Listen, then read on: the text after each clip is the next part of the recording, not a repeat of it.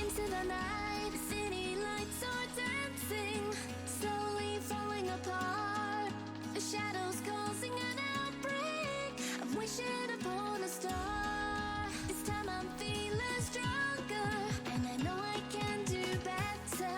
The shadows causing an outbreak. I'm turning the light. We're gonna light it up, oh, light it up, ooh, light it up, causing an outbreak. I'm turning the light. We're gonna light it up, oh, light it up, ooh, light it up, causing an outbreak. I'm turning the lights on.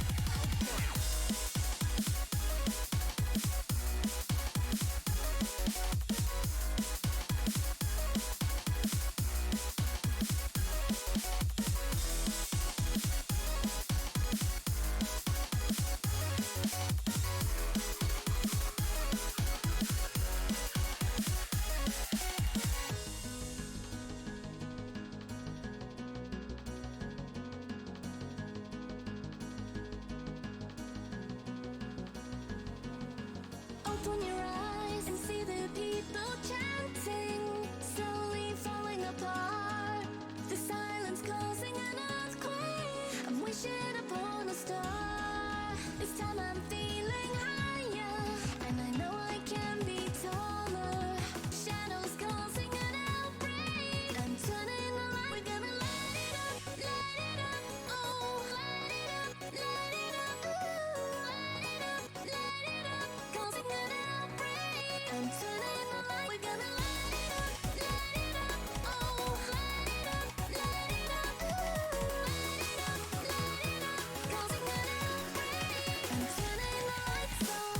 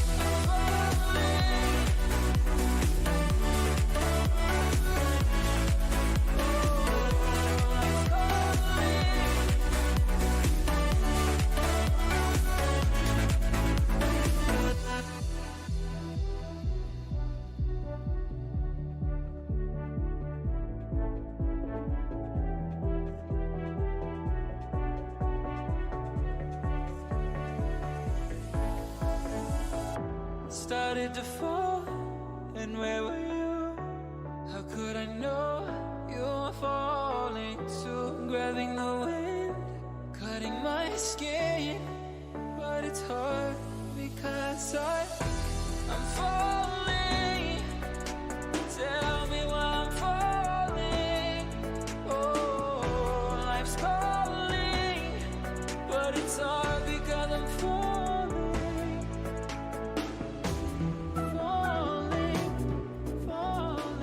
All right, what is going on, everybody?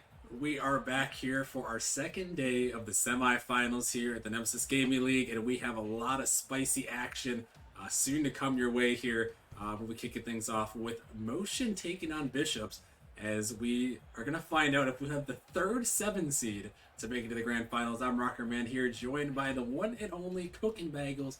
Bagels, how are you doing on this fine Wednesday evening? I'm just glad to have a day off, honestly. But yeah, I'm doing all right.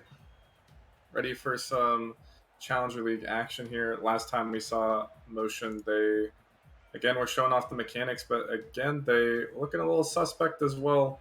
Same thing with the Bishops, and I think whoever makes it out of this is going to have a tough time with the Raptors, but I do think they could take it. Yeah, definitely. The Raptors looked very solid, sweeping Ascension on Monday, and yeah, this one could be interesting. Yeah, Motion taking down the Race in their first round matchup, and then Bishops a little bit of an interesting way to advance. They were tied 2-2 with Flame, but then Flame could not continue the match, so Bishops advanced on that technicality there. So, but hey, you never know what can happen here on Bishops. They were up 2-0 in that series at one point, so they're a solid team. Definitely got to look out for them, but we will have to see. So Bagels, we're probably gonna get things going right away here. We got them in the lobby, so let me get a prediction from you as we get these guys joined up and ready to go. I want the Bishops to win, but realistically, I think Motion will probably take it. It could go to Game 7, but I'll say Motion in 6. Ooh, all right, he's going Motion in 6. We'll have to find out as we're getting things underway. I know the Discord and Twitch chat were making their prediction. Discord says 38-17 in favor of the Bishops. And if I was a betting man, I would agree with them here. I think the Bishops have a good shot to win this one. They're a solid team, and they are starting off scoring.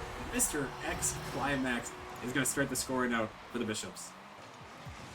Yeah, just a big whiff out of graveyard / gravy right there on the goal line. Not much else you can say on that. Just a big whiff, and Climax is going to capitalize. And that is a huge start there for the Bishops, as they are looking to pull off the upset here. As the 7 seed, they made their way through the play-in tournament. Got to this point. Definitely a team to be reckoned with as they start off strong. And as we look at these two teams, we got Motion there in the blue with Hayden, Smegalodon, and what is that name? Gravy Angel Smiley Face. Apparently they're called Graveyard, I think, if my memory serves me correctly. And then for Mr. Climax and Kratos on the Bishops, what can you tell me about these guys, Bagels? Anyone in particular you're looking out for on each team? Definitely Hayden on the side of Motion, and pretty much anybody on this Bishops roster can pop off, but I feel like it's got to be Hayden and Kratos, the guys to carry these two rosters. Both have a good amount of mechanics and playmaking ability, and I feel like it comes down to them. And Gravy on Motion as well has got a lot of mechanics, and I think it just comes down to Smegalodon being the third man, which is going to overcommit right here. Granted, not the most readable play.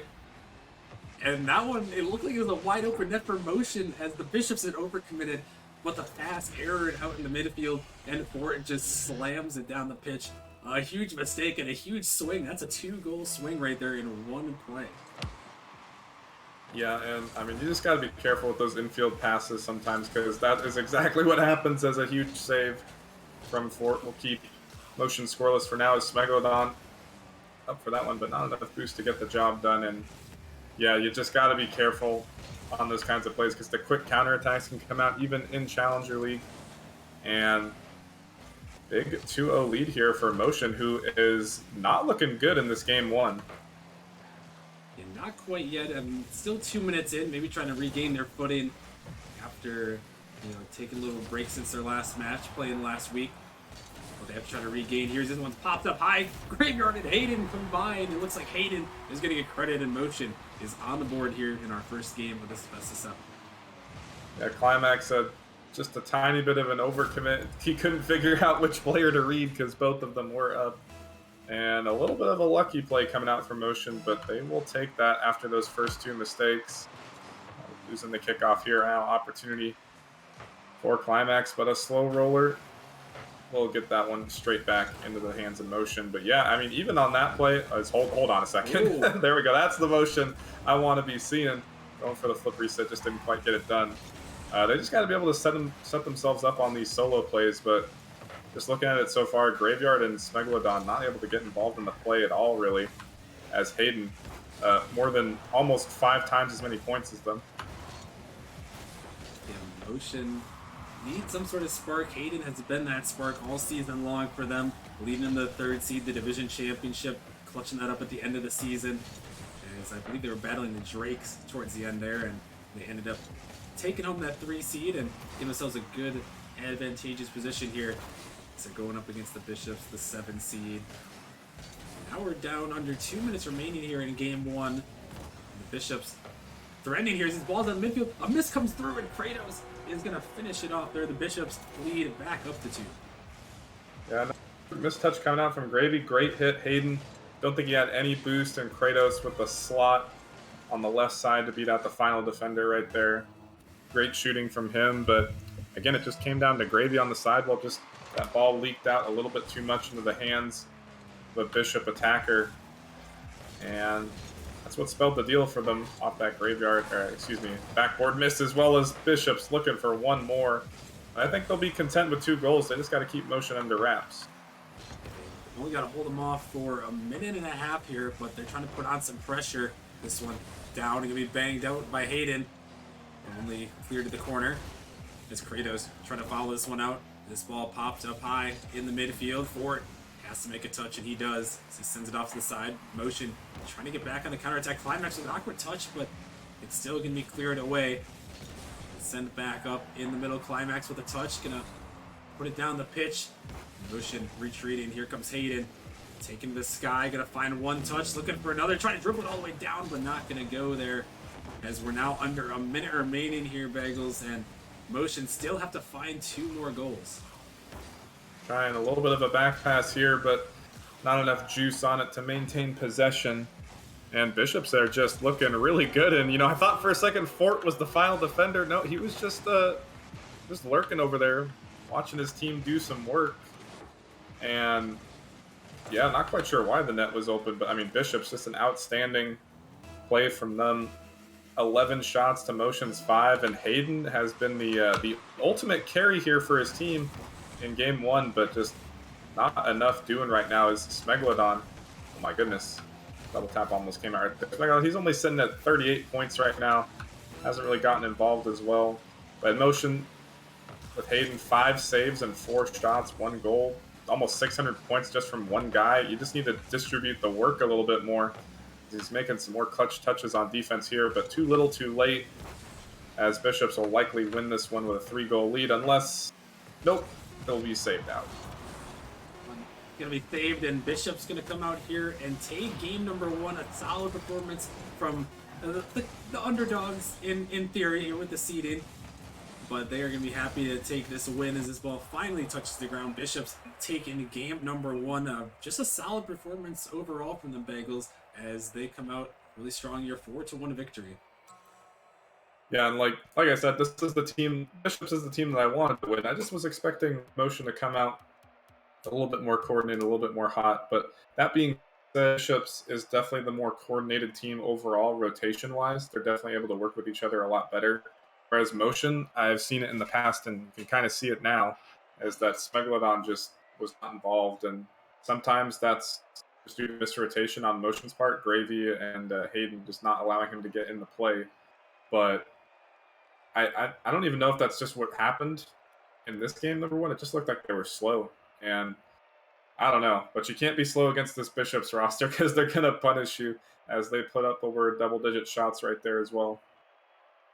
Yeah, and a tough one there. It seemed like the Bishops just had everything working, and yeah, Smegalodon, don't want to call him out too much, but only 52 points there. And, it's going to be really hard to win games here, Bagels, in the Challenger League, if you don't have everyone contributing.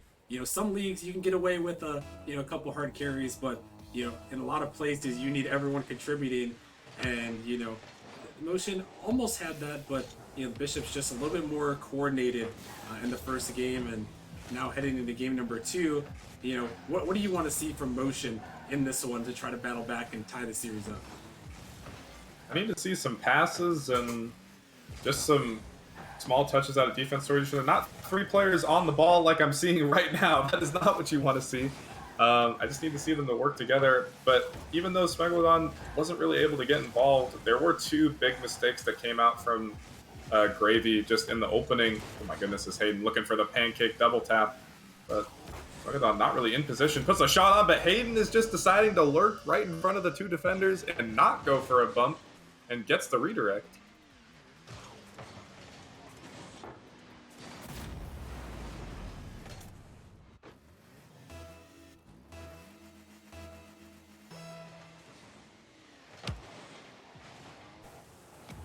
Yeah, absolutely. But yeah, I mean, back to what I was gonna say before Hayden almost pulled off that crazy play. It's just that Graveyard made a really bad whiff, and that allowed Bishops to score their first goal. And then again, he got a very sub-quality touch that allowed them to score again. So 2 goals that just should not have gone in for the Bishops. But either way, again, they were there to capitalize on it. And already it looks like in Game 2 here, Motion's playing more like a team. That being said, Bishops with a passing play of their own, double commit forced, but Megalodon able to find the save. And, this is what I want to see from this Motion roster so far. Yeah, Motion able to battle back here, and yeah, this is what we want to see from them. And we'll see if it continues as this Game 2 progresses. With this ball up in the midfield, an opportunity for Kratos, but can't quite get it through. Megalodon makes the save. And now what a clutch save for Motion as they hold on to their lead. But can they add to it? Only scored 2 goals so far in this series. 1 in Game 1, 1 in Game 2. So now this one sent off to the side. Climax looking up for it, but can't quite find the touches looking for this one. Shot towards the net. Looking for a bump maybe, but Smegalodon gonna pick up a savior medal here on the defensive end, putting in some work. But Bishops, they are starting to put in some shots, put in some demos even. And the Bishops just have a little bit of a lock on him right now. This one shot towards that. Another save from Smegalodon. He's got 4. And this defense, oh my goodness, it keeps coming. The Bishops are trying to make it through, but the saves just won't stop, Magnus. Oh, they need a demo, but looks like their offensive barrage is going to have to come to a stop for now. As Motion, they have 1 shot. Bishops have put up 8 shots in about a minute and a half, it seems. And they couldn't get 1 to go through, and Motion saved every single one, and off the counter, they will score on an open net. And they just had to hit one. They had to hit one of those. They had to get a bump, some boost steals, something, because it was not an accuracy issue. It was just Megalodon was there. Yeah, Smegalodon was there. He was a defensive wall. As hey, those ones, Bengals, those are the most demoralizing ones. You get so many shots in a row. You think you're finally going to break through and tie it up. Instead, you come right back down and you can see the goal. That one been doing a little bit of damage to the mental of the Bishops here in this game too. Yeah, Grandmasters know a thing or two about that. Granted, wasn't the match we lost just recently, but we put up 20 shots in a game, didn't score once. So we definitely know how that feels. That being said, Bishops have an opportunity, and they missed twice. The third man, hard committing on that one. Not able to get through the final defender. Passing play once more for Motion. This is what I asked for. The team chemistry on display. The defense standing tall thus far. Great flick from Kratos, and it almost slips in. But again, these Motion defenders are where they need to be here. Have made the adaptations thus far in this important game number 2. Because otherwise, you're going to be going down against a 0-2 in the series against a really tough Bishops roster. That is not where you want to be, and they have showed up here. The saves just keep coming for the Bishops. Or from the Motion, excuse me, as Bishops continue to put on shots. But they still have yet to break through in game number 2. This ball 15 up in the midfield for it. Off the corner, but that one cut out. And under a defender in the net is open, and the counter attacks are working to perfection. Motion maybe finding their play style and their footing in this game too. Yeah, that's just a great pre-flip into the follow-up from Hayden. Third man just not expecting that, but when you have somebody like Hayden who, at least as far as I'm concerned, obviously there's some standout players on Raptors, but from what I've seen out of the Challenger League, he's definitely one of, if not the most mechanical players. You got to be respecting this man when he's on the ball, especially as third man. If you know there's a possibility of another touch that's going to come in, just let him hit it, especially when he's that far off on the defensive side. Only good things can happen if he touches that again, because then he's just going to give the ball away to you if you're the third man. So just keep letting him touch it if he's that far out in the field. And third man just bit on it. and a huge third goal, huge insurance goal for this Motion team as the final minute is coming and going here. And they're getting one more counterattack, one more huge 50 out of Smegalodon. And there's been no lack of involvement from any one of these three players. All three at 500 points, a bunch of saves, a bunch of shots. Really not a bunch of shots. They only have 5 shots. I don't know why I said that. But oh my goodness, Bishops, they got 12 shots. Haven't put in a single one. And let me see. Only one of them has missed. 11 saves from Motion.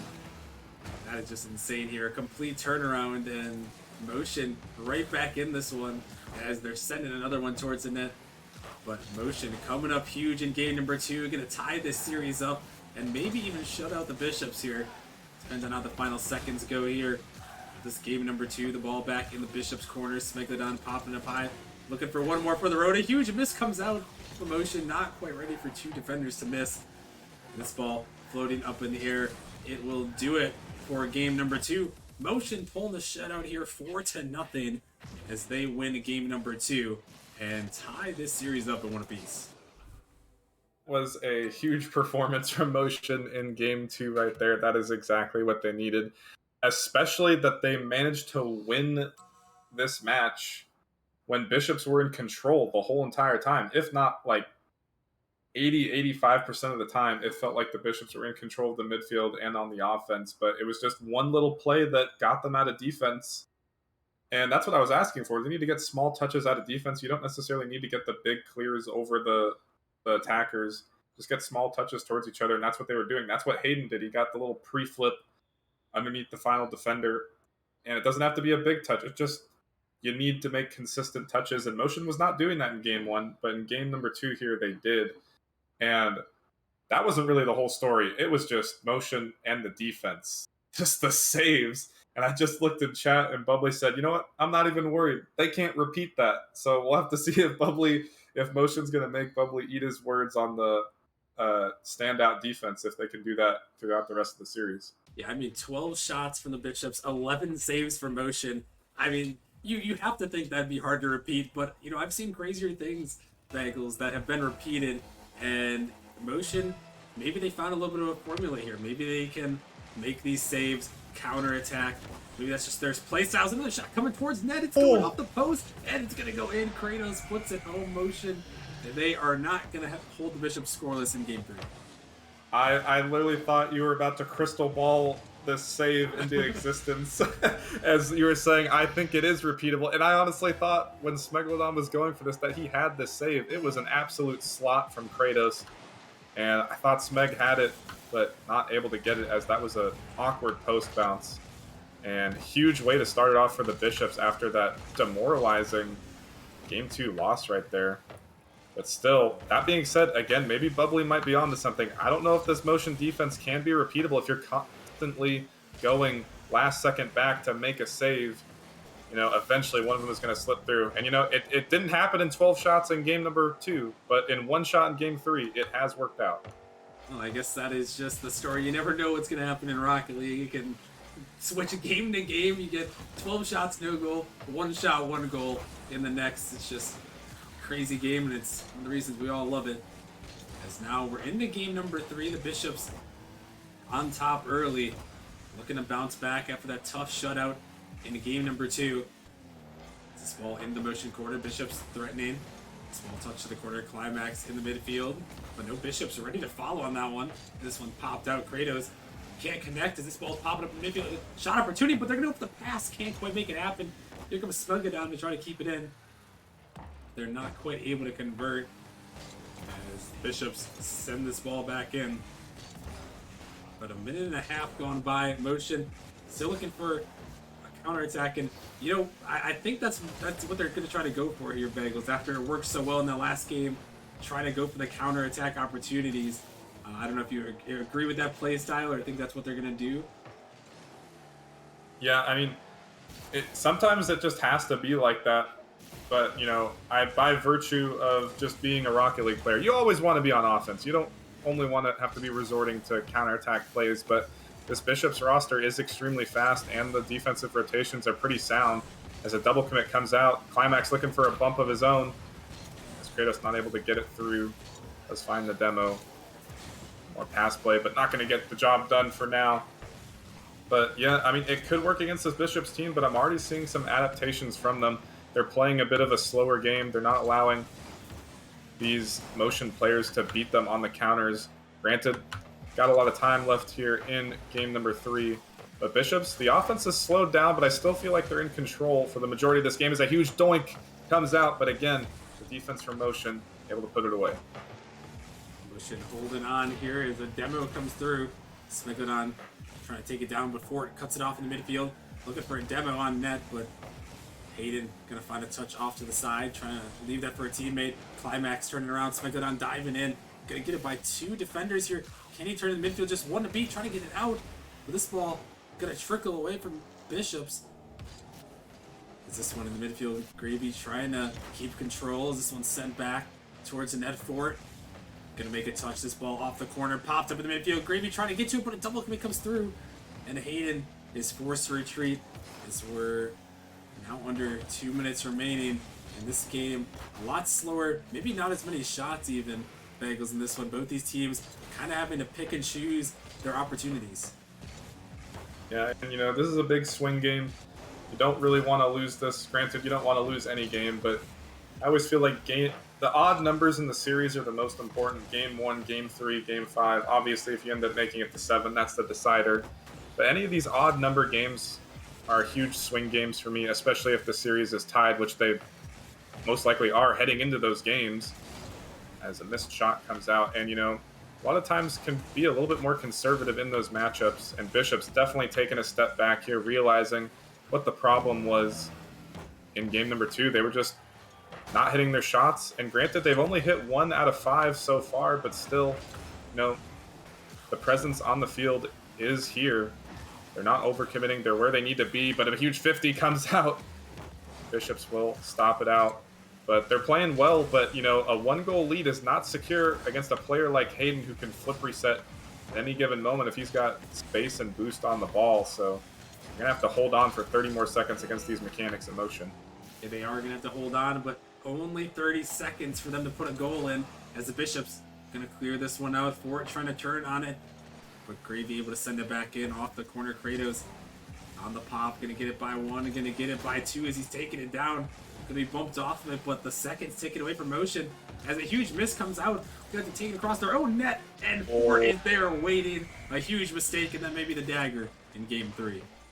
Yeah, just a big whiff from Smeg, and he's trying to do too much, trying to make up for the mistouch and just bang the ball down to the left, maybe get the corner boost, start a counterattack. But, after that big whiff, nobody was expecting that from the Bishop, so he had a lot of time to work with. Could have dribbled it out, used that time a little bit more effectively. Instead, down the barrel, 2-0 here. Clock has hit 0, and Bishops will come back and will take control of the series once again.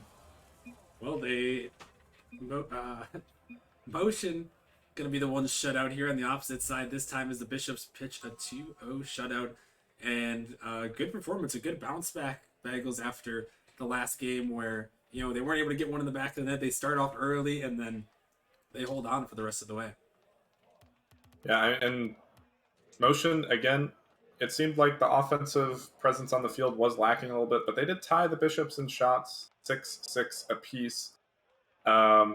Really, not a lot of saves coming out this time, so Motion just, again, I don't know if that defense was repeatable, just like Bubbly was saying, and we saw it.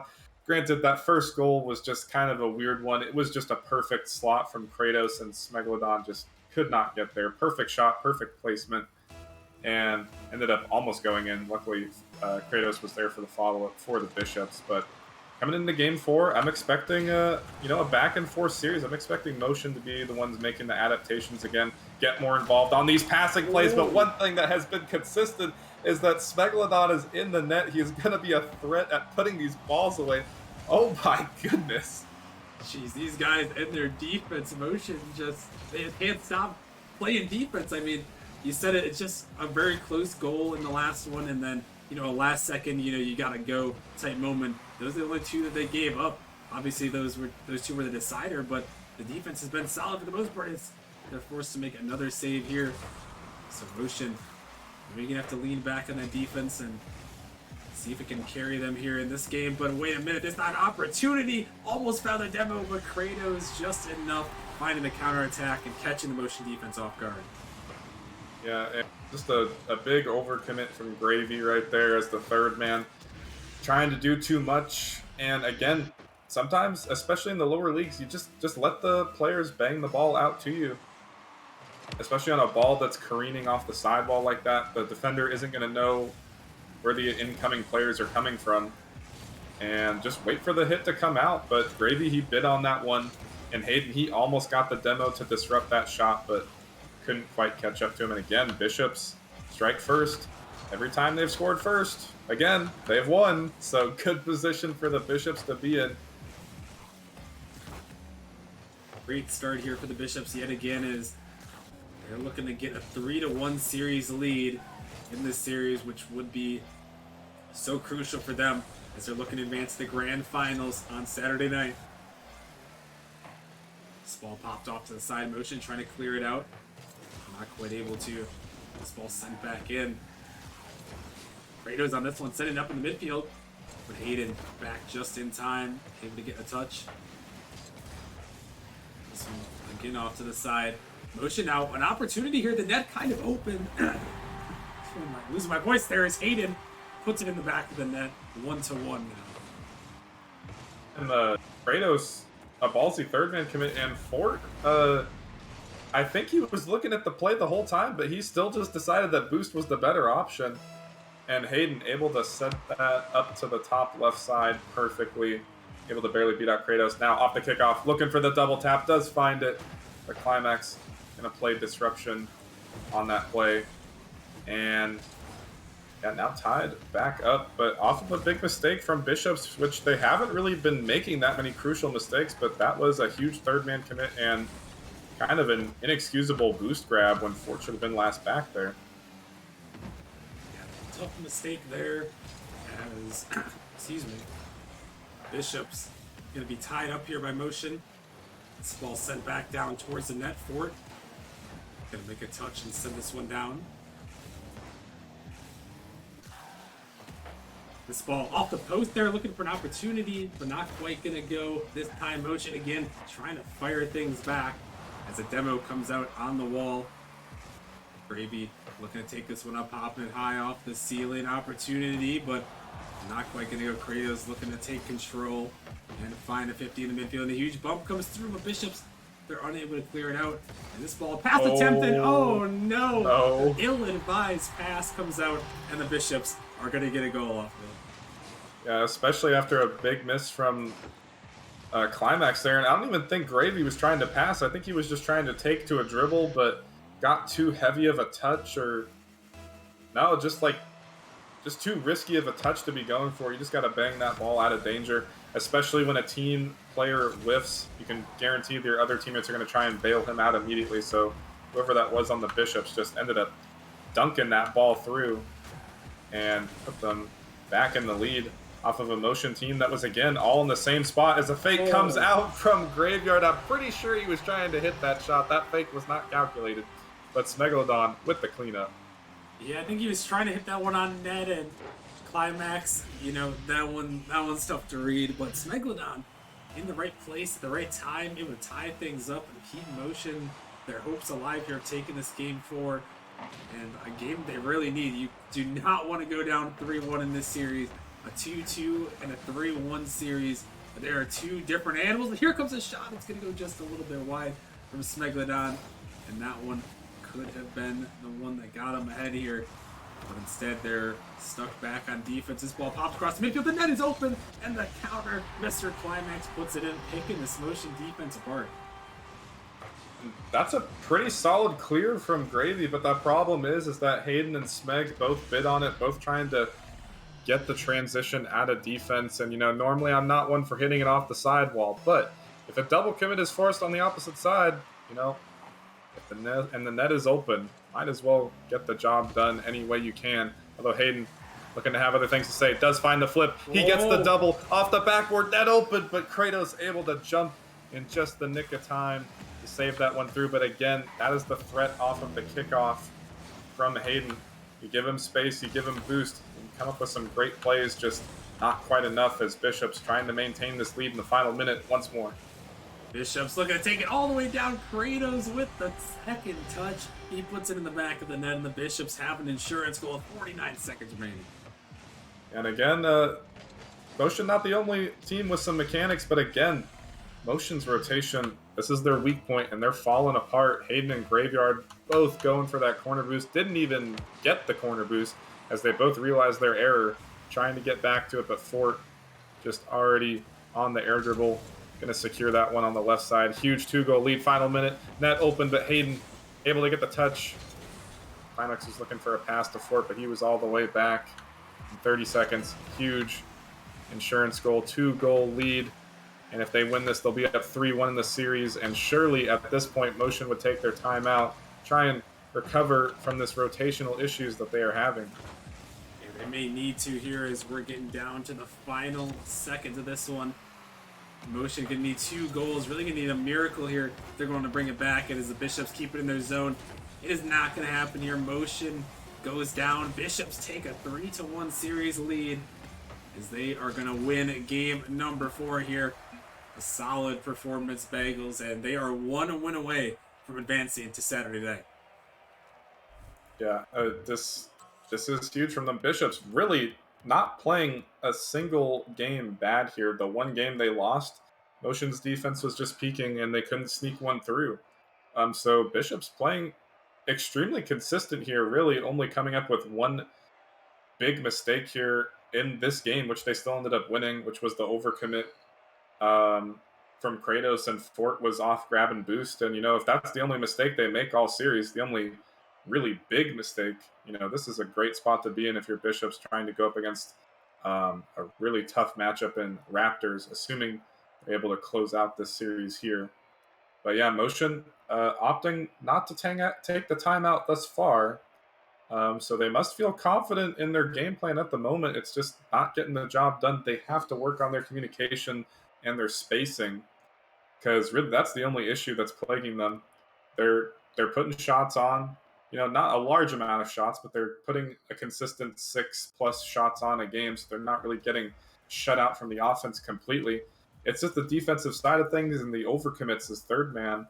And if they can fix that, they should be able to come back in the series. But that being said, Bishops, they've just been so consistent the whole series, and that's a tall task to ask of them. Yeah, it's very odd that they don't opt to use their tactical timeout. I mean, you thought for sure you go down by 2 games in this series, Bagels, you're 1 win away from going home, and I don't know. It's an odd choice not to use it. Maybe these teams just trying to ride the momentum from the earlier games. I'm not sure.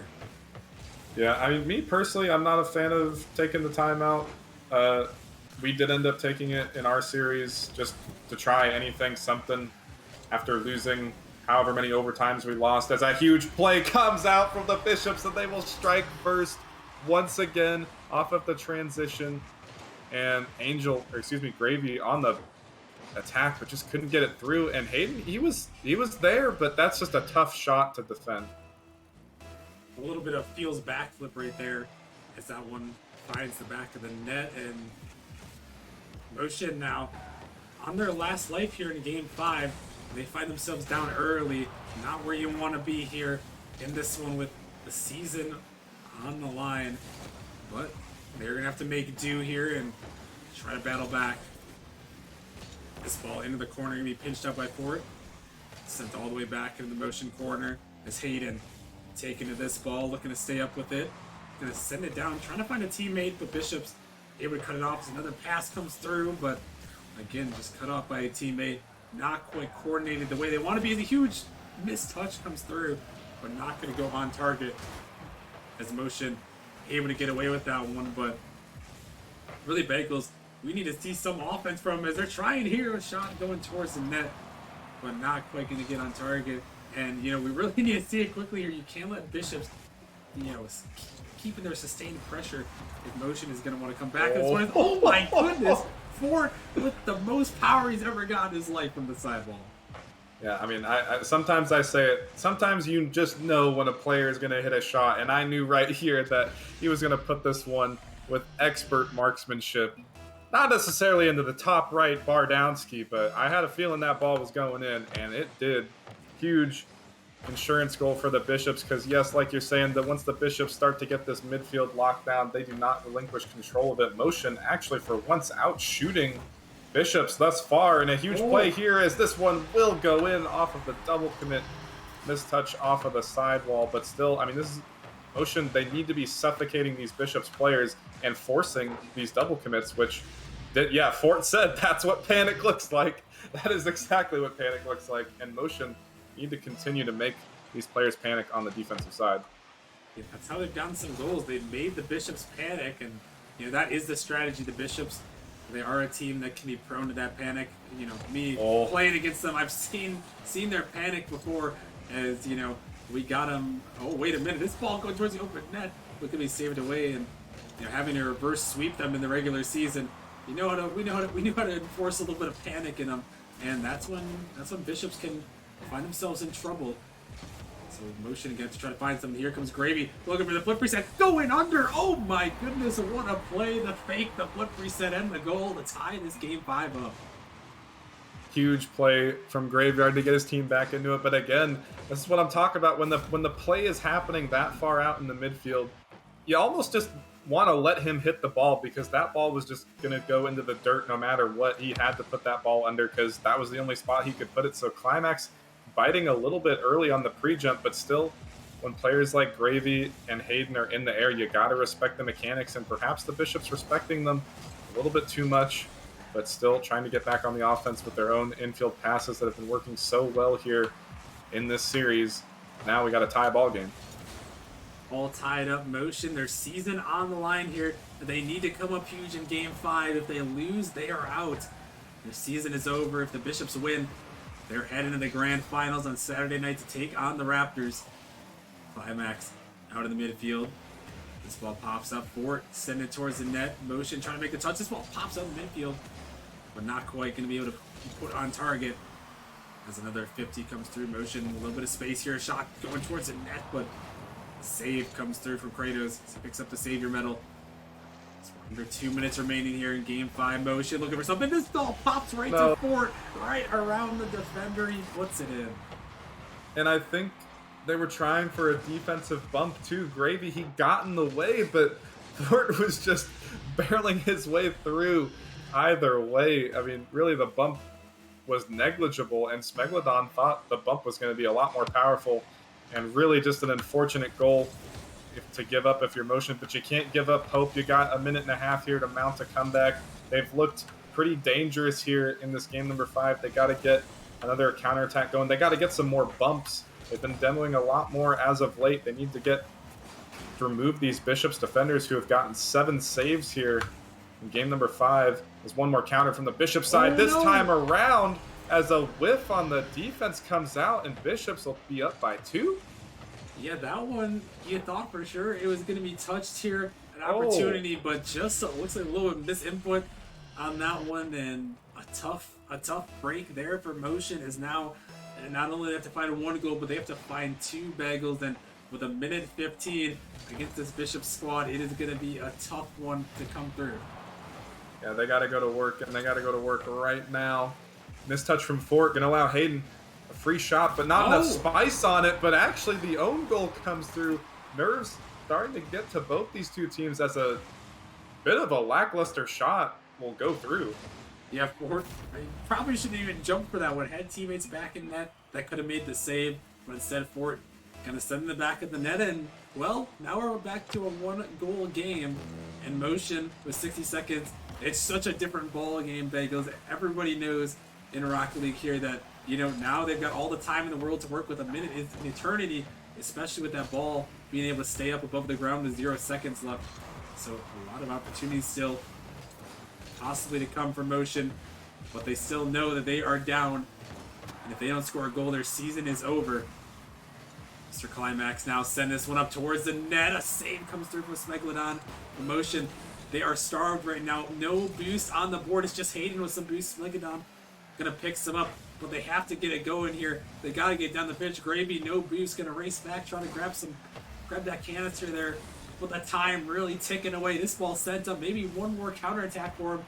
as Climax sends it in the corner. Motion trying to get it through, but a big clear comes through from Kratos. Could that do it? Motion gonna need some sort of miracle. They're all on the left side of the field here, trying to keep this ball up. The time ticking away. They pop it up. Hayden keeping it to the sky. Bishops both committing, but they send it down, and they are gonna win this series and send themselves to the grand finals on Saturday night. Yeah, and just a standout performance from the Bishops here, capitalizing off of the motion mistakes on the rotation that were being made.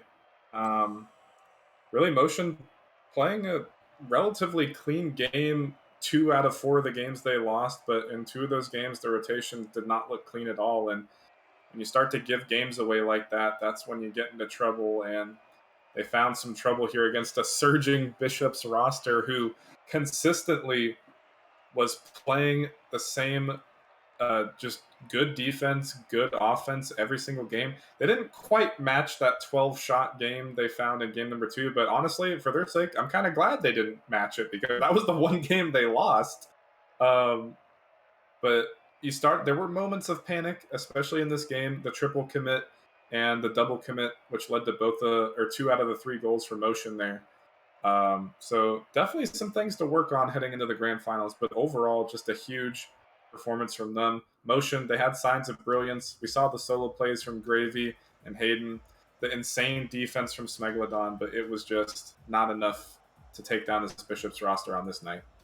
It was not quite enough, and congratulations to the Bishops as Bagels. That is a little bit insane there. That is a little bit insane as we have our top 3 leagues: Titan, Rival, Challenger, 7 seeds. The 7 seeds have all made it in. We got Pinnacle, we got Distortion, we now have Bishops. That is 3 7 seeds making it to the grand finals, which is, unheard of. I mean, I think there's only been like 1 or 2 7 seeds or lower that have made it to the grand finals before. I think Nebula way back in season 2, and I can't even remember another one that was lower. And now we have 3 of them. I mean, that's just insane to see the Bishops making that kind of upset run all the way to the grand finals.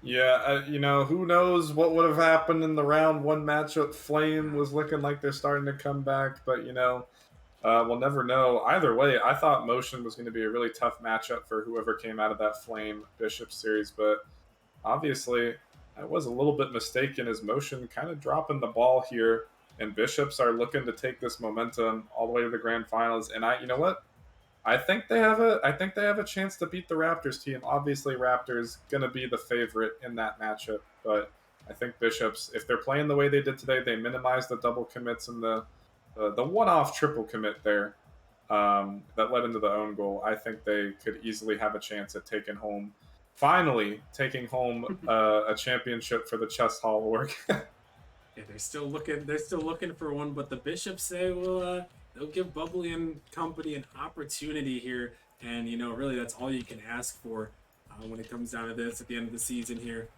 So Bishops, they are going to be going all the way to the grand finals, but can they complete it?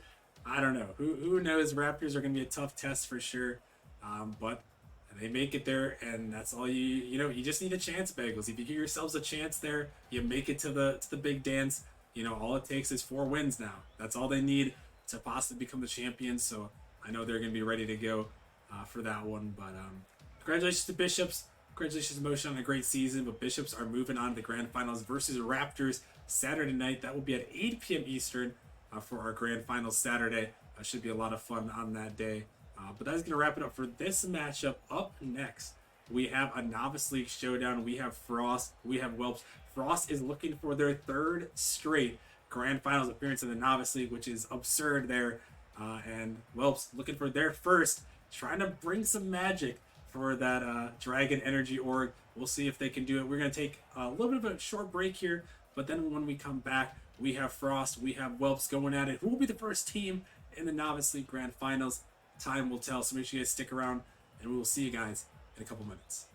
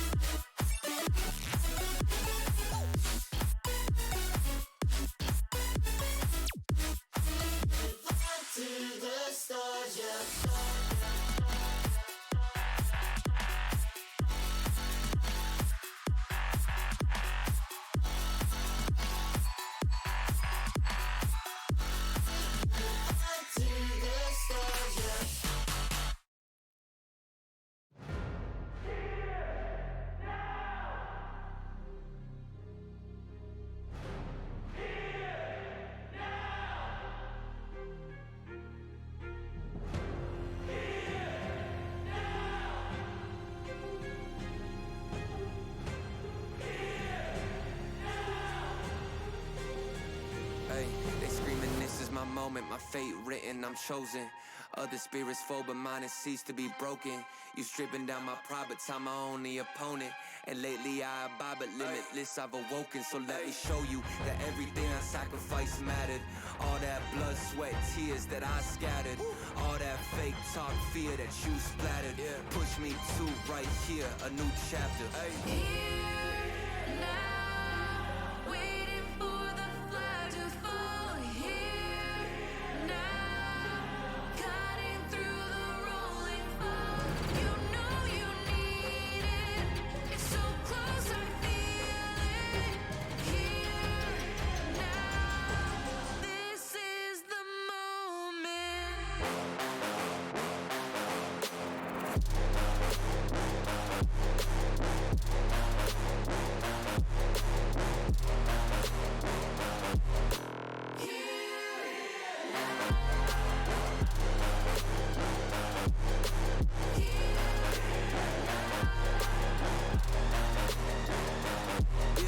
One too many times, the shots that y'all are taking. One too many times that I've been stuck patient on my downfall. Antidote seeking while I was vacant, but the crown falls simply to those who try to take it. One shot to get two paid, and my three wet like lemonade. 4 times and I step back just to reload and I let it spray. This is everything that I need, everything that I wanted, everything that I bleed. This is victory and I got it, cause I'm Here now, waiting for the flag to fall. waiting. Here now, cutting through the rolling fog. You know you need it. It's so close, I feel it. Here now, this is the moment.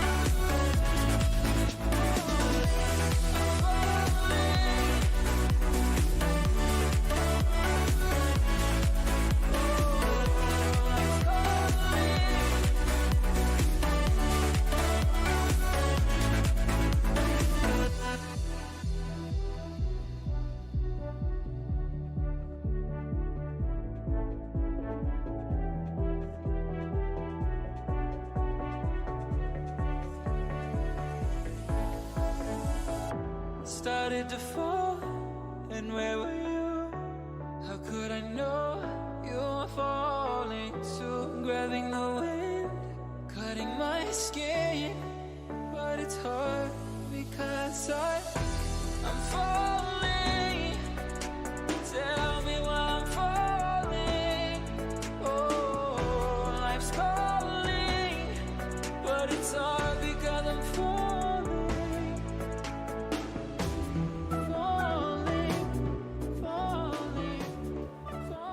Welcome back, everybody. We have some more playoff action so far. The results have been somewhat unprecedented.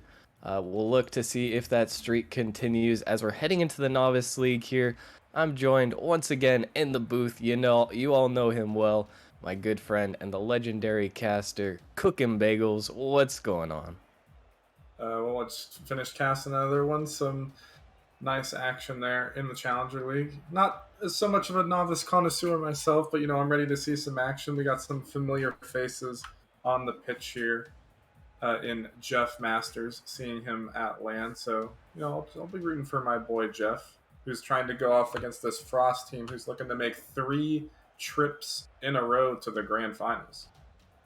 And that would be an impressive feat indeed. Well, I guess right now, after making it to Grand Finals in the last 2 seasons, their win rate in the Grand Finals was 50%. Making it 3 times in a row would be impressive. 2 is already impressive. They could do it a third, would be nice for them. But looking at the other side of things, we have them going up against a hot Whelps team with none other than Jeff Masters on there and Mr. Marino, followed up with Grebsy as their third. A tough roster to go off against, and in all honesty, these teams are completely equal in their scoreline. Looking at the playoff results leading up to this, it seems as though Frost actually 4-0'd their first quarterfinals match, while Whelps came in, had to battle a 7-game series against Ninjas. Are Frost going to be coming in here hot looking for the three-peat, or you think this Whelps roster is going to be too much for him? Well, I believe the Whelps barely survived a game 7 there. So I think we'll probably meet up somewhere in the middle. I think both these teams will be a matchup for each other. As I'm sorry, Saint and Icarus, yes, you were also at Worlds. It's just Jeff is too sexy. As far as the question as to where are my sheets, they're in the dryer. I don't have time in between. I don't have time to do my sheets. That being said, enough about me and in my background. I'm gonna say Frost doesn't make it 3 times in a row. I'm gonna go with the Whelps here, Jeff, Grebsy, and of course, all the way back from when I was doing the draft stream, it's not Mr. Marino, it's Mr. Mario. Mr. Mario will get the job done here, I think. It's Mr. Mario, and he'll have to harness the power of Mr. Mario's epic double jumps if he wants to make it through here. So we do get started right off the bat. Jeff looking for a quick shot. Countered and sent away as Music actually lurking in the corner over here. I get one through, and already a little bit of back and forth in this one. Definitely don't expect this one to be a sweep, especially with how even these guys went toe-to-toe in the regular season.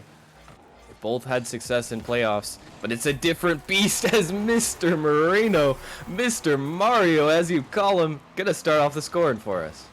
Yeah, just a great 50 from Jeff, pinging Saint off of the ceiling to send that one through the middle, and Mr. Marino there able to get the job done, hitting the open net, top shelf, and great start here for the Whelps.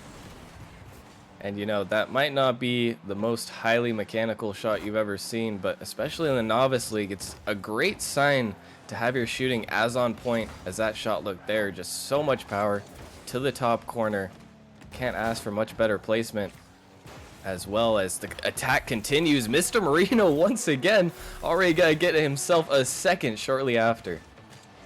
And the placement on point here on the last shot on this one right here, putting it bottom right underneath that final defender. And huge pressure coming out so far from the Whelps in the first minute. And this is kind of what I saw out of them the last series, their first round matchup, but can be a bit prone to the overcommit on offense and defense might be lacking a little bit as well. But thus far, as I say that, Caster's Curse incoming. Frost will capitalize. Well, somewhat a caster's curse and somewhat you just speaking it into existence. It's a crystal ball, you know? As a bad 50 rolls across the net, Saint there to clean it up. And like you said, I don't think offense is going to be the problem for this Whelps team. Seems like they really do have their shooting down, especially with how well Mr. Marino is performing in the opening minutes here. But the defense can get a little bit shaky, and if they allow Frost these opportunities, there are no slouches on the other end of things too. As we can already see, capitalizing immediately off of their only shot of the game so far. Now they will have another opportunity on the other side, but Music just kind of tossing it away.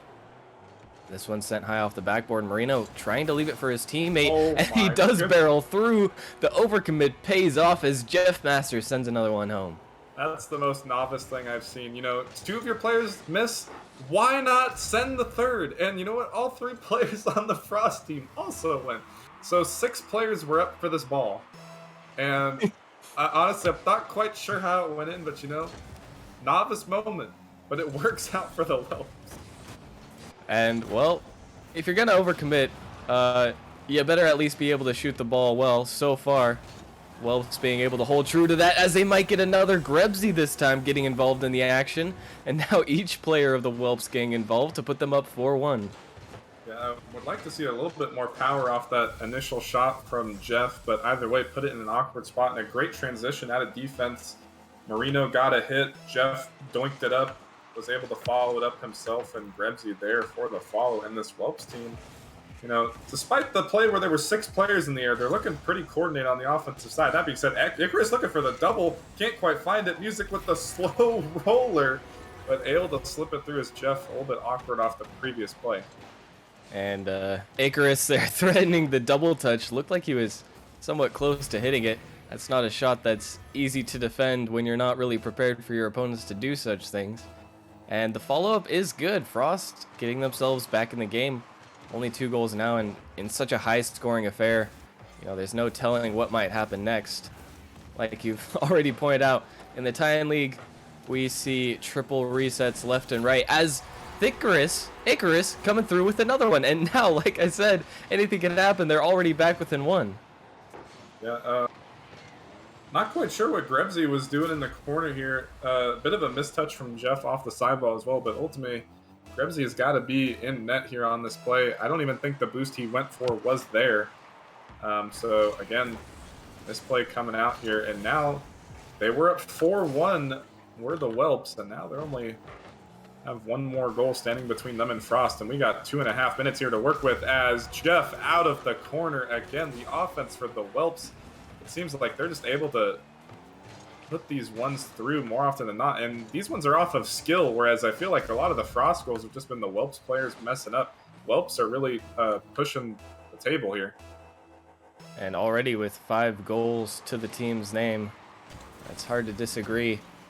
To be fair, the shot by Icarus to get them their third was a pretty mechanically difficult angle to get, but still, once again, on the Whelps, I agree as well. You have to, especially when you have such a big goal advantage, you have to play a little bit more passively on defense. You can't just be bringing all your players out of net like that.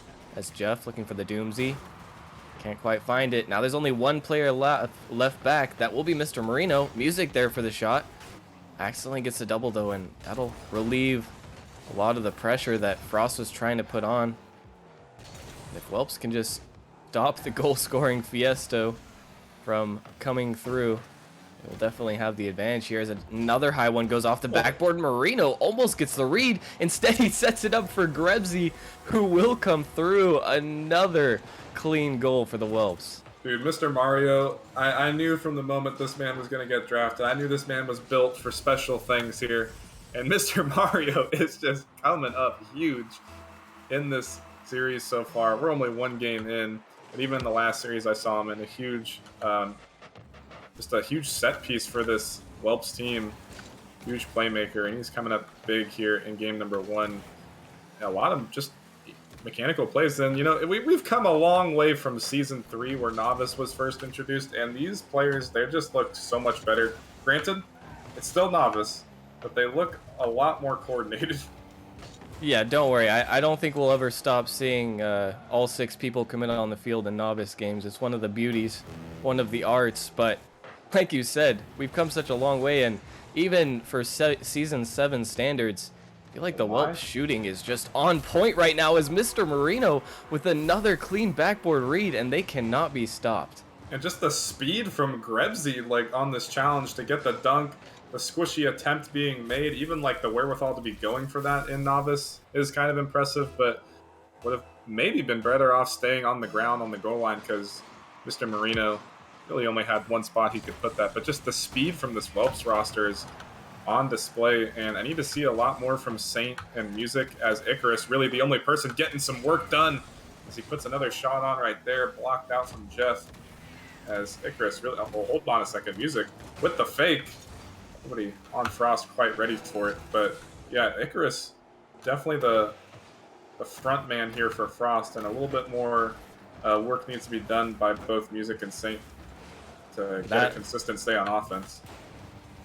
That last rotation on defense, well, okay, I was about to Caster's Curse something into existence, but gotta stop myself.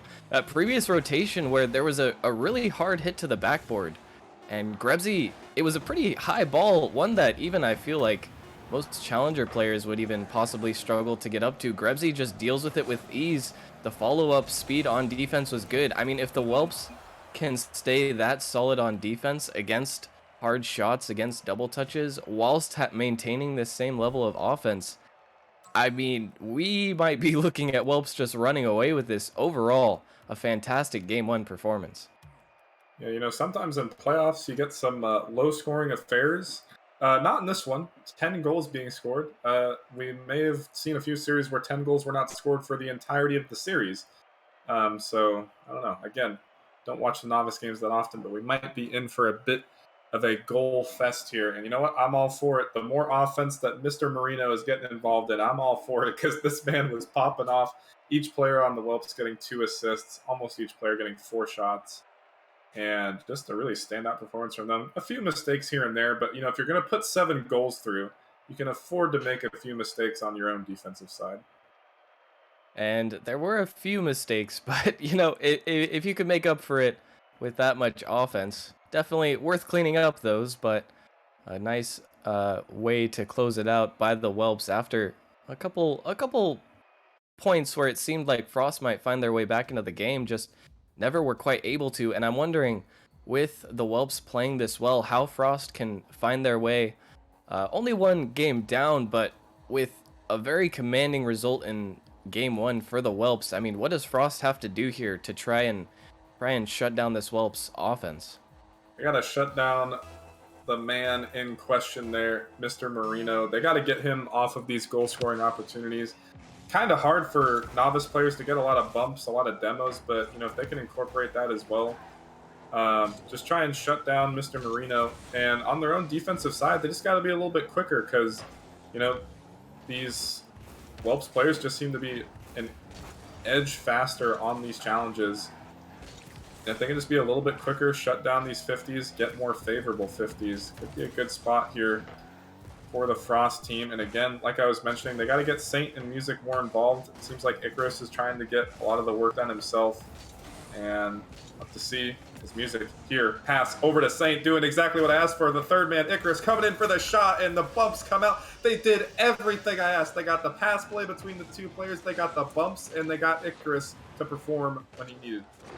A beautiful transition into the offense there, just perfectly executed. Honestly, a really high-level play to get the bump, get the pass off the sidewall pass down to the second man, off the backboard to the third. A great play and a great look there by Frost. And in all honesty, that was a really good way to capitalize off of the Whelps overcommit, as there was 2 players that actually did double commit previously. If Frost can take that good of advantage of every misplay by the Whelps, then they are very much still in this one. As Jeff going to have to make a read, he can't do it, and Music will put in a second for Frost. Yeah, an unfortunate touch from Marino, and then again a huge 50 from Icarus over Grebzy. Hard, tough read there for Jeff in the backfield. If he was slightly more dug into the net, would have been a much easier read, but he was creeping out a little bit in that defensive third, not expecting his teammate to get the ever-living crap dunked out of him. But again, they are just playing so well right now, Frost. They've made the adaptations, almost able to get a third one snuck in there. But now, if they play like this, we're going to have a series. And they've managed to turn what minimal offense they had in the first game. Well, I won't necessarily say minimal, but definitely not as much as they've had in the second, as they already have, I believe, 5 or 4 shots to their name, but a couple goals to show for it, proving to be clinical on their opportunities. This one sent center. Music trying to get the read, just barely blocked out by Grebsy, trying to stay fast on defense, and now on offense can't quite find the backboard read. Music going for more aggressive physical plays. It seems like Frost is implementing the strategy of trying to get these demos, trying to clear up open space, really just not trying to let Whelps get any offense. Instead, it will be them. Grebsy with another clutch save, but this one high off the backboard. Marino going to have to make a read. Icarus not able to finish the double touch. Still lots of opportunities for this Frost roster. That's a big miss by Saint, though. Will allow an opportunity. Marino coming through. And Music will rush back just in time as Whelps look to push forward on the offense. And Frost, they've really cleaned up their mistakes this game. I mean, like you said, they've done pretty much everything that you asked of them, even going for another double touch. Music almost getting the fast, but the counterattack coming through for the Whelps. Going to have to try to get this one quickly. It is still lurking. Music back, and it seems to me like Music is the one who is really stepping up here for Frost here. He seems to be everywhere on the pitch, on offense, on defense, making these plays happen. Yeah, he's got a save, 5 shots to his name. Icarus kind of taking a step back in this game, and that's honestly what I need to see, as I was calling for Saint and Music to get more involved. Still waiting to see a little bit more out of Saint. He was involved on that big passing play that got the Frost team their first goal, but need to see a little bit more out of him on the defensive side, help his team get out, getting some big 50s here, but straight into the hands of Mr. Marino, which they do want to keep that ball away from him as much as possible. So whiff will come out, and Marino back on the ball, putting the shot on it. Do not let this man have an offensive presence on your side of the pitch. For Frost, you just got to play keep away with this guy. He gets another nice shot. Neither defender ready for it. Music trying to get back with low boost, but wasn't expecting it to go right over first defender's head. Whelps find their way back into this game. Only 1 goal down now. Plenty of time left to try and convert, but Marino off the ceiling can't make a touch. Jeff to the backboard. Music can't make the touch. The shot is open, but Grebsy can't quite get the touch. Looked like he may have expected his teammate. Doesn't matter. He gets the follow-up, and the passing play coming out once again. Whelps managed to equalize. A little bit of credit to Grebsy right there. It looked like he was kind of getting screened out by his teammate, maybe forced to put that first shot high, but either way, a really good follow-up with the half rotation, staying on the offensive side and lofting that one over. And off the kickoff, Jeff looking for one more, couldn't find it though. A chance to take the lead, a chance to go up 2-0 in the series, and not finding the ice right there off the kickoff. Now, on the offensive side is Frost. Unable to get the job done themselves, and Marino back on the ball. He's got boost. Saint taking some time in the corner, gets bumped off, but Marino not ready for it. And back and forth here, final minute.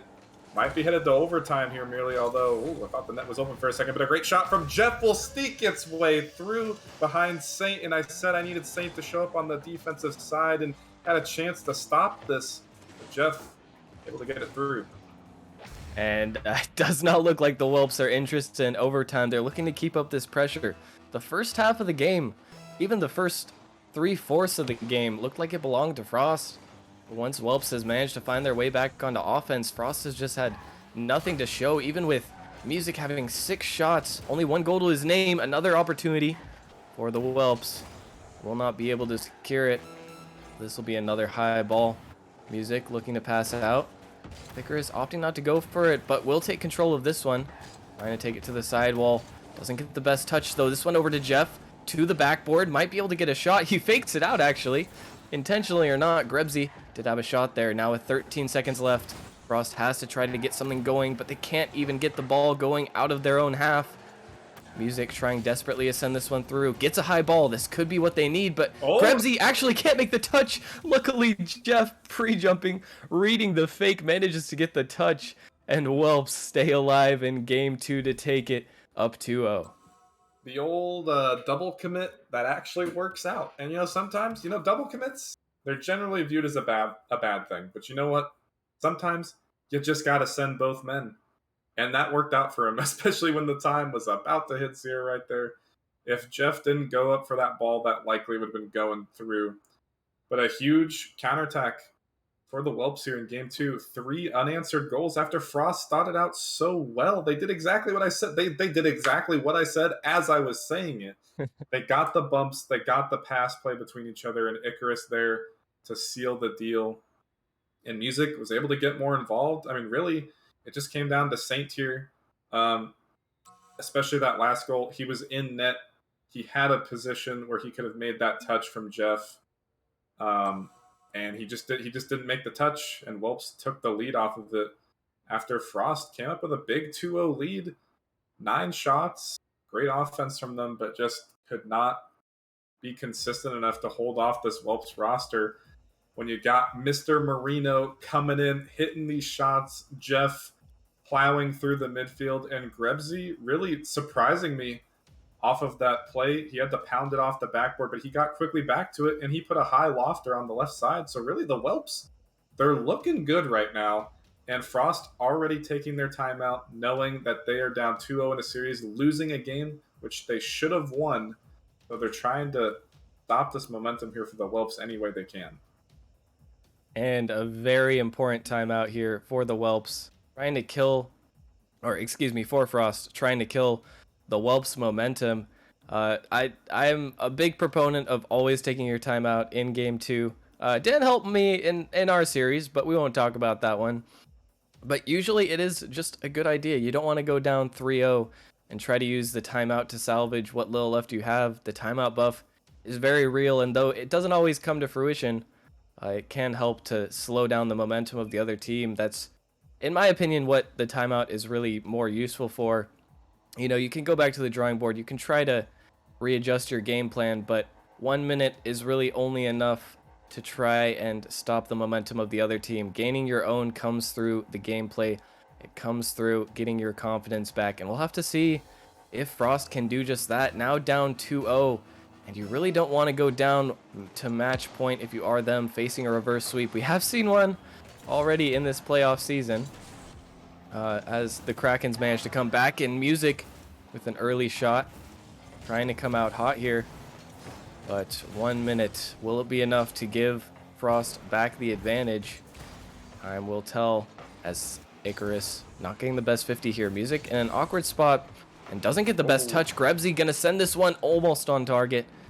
He'll just be off, but Frost still stuck in their half. Marino trying to come through, getting the 50. Jeff will control the ball back into their corner. Still, this one sent center. And now it's Marino with the ball. You don't want to see this if you're Frost. The flick towards net. No. And they double commit. I think that was a dunk into the own goal, as a painful way to concede for Frost. Yeah, just, again, but you see Marino on the ball. They got to send somebody to stop this man, because they had 2 players in the defense on the same spot. And just a cluster on the positioning right there. You need somebody to shut down that play early. Not the best flick from Mr. Marino, but by novice standards, absolutely a good shot put on. Double commit forced. And last game, double commit saved them as the other huge 50 here. You just gotta stop this, man. There's just no other way to say it. Huge pass from Grebsy, though. And Grebsy, we've been talking all about Mr. Marino, but Grebsy has been so solid on defense and offense. He's prevented the Whelps from getting scored on multiple times, and with his good 50s and good speed in the midfield, he's been a really important component of this offense for the Whelps, setting up so many plays. Still, they have looked prone to double commits here, as another one's going to come out. Jeff not with the best touch, but it's Grebsy. There he is again, cleaning up the defense, making sure that no shot will come through. And Whelps holding on to their 2-goal advantage. As Icarus looking for the bump, gets one bump, gets the demo, Will it be enough? Music getting the solo play, gets it around, and it's lingering on the goal line. Grebsy can't make the touch. Music getting it past everyone. You know, I think Music could have just sent this ball to high heaven off the initial shot, but he goes for the fake underneath. I don't know how that ball went corner in. I thought that was going corner out, but you know, great play from Music, and luckily the corner bounce was favorable to Frost. Now only down by 1. But yeah, the Whelps players starting to double commit on defense especially. And what I was going to say was it worked out for them at the end, but there are some double commits that are not good, and it's starting to be a pain in their butt as Music forcing the triple commit, showing off his mechanical ability as well as Icarus. Again, now I'm seeing a little bit too much of Music. I need to see more out of Icarus and Saint here, as just before that shot, Icarus only had 4 points there and 2 minutes in. It just seems like these Frost players are taking turns on extended stays of offense when they need to all work together like they did on that passing play in game number 2. And right now, I mean, Whelps is just playing keep away on the goal line, off the backboard 3 times. Grebsy 50s the ball in, and just like that, they regain their 2-goal advantage. And Icarus in position to make this save, but the Fields backflip comes out. Maybe it was the fact that it was a little bit of a bounce shot, but either way, Icarus needs to come up with that save right there. Off the kickoff, thought Whelps might get something going, but now, in the hands of Frost, good demo. It comes in for the 50. Opportunity now for Frost to be on the counter, but their third man was all the way back. Icarus had to half rotate right there as Saint just deciding that he needs to eliminate everybody on the field. The calculated fake, perhaps, but the shot shut down. Either way, they're starting to work together, but one back pass too far is going to shut down the pressure. Open net, Saint with a interesting back pass. And there's spurts of it merely. There's spurts of when they're working together. There's bursts of coordinated offense, but they need to just all be on the same page. Not only that, but they need to be on the same page for extended periods of time. I definitely agree, and right now they are just not finishing that task effectively. Another 4-1 scoreline as Whelps looking to run away with this game as well. And Saint, I mean, he did his best, but there was no follow-up in net. The demo on the other side, not going to be useful. And Whelps going up once again. I mean, if you're Frost, this is where it's do or die. You don't want to go down 3-0, especially against a Whelps roster that's been playing this well. You have to make something happen here, and Jeff will get back to that one. Now, in this position, I mean, the panic starts to set in. What can you even do? How can you try to adapt if you're Frost? You know, it's just they gotta be more coordinated, get each other involved. Saint, again, he's been a little quiet in this series. He's gone for a lot of bumps and demos, which is part of what I asked for, part of what I think will lead to their success, but honestly hasn't worked out to fruition in the way they think it is as far as this game number 3 is concerned. As I just, again, Icarus and Saint, as here we go, a big shot to the top right. I said his name and it was spoken into existence that he would score. But again, really the only way Frost is scoring is off these double commits and or these triple commits. So Frost really, they're not really forcing the issue. It's just Whelps. They're starting to make some mistakes, which are to their own discredit. And if Frost is going to continue to play like this, it might as well just be a clean sweep. They do have a minute here to try and get 2 more goals. As one mistake coming out here, the bump comes out, but the shot off target. And again, sometimes even when they're doing the right things, the accuracy, not here. And, I mean, to be fair, this Whelps roster has by no means looked completely invincible. We've seen these double commits, these triple commits all series long. It's just been on Frost to capitalize, and really I think the thing for me is that they can capitalize off of the mistakes that Whelps are making on the double commits when they are very obvious, but Whelps just aren't making enough of those mistakes to make up for conceding this many goals on Frost's side of things. They're doing a good job of putting the ball away in certain positions, but it's just not quite enough to bring it back to a manageable scoreline. As this one might sneak through, Saint will get there, and 19 seconds left. This is where Frost need to pull out all the stops. They need to come back right here. Great touch from Music to beat out the final defender. Not quite sure where the remaining players were there for Whelps. I mean, granted, one of them got beat out in the previous play, but the third man extremely deep on the offensive side, perhaps, but it comes down to this kickoff. They're going to lose it. Great spot for Whelps to maintain this lead. Mario on I actually called him Mario. It's on the ball. I thought solo play might come out. But they got to get something. They got to get a bump starting. But more passing plays coming out from the Whelps is not going to get the job done for them. It will likely touch the ground unless at 0 seconds. Saint to the middle. Icarus up top. Surely Jeff is just going to put this one down, and he will. And Whelps in an extremely favorable 3-0 series lead.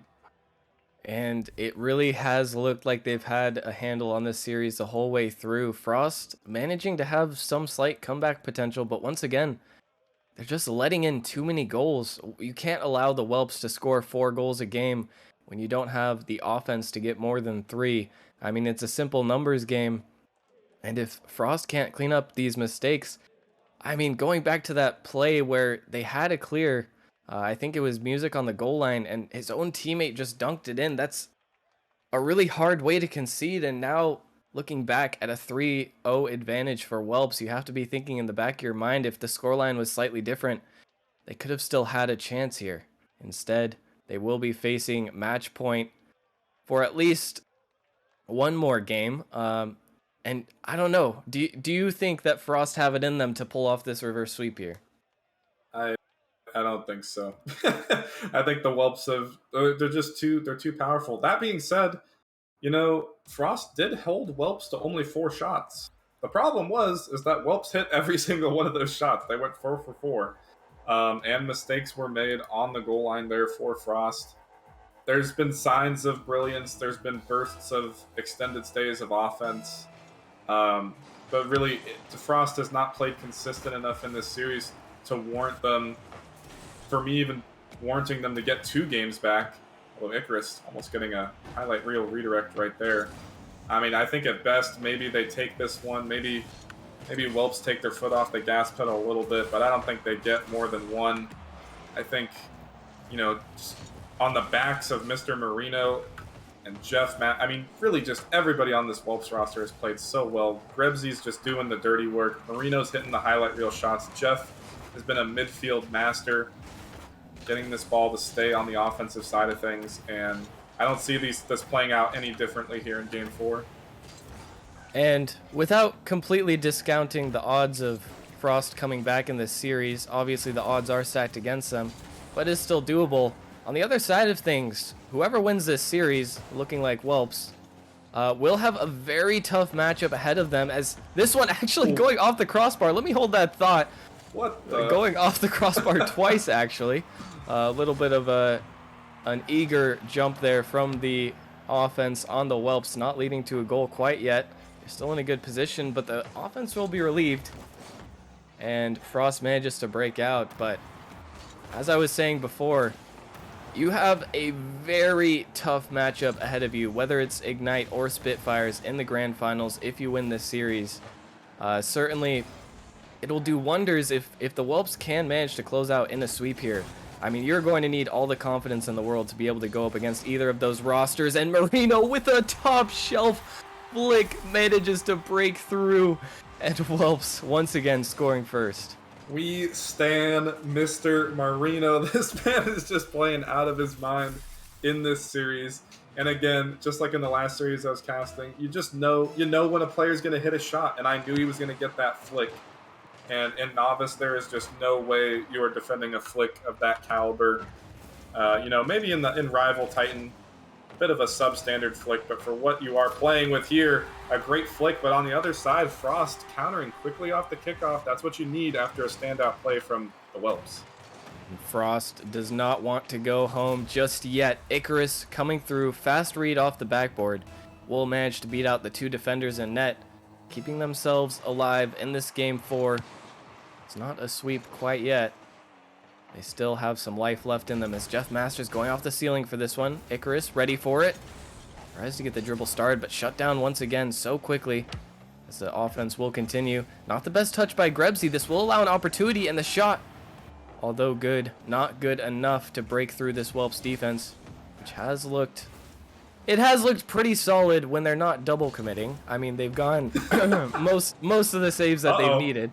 As almost an unfortunate play, almost caster's curse that went into existence as I spoke it. But Welp still avoiding conceding. This one going off the back. Grebzy getting the flick out. Actually getting the flick a little bit suspect back into his own zone. Will allow Frost to continue this pressure. Grebzy shutting down with the 50s. I mean, I don't think I've seen Grebzy lose a single 50 in this series so far. Dude, I just, again, I don't want to discount this Frost team. Granted, I was kind of harsh on them a moment ago. Each game has been absolutely within reach for Frost, but sometimes as a caster merely, you just fall in love with a team. And I'm in love with the Whelps right now. I mean, every single player, I'm loving what I'm seeing, especially from Grebzy. Like you said, the 50s. He's just doing the dirty work everywhere he needs to be done. On defense here, though, as a bit of a miscommunication from Frost, not able to get the shot through, as even a team bump came out from on the Whelps. And, oh my goodness, perhaps a fake. It's working, merely. It's working. I don't know what the Frost needs to do. They need to do something unpredictable, perhaps. When your strategy isn't working, just cause chaos.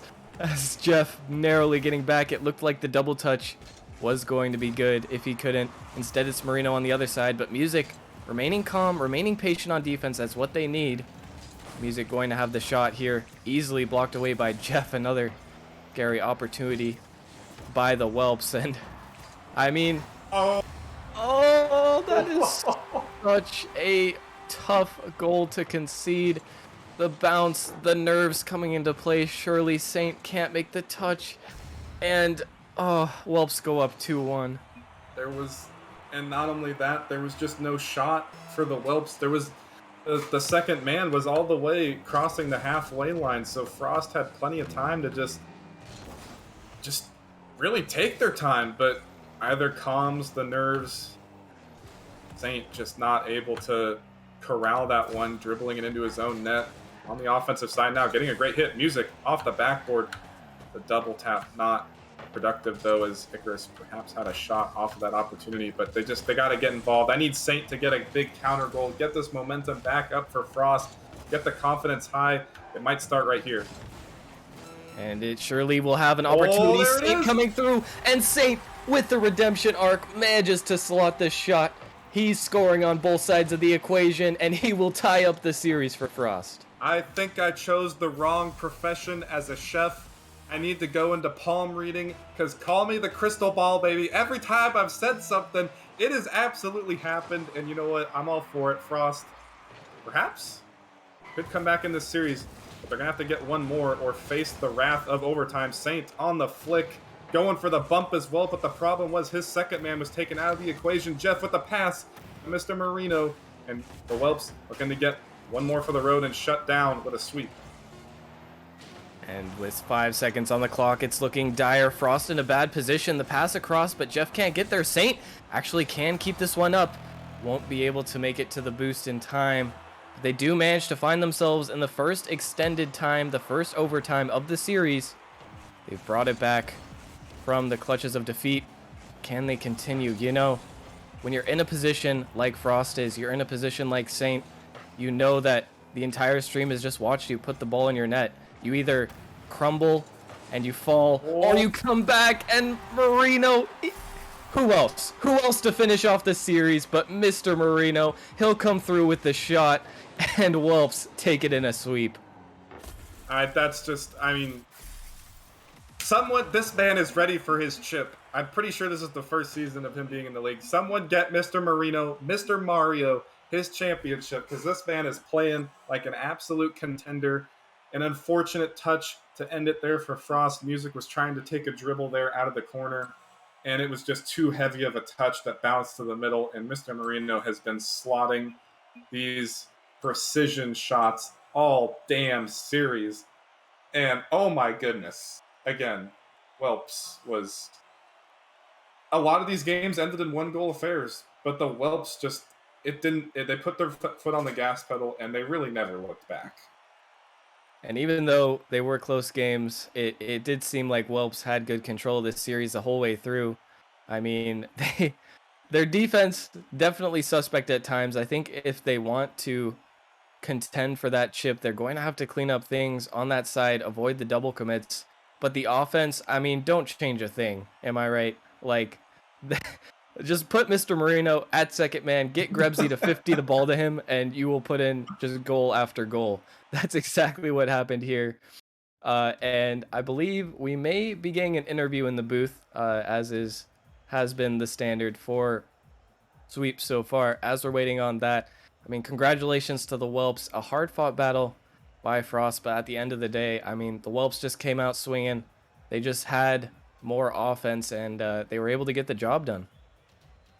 Yeah, I mean, it was just dominance. And really, the only mistakes that came out were the double commits and the triple commits. It's not like there were misinputs. There wasn't really backflips. There wasn't missed balls. There was some fakes or some lifts in the midfield, but that's going to happen at this kind of low C1 diamond level. That's just going to happen. But when it mattered most, they were getting touches, they were getting bumps, they were winning the 50s. And Mr. Marino, I mean, kind of the one novice player that's really stuck out to me the past few seasons has been Senatario. I don't think he's a novice anymore, as I'm not really up to date on the league, but Senatario really impressed me. But Mr. Marino is just a standout player here in novice league, and I'm ready. I'm ready for the Whelps. I don't even care who makes it. Ignite, Jorbage on the Spitfires. I know Jorbage has got a lot of confidence in his team, but Mr. Marino, I'm calling it right now. Mr. Marino is getting his chip. I don't even know the man, but if I'm gonna have a crystal ball moment, it better be right here, right now, because Mr. Marino is gonna win this thing. I hope that crystal ball is well polished, because I'm going to be perfectly honest. Whelps played fantastic here, but I still believe in Ignite supremacy. I think Ignite's winning it. So I'm not going to say that they don't have a shot. I think if the Whelps play this well, they absolutely do. But I mean, the way Ignite has looked, not dropping a single game so far, I think they're going to make it to grand finals. I think it'll probably be a close one if they only drop their first game in grand finals. But I could see that being a contentious series. Either way, I am going to go ahead. I'm not sure. I do see Jeff waiting in the okay. And we do have Jeff Masters, none other. You all know him very well. How's it going, Jeff? How you feeling after that clean sweep? Honestly, man, it's one of the best feelings I've ever had in Nemesis. It's just it feels so good when I mean, especially I have a lot of respect for Frost, so I'm not trying to make this too over exaggerated, but it just feels good when you go up against a team that has been Frost has really been our bane. So like going up against Frost and being able to kind of just sweep is a really good feeling moving forward. And I mean, they might have been your bane, but it really did seem like you had control from start to finish here. You guys were just playing with so much confidence, and I'm wondering if you guys just started out, or once you kind of got scored 7 goals in the first game, were you just feeling like, okay, let's keep this momentum going. This is what we're doing is right. Let's just keep hammering the net. Yeah, honestly, we know that Frost struggles on their defensive side, and we know that we're also a very aggressive team. Us and Frost are very similar. So we knew that we needed to take possession early on and just try to really hammer home with that. And once we started getting our flow in game 1, we could tell that Frost was a little awkward, so we were definitely taking advantage of that.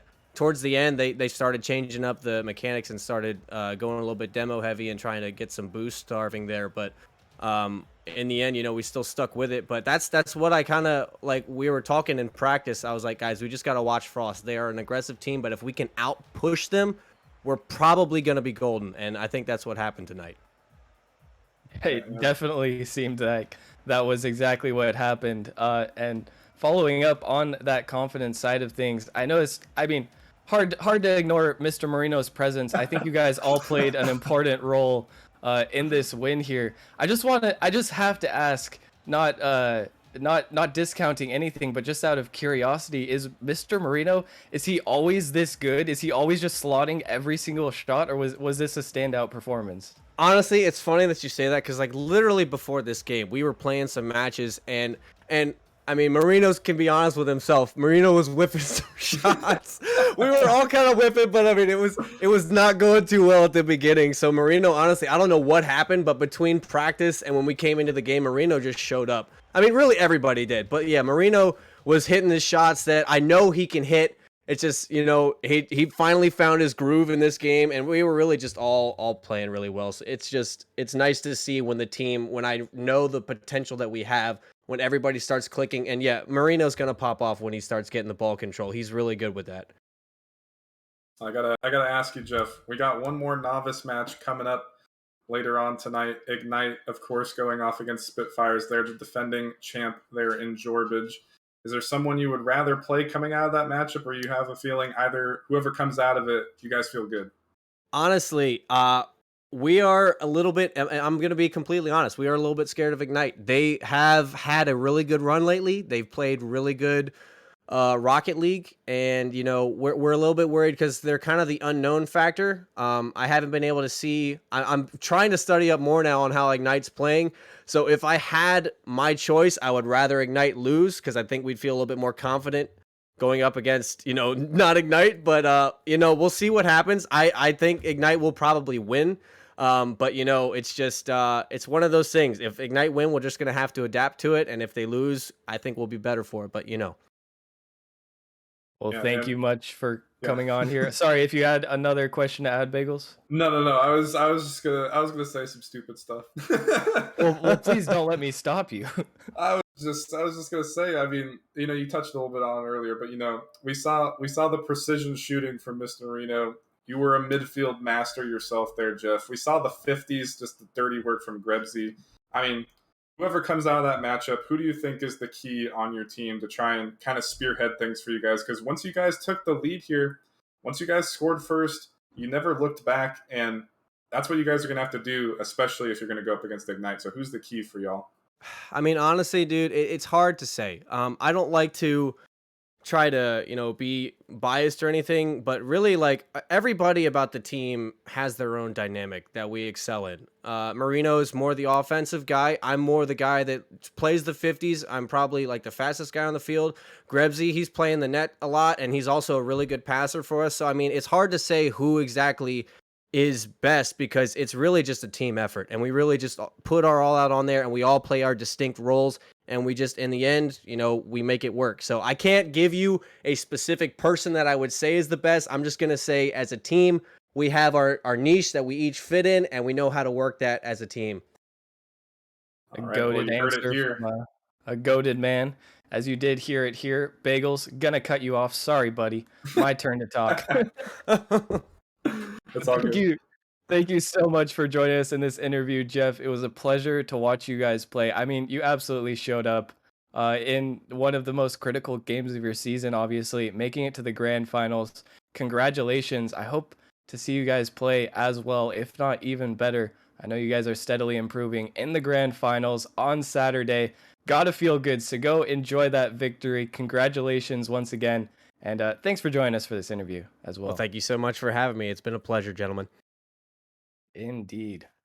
All right. Well, with that wrapped up, a great interview from the man, the myth, the legend, Jeff Masters. We all know and love him. And even though it was a sweep, it was a very entertaining series to watch, I think. Any final thoughts on this one, Bagels? Yeah, I mean, I liked everything I saw out of them, and I was kind of trying to pry a little bit out of Jeff there, see if he was gonna divulge any information. But he is absolutely right.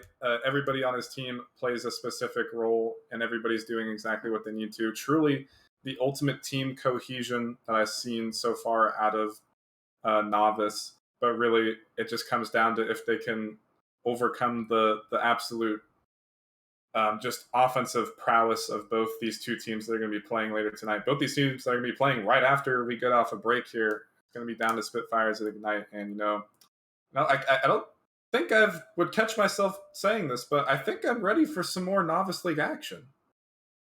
Yeah, I mean, I don't know how much you've watched. I know you like to stick to your upper level Titan League games, but hey, us peasants down in the lower leagues, we've got some good content as well. And we have another novice banger coming up right after this one. we've got Ignite facing off against the Spitfires. A lot of predictions being tossed back and forth. I can even see it in Twitch chat now. A little bit split on who they think will win this game, but surely it will be a good one. You guys won't want to miss it, and we will be right back with that action right after this short break.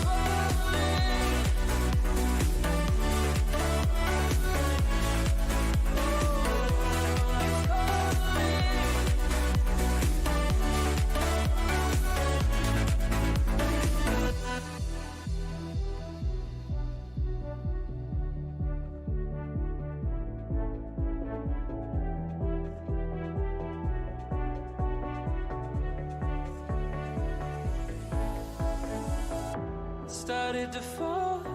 And where were you?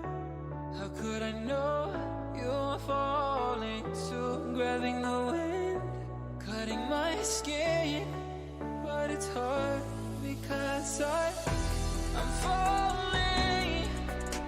Tell me why I'm falling. Oh, life's calling, but it's hard because I'm falling. Falling.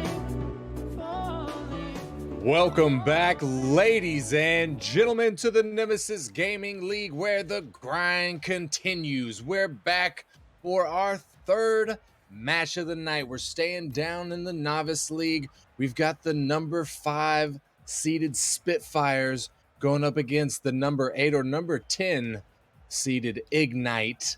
It's going to be a really, really good matchup. Spitfires looking for the back-to-back win, looking to secure their spot in the grand finals so they can get a back-to-back win. And Ignite looking for a perfect playoff run.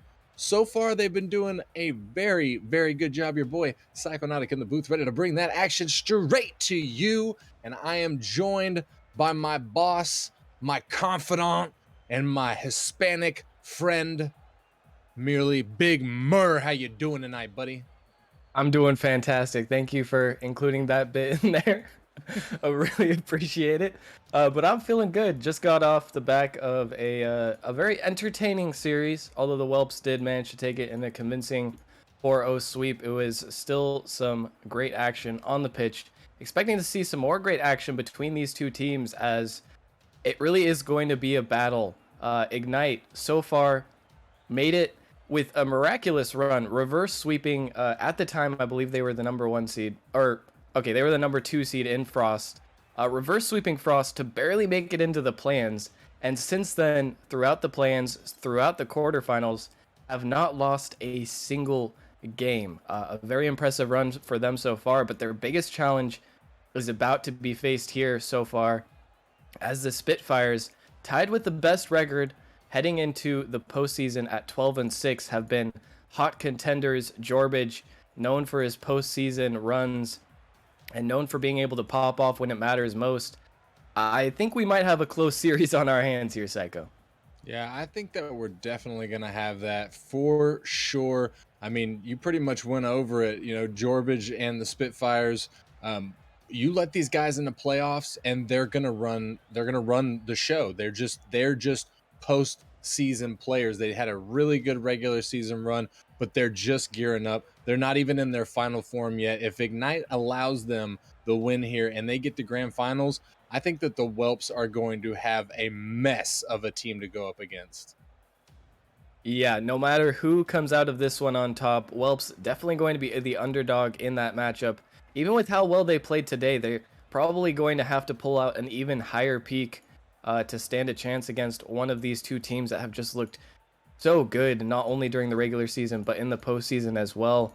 But first, we have to determine who will be moving on between these two teams. Get your predictions in, and we will see who is able to get this one. Me personally, I've said it plenty of times, ever since I watched that reverse sweep, I saw the potential in Ignite, and I think they're going to be the ones taking victory in this game. I think they're going to deal with the Spitfires effectively. I'm going to go ahead and predict a 4-2 win for Ignite here. 4-2 win in favor of Ignite. So says Big Mur. And Big Mur's, I believe your predictions a lot, to be honest with you, Mur, just because you're just that guy. You just know what to do. And also, Rockerman predicted that they're going to win too, and Rockerman wrote the script, so, that's probably what's going to happen here. But we're going to get straight into game 1. Spitfires versus Ignite in the semifinals. Winner of this goes on, secures their spot in the grand finals against the Whelps. Loser goes home. It's the end of their season. We'll have to see which will be which. This is a best of 7 series. So the first team to 4 wins is the one to take home the W. Monk getting it out of the Spitfire zone. Monk with a touch off the backboard. Brindy not able to get an accurate shot off of it. Jorbage gonna get a demo on Vita, but Charles to help him out. Monk with the catch in the midfield. Monk out of the corner. Can't get it through Rooney. Rooney with the pop. Brindy barely getting a piece of it as he sends it over. Vita going to try and clear it out, but Jorbich takes it from him. Jorbich with the bump on Rooney. And Brindy is there with the touch. Monk is missing his touch, but this is dangerous for Ignite. Vita going to send it all the way back to the Spitfire zone. And merely, this is so far, even though we're sitting at 0-0, seemingly an onslaught from the Spitfires so far. And they have seemed to have the majority of the pressure here. Ignite dealing with it well so far, but this is really the game plan if you are the Spitfires. I definitely think there is a pretty significant mechanical advantage for Ignite, especially with Rooney on the pitch. I mean, we've seen this guy literally hitting musty double taps in Novice, something I thought I would never live to see the day, but when they're pressed back into defense, they can be prone to crumble. As Rooney here going to get a touch. Charles can't follow it up, though. Spitfires managed to stay alive for now.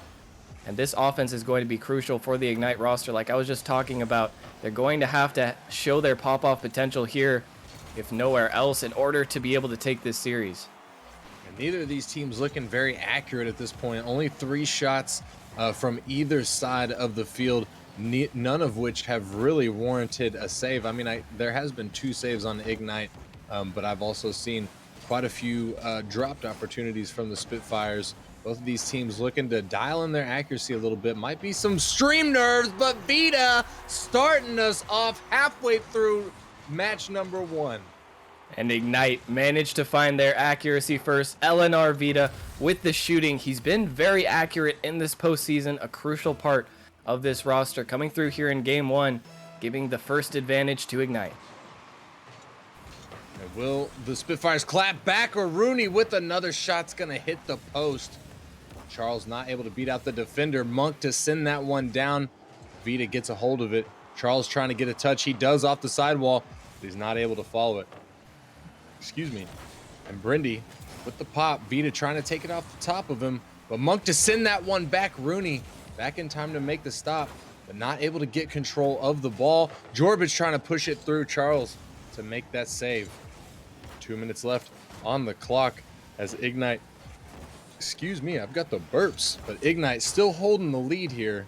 Saw a double commit come out from Ignite just there, but Spitfire's not able to capitalize on it. Is Charles going to make a save and get his, get his savior medal, but Rooney just had an open net to shoot at. That's a critical mistake there from Brindy, not able to make the touch. No one back on defense. The overcommit as third man will not pay off for them. And you have to feel like this game 1 is so important for Spitfires. Going down, not going to be a good sign as, I mean, Ignite. When you're dealing with a team that swept their entire way through the postseason, they're going to be feeling pretty confident in every single matchup they go up against. You really want to try and nip that confidence in the bud if you're Spitfires. You don't want to keep that momentum going for them that they've been able to generate. Right now, Ignite definitely having the advantage in that department. Although Spitfires are calling for a server reset, maybe a little bit of lag coming out here. But either way, I mean, they haven't really been able to find much, and on the other side of things, Ignite just been that much more clinical. Yeah, it did look like, I thought I saw for a second that Jorbich's ping was spiking. It seems to have stabilized now, but I can understand him wanting to just go ahead and get the server reset to try and avoid that type of situation. However, if they are not able to shut down Ignite's defense, I'm not sure how much a server reset is going to do for them. We will have to see. 45 seconds left on the clock. Still time for Spitfires to make a comeback in game number 1, though they're down by 2. They do have to make a conversion here pretty quick, but Vita's going to go ahead and do it for them. And now Ignite up by 3 with 32 seconds left.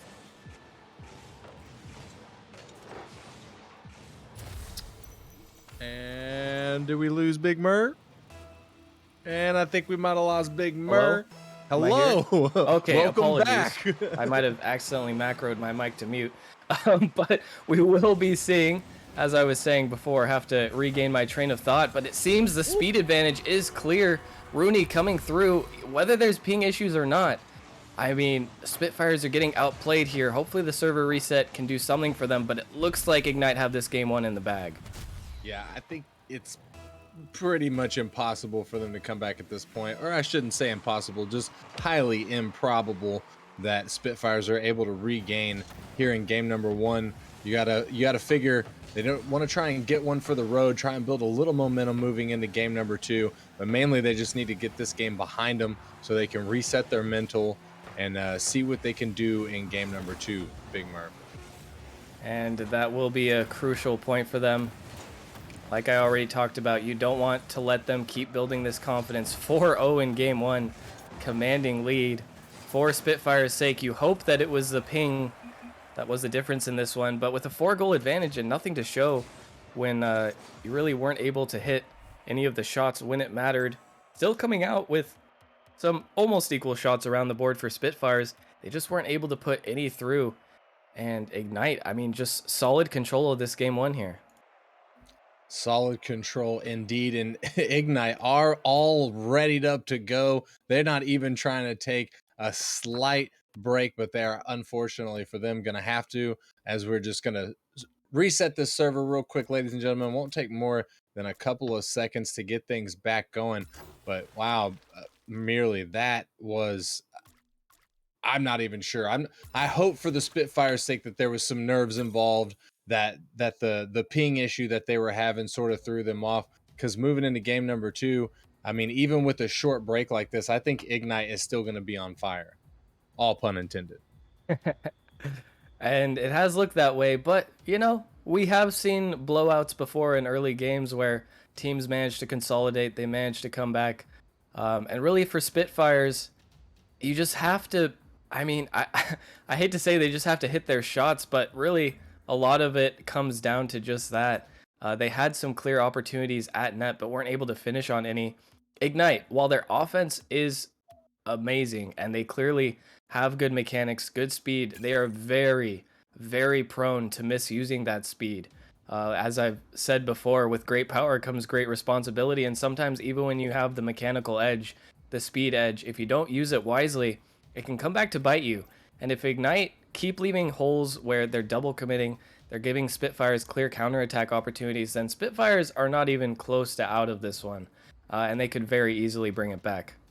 Yeah, I think you hit the nail on the head when you said that the Spitfires just need to dial in their accuracy. They need to hit their shots. If they were hitting their shots throughout that game, it would have been a very different game. I think it would have easily been a 3 or 4, a 4-4 overtime, something like that. But Spitfires just weren't accurate. So hopefully they're able to dial that in here in game number 2. Hopefully they're able to give Ignite a run for their money, because, I mean, they're going Rooney.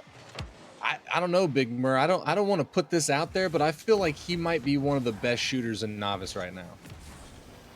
I definitely don't think it's a stretch to say he has the best mechanics in Novice, but after witnessing Mr. Marino in the last game, I don't know if it's necessarily fair to give him the title of best shooter, with the Whelps giving the performance that they did, specifically Mr. Marino. However, we will have a disconnect here as Paranoid Monk has lost connection. Spitfires need to call for a disconnect here. Okay, he does say pause. I think that will be enough to get the disconnect rolling, as I don't think it was actually Jorbage struggling with the server issues now. It seems like Paranoid Monk was the one who was having the issues. Yeah, I guess so. I guess what I saw, sometimes whenever you like immediately join up into a lobby, sometimes your ping will spike for just a second before it stabilizes, and that must have been what I seen. I don't remember seeing any ping issues with Paranoid Monk, though. He did have the highest ping on the field. He was running at about 100 the entire time, and everybody else was down 80 and below. So perhaps that's what was going on with him. Yeah, it seems like I did notice he was at 100 ping as well. I wasn't sure if that was normal for him. I know for some of our players, all the way on the west side, I get upwards of 80, 90 ping sometimes, and you just kind of have to live with it. At a certain point, you kind of learn how to play. Nothing compared to these Middle Eastern teams who have been playing on 150 ping and still popping off. But it seems like the numbers sometimes lie. Sometimes that 100 ping can really be a game changer when you just can't tell what's going on. The 50s aren't going through. You have split second delays, and it can make a big difference Unfortunate that we will have such a large pause. Spitfire is kind of getting a free time out here, not one that I'm sure they wanted, as it is due to connection issues. But they will have a bit of time to consolidate, try and figure out their game plan moving forward. No goals scored in Game 2 in the short period we were there, so still left to see what will remain of the rest of the series. Yeah, we're going to get a complete reset on that, and it looked like Paranoid Monk is back in the lobby. At least all of Spitfires is. I'm not sure if Ignite has made it back in. Nope, there we go. Rooney just joined, and I'm sure his team will be soon to follow. And looks like Jorbage is giving the thumbs up. He's saying, not sure what happened, but we're good now. So, excuse me, I got burps, ladies and gentlemen. I apologize, but we are back into it. Game number 2, Ignite versus Spitfires. Ignite up by 1 in the series. This is a best of 7 in case you're just now joining us. First team to 4 wins takes the W, secures their spot in the grand finals against the Whelps. And Paranoid Monk with the shot immediately, but it bounces off of the crossbar. Charles to send that one out of Ignite's zone. Rooney staying back, gets it in the corner. Rooney gets it past 2 and clears it past the midline. But Paranoid Monk gets control and is given space by Ignite. Paranoid Monk still controlling it in the midfield, but Charles to take it away from him. Charles pops it out. Jorbage is there, sending it down. Vita in the net, making the stop. Vita again getting in front of Brindy as Brindy tries to plow it through. Charles having to make a stop against Jorbage. The ball's out. Rooney missing the shot. Another novice player missing the shot, but Brindy goes up, gets the touch, but can't find the angle he needs. Vita 50s in the mid, and it works out in his favor. And then 2 fakes coming out, or at least 1 fake coming out, and the Ignite backup player not able to clean things up there merely. And a little bit of panicky play here early on. We saw already there was that situation on defense that we've talked about from Ignite. Here it is once again. They're so awkward on defense when they get on the back line. Sometimes they can just start to crumble, but Spitfire is just not doing enough to take advantage of it. They literally just have to shoot the ball on target in most of these positions with a little bit of power. They would be getting free goals, but they still remain scoreless no matter what they try. On the other side of things, Ignite had that one clear opportunity. You know, the novice fakes will never stop, no matter how hard you push into the league. But both teams remaining equal for now. Yeah, it's very true. Novice is well known for their tactical whiffs, as we like to call them merely.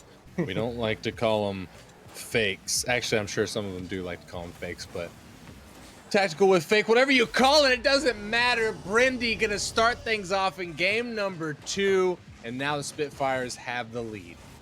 And there it is. The mistakes on defense are continuing to come out from Ignite. Finally, the Spitfires are able to put one home, getting their first goal of the series. That's a good sign of life. They just need to keep trying to pile on this offense, because you have to feel like a 1-goal advantage against Ignite is really not that much of an advantage at all. Nah, yeah, especially not against Ignite. However, Spitfires are pretty solid, so I think now that they have the momentum in their favor, they can play a little bit different game. They don't have to be on their heels or their toes, if you will, the entirety of the time. They can sort of breathe a little bit. I'm sure they feel a weight lifted off of their shoulders as we move into the second half of game number 2. And they do still have the lead. It's only a 1-point lead, so it's nothing crazy, especially against Ignite. Rooney back, Brindy trying to get a solo play. But Rooney going to take it away from him.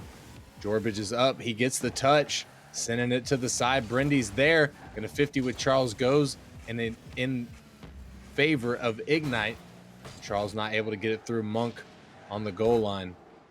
Vita sticking with it in the Ignite zone. Up to Rooney. Rooney trying to get there. Brindy to bounce it around him. Charles missing his touch. Vita, it looked like a little bit of a double commit came out there. Possible communication error, Big Mer, but hey, it didn't work out against them.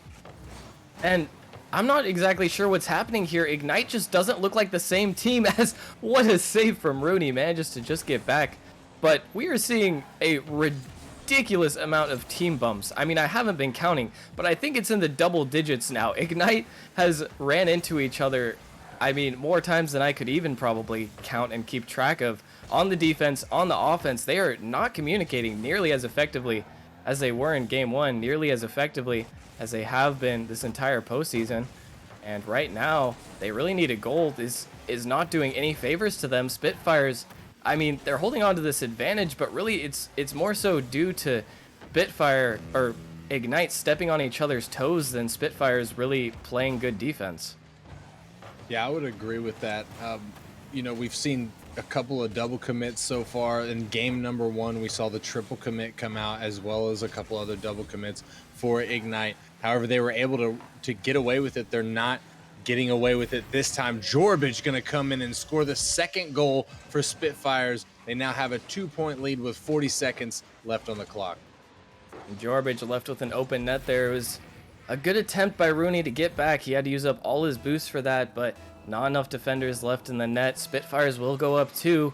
Now with 40 seconds left, and unless Ignite can reignite their offense that they've had previously, going to be a tough road for them in this game, and it looks like Spitfires might be equalizing the series. It does definitely look that way. 30 seconds remain for Ignite to get 2 goals off the Spitfires. Almost the first one coming out there. Great pass. Rooney just not able to get to the ball in time. Vita off the back wall. Another double commit from Ignite. Rooney's there. Sends it up the sidewall. Rooney going to try and get a little bit mechanical here for the final play. Vita up to find the pass, but nothing going to come from it. The ball looking to touch the ground. Charles to keep it up, but at this point it won't matter even if Ignite is able to score, as they need 2 goals. It's going to touch down. Spitfire is going to be your winners in game number 2, and they're going to equalize the series.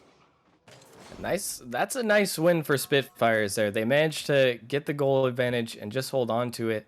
But once again, it really feels like that was more so on Ignite's end of things. Spitfires played their game, and they played well when they had to, but still allowing a lot of opportunities. Even though Ignite only had 2 shots, I mean, with the amount of pressure they had, you really feel like they should have had at least a few goals. Not able to get anything generated in this game. They will trade clean games. Not a complete blowout for the Spitfires there, but still, now it seems like it is on Ignite to try and rekindle this spark that they've had. Yeah, nice. Ignite's going to need to do something. They're going to, if you're on Ignite, you don't want to let, Jorbage and his Spitfires start to gain too much momentum. As I'm sure all the teams saw during the regular season, Spitfires came out with a 12-6. It's a really good record, and then they're known to perform in the playoffs. So you don't want to allow this team to get ahead. Brendy gonna do just that as he fakes out 2 defenders with a banger of a dribble. And all of a sudden, Spitfires gaining the momentum, getting another first goal here in game number 3. They're starting to get the advantage, and they surely will not want to let go of it. Like you said, they were maybe just warming up in game number 1, finding their way back into this one, and trying to push for an advantage. But there's still plenty of time. Ignite just have to stop. These double commits have to stop bumping each other. And they, at the same time, have to get their offense together and try to hit these shots. Yeah, this is definitely a different Ignite than what we've seen so far in the postseason. Vita almost able to find that double tap. It's going to go past Brendy with the touch. A little bit awkward. He gets it down. He's trying to stick with it. Gets it past Charles in the corner, but Rooney helping the defense out. Charles with a big 50 in the midfield. Goes in favor of Ignite. Brendy taking his time. Dribbles it out of the corner and gets it clear.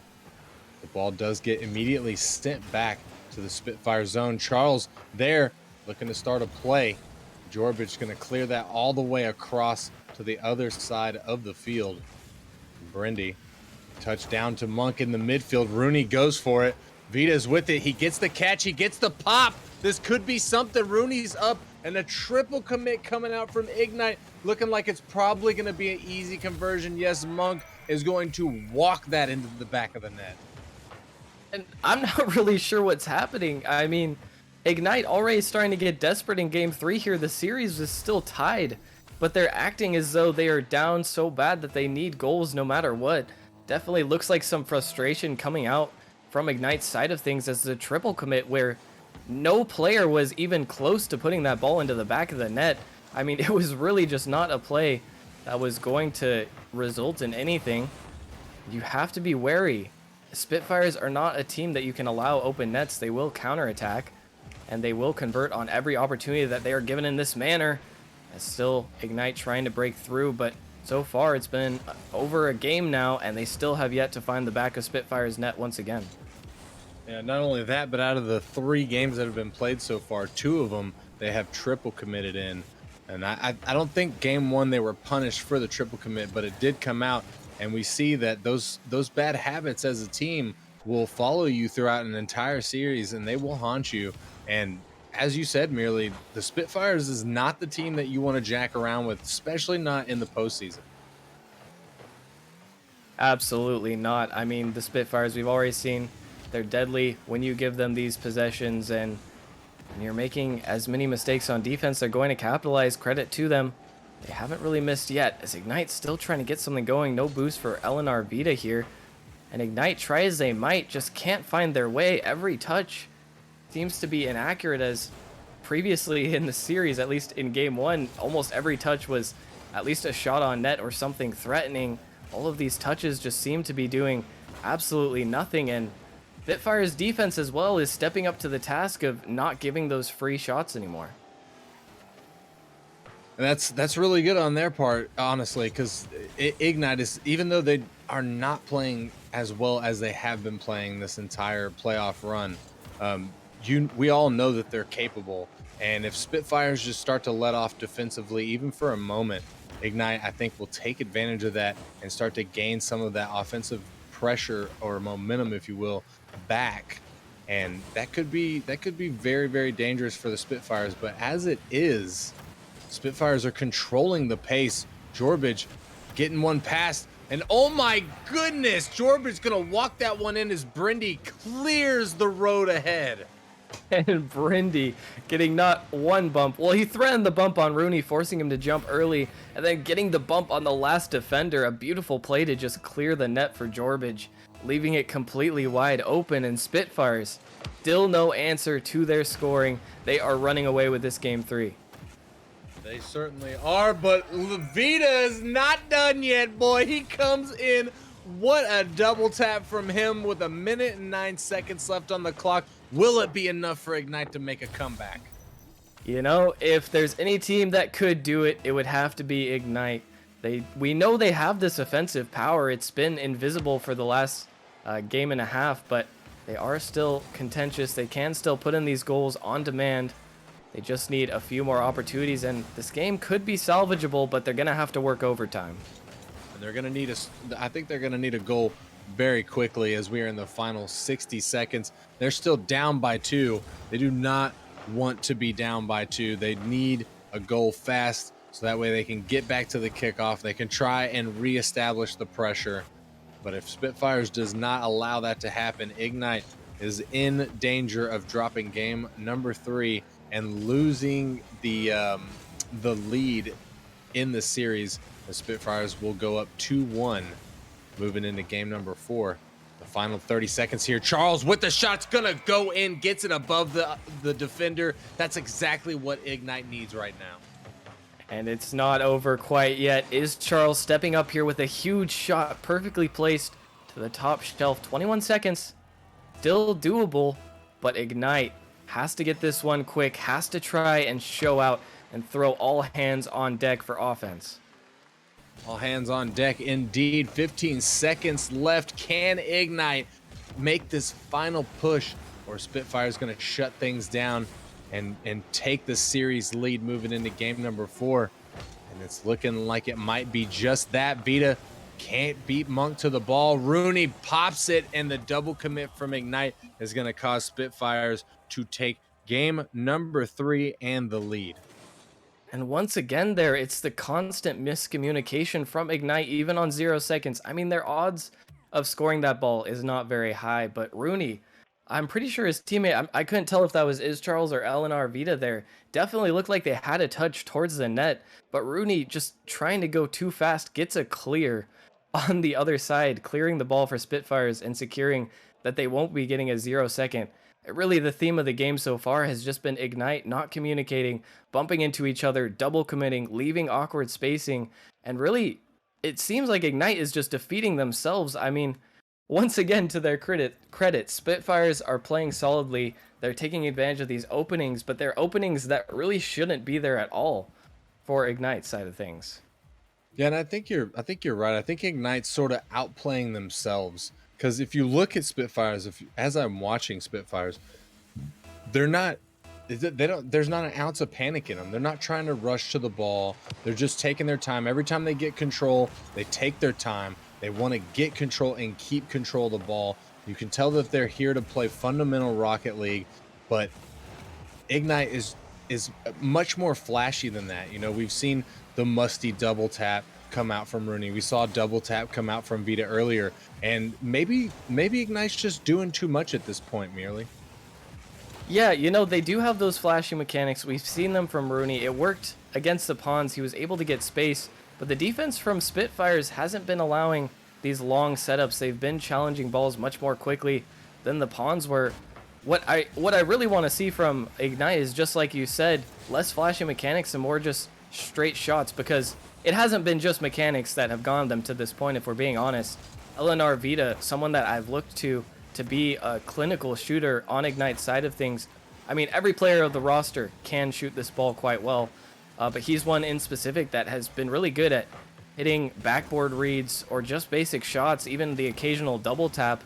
Those are fine to go for, and I mean, right now it just seems like they can't even pull off those simple shots. They're not connecting on them when they need to, and when they can't score, they get a little bit panicky. They get touchy on defense, and Spitfire's able to take advantage of that. You know, we'll see here in game number 4 if Ignite's able to slow things down a little bit, able to get a handle on their gameplay, or if Spitfires is going to take their 3rd game in a row in the series and set themselves up for match point moving into game number 5. Rooney trying to get it cleared out. Brendy not going to let him. Jorbage off the backboard. Monk gets the shot but can't get it through the defenders. And Vita trying to take control. Brendy going to beat him to it. Rooney going to miss that touch as Charles to help him out. But Monk not going to let Ignite get the ball cleared out of their zone. And Brendy puts the touch down. Brendy to try and follow. No, Brendy leaving the ball, looking for a bump. Not able to get a bump, and Jorba's not able to get a shot. Rooney gonna come in from behind one of his players and sneak one through. Ignite finding their first lead since game 1 is Charles getting the ball middle, and Paranoid Monk there just a little bit off target with the 50, not recognizing where the shot could go. Good placement by Rooney to get underneath the defender, and that's what we need to see from Ignite, keeping up that pressure. They dealt well with the pressure that Spitfires had for almost the entire first half of the game, were able to turn it into a counterattack where they came out with the better end. And I think that's what Ignite, both of these teams being quote unquote fire related, starting to throw me off a little bit. But I think that is exactly what Ignite needed. They needed that first goal. They needed that extra momentum, and the pass plays come out now. Ignite fully ready to go. And Jorbage just a little too awkward on the goal line, can barely get a touch. Is Charles barreling through with the challenge. Ignite up 2-0 now. And when they've had the lead, well, actually the team that has scored first has secured the victory in every game so far. Let's see if Ignite can keep up that trend. Yeah, that's true. And not only that, but both of these teams have a blowout win. I think it was game number 3 for the Spitfires where they went like 3 or 4-0. And then Ignite in game number 1 getting the 4-0 on Spitfire. So both of these teams, when it boils down to it, might be a lot more equal than it seems on the surface. But as it stands, with under 2 minutes left on the clock, Ignite is leading game number 4 by 2 points. Jorbage trying to get a pot shot, not able to get it on the net accurately. Bounces off the post. Rooney with the clear out of the Ignite zone. Brendy popping it up, putting it back over the midline. Vita gonna follow it up the sidewall. Vita trying to come off, not able to follow the ball. Trying to get the bump on Monk, can't find it. And Charles trying to find a pass to the center, but the Spitfires defense gonna shut things down. Monk gonna get 50 by Charles. Ignite keeping the pressure, putting it on hot and heavy right now. But Jorbage gonna finally get that ball cleared out of the Spitfires, and now Spitfires looking to mount some offensive pressure here merely in the final 60 seconds. And we're seeing a kind of a switch back to game one as this ball's just Oh. going to soar into the net. No read for the defenders there. As Spitfires had a wide open opportunity there. They could have been within one, but Brindy just absolutely, I mean, just whiffs the shot, sending it completely clear. I think he might have been expecting the defender to hit the ball there, but now down 0-3. They've made their job that much more difficult, and Ignite look like they might be tying up the series here. Not only that, but I mean, if they're able to win this game, which I'm pretty sure they're going to at this point, they've had both of their wins have been kind of blowouts. So moving into game number 5, we're gonna have essentially, I don't want to get too ahead of myself, but looking like we're gonna have a tied series moving into game number 5. And I think, you know, as good as the Spitfires looked in game 2 and game 3 merely, if they're not careful, Ignite's going to come from behind and take game number 5, get that momentum, and might even shut the Spitfires out of the rest of their playoff run. I think that's definitely a potential if Spitfires can't get a handle on this Ignite offense. But it has been a very back and forth series so far. I don't expect this one to go without further antics, especially as we are going to have a guaranteed game 6 on our hands. Forbidden Temple never disappoints, as Ignite will take this one in comfortable fashion. Up 3-0, another blowout for them, and well played to fight back. They looked much more patient this time, albeit still with plenty of double commits, but you know, not a gajillion team bumps. So that's a great sign coming out from Ignite, able to clean up the defense where necessary and put those shots on target, get the goals when they needed them.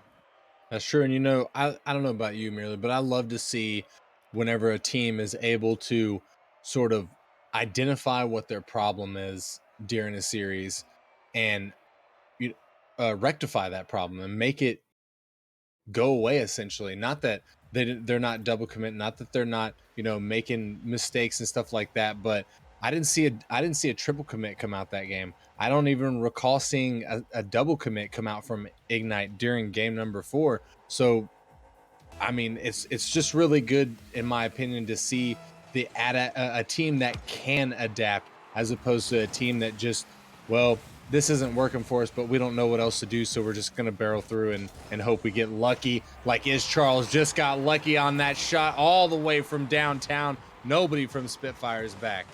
And a little bit of luck, but a lot bit of accuracy. To be fair, the defense not ready for the absolute heater that Charles was sending on net. Already with another quick advantage, and Spitfires really have to try to shut this one down. They can't let Ignite regain their confidence yet again, as they already clearly have. They can't let them run away with this game as well, as this one's going to go off the backboard. Another free shot. Rooney won't be able to get on target, and Spitfires keeping their disadvantage to only 1 goal for now. They feel like they have to fight back soon, or else the series might be getting away from them. Yeah, it could, and we know Ignite will definitely run away with a game, as both of their wins so far tonight have been just that. They got a little bit of pressure, got a goal, and then started to run away with things. And will they be able to do the same thing here in game number 4? Spitfires at least held Ignite's offense through half of the game before they got their first goal, and it didn't even take 30 seconds for them to get their first goal here in game number 5. Will the Spitfires be able to regain, or will Ignite begin to run away with this, as Vita's going to send it all the way across Charles to pop it up? The ball floats in the Spitfires territory. Charles with the demo on Jorbage, but nothing's going to come from it. Oh, just kidding. Charles with another, or not another banger, but yeah, another banger from his side of the field. And there it is again, the defense just not ready for the shooting. Ignite just has to put shots on target. I mean, I don't want to say that's the only thing, but other than their lack of defense in games 2 and 3, the only thing they weren't doing was putting shots on net. Now that they have, Spitfire's not able to deal with them, and now they're in trouble. You know, honestly, it seems to me merely, at least in game number 5, if Ignite just shoots from their side of the field, it's like Spitfires can't do anything. Once they take it down to Spitfire's zone and they get in Spitfire's box, those guys they lock things down. They're just so good defensively.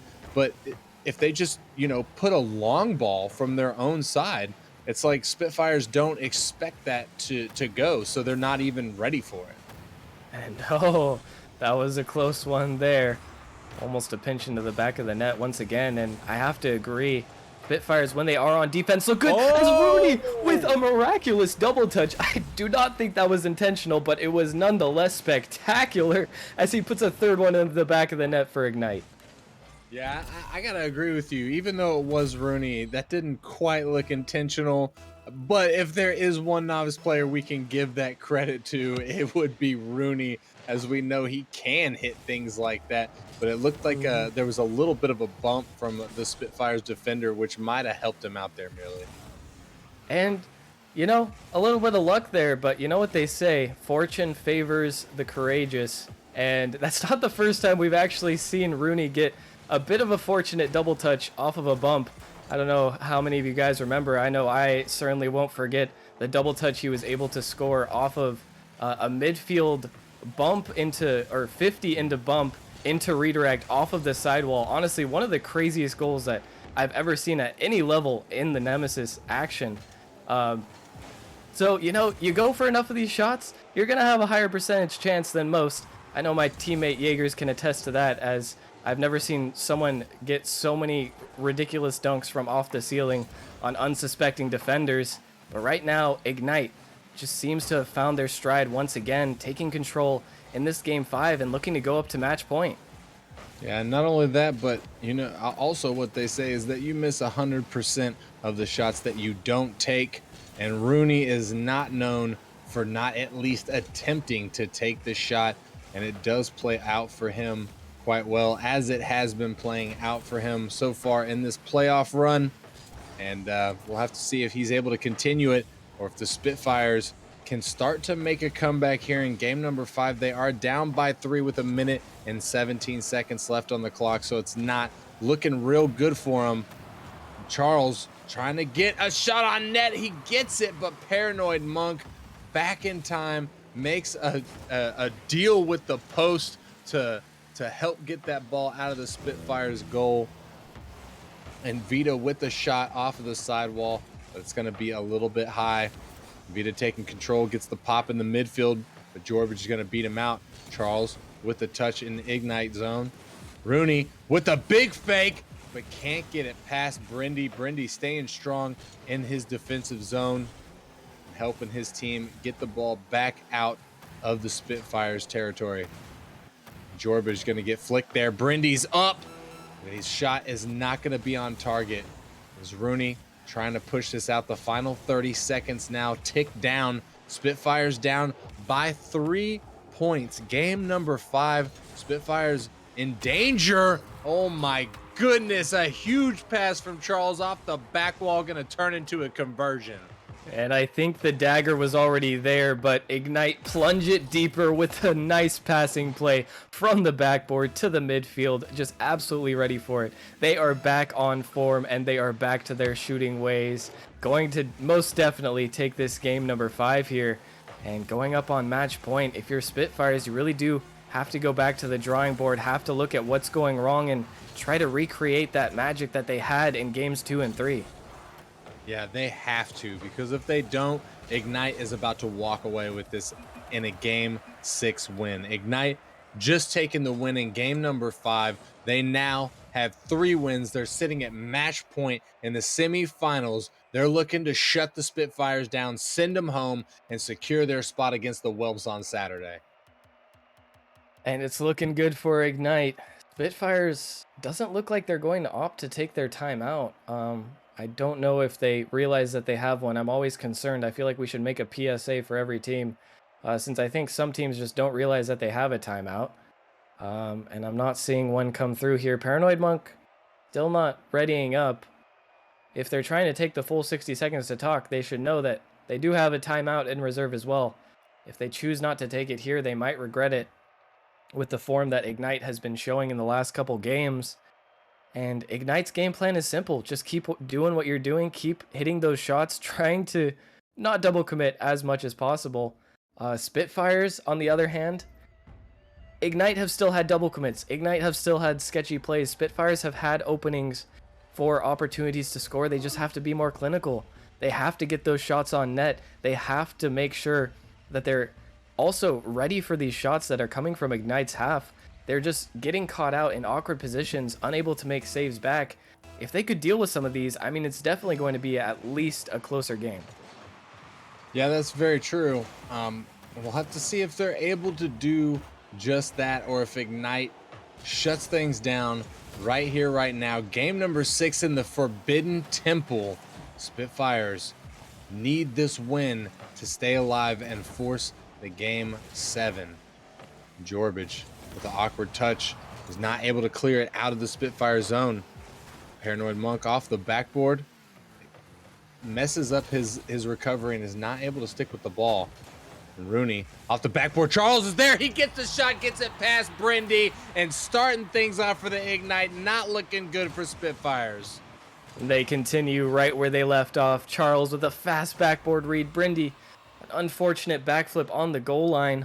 Not what you want to see if you're a Spitfires fan, as Ignite taking another lead early on. And every time they've been in this position so far, they have not given up the advantage. They've managed to hold on to this lead and even build on it. If you're Spitfires, you really have to stop this bleeding before it gets a lot worse.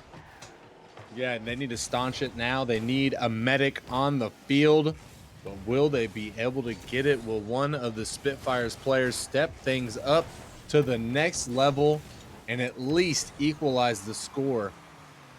With only a minute gone so far, Ignite up by 1. But that's not looking good for the Spitfires, especially if history repeats itself, as game number 5 was pretty much the same thing for Ignite. They were able to score within the first 30 seconds, and then they just began to run away with the game. But will they do the same here, or will Spitfires turn things around? And I was gonna point out, merely, you said that maybe we should make a PSA to let some of these teams know that they have a tactical timeout that they can use during this series. Charles trying to get a shot on that, but not going to work out for him. But merely, it is in the contract that we all sign that you have read the rule book and understand the rules. So there's no excuse for any team not to know that they don't have a timeout. This is very true. Of course, the rule book does add this, but on the other hand, you know, the timeout is a newer addition. We haven't always had timeouts in playoffs. Some players may think that they know the rule book but haven't followed up on the update. This is why it is so important to also be alerted to the rules updates in the server so that you can stay on top of it and know your rights. Can't forget those Nemesis rights you have. With that said, Spitfires, I think, maybe going to regret not taking that timeout now if they did know it was available, as their defense, which has looked pretty good when they're stuck in their half, being able to get clears, being able to stay coordinated, has looked a little bit shaky in this game 6 here, and this is when they need it more than ever. But even more so than that, they need this offense. They need to find some goal-scoring power, because right now they're just not getting any looks. Yeah, they need it, and we're in the second half of game number 6 with Ignite sitting at match point and Spitfires down by 1 in this game. They have to do something, and even though there's 2 minutes left on the clock, I think that they need to do it quick, or Ignite is just going to continue to control the pace. They're going to shut things down. It's Charles coming off the sidewall. Charles looking for another touch, gets the bump, gets 2 bumps, clearing the path for Rudy, sending that one home. And Charles does not want to go to game 7. Look at that clear out of the net, taking out both defenders. A completely free shot for Rooney. Ignite going up 2-0 now, and they are steadily taking the advantage. Things are looking grim for Spitfires. They need to find goals quick, but they haven't had the goal-scoring offense. They haven't had quick goals in succession. The games where they did manage to win, they had to grind out each and every one with continued pressure. Still, if they can get one fast, it might just be doable.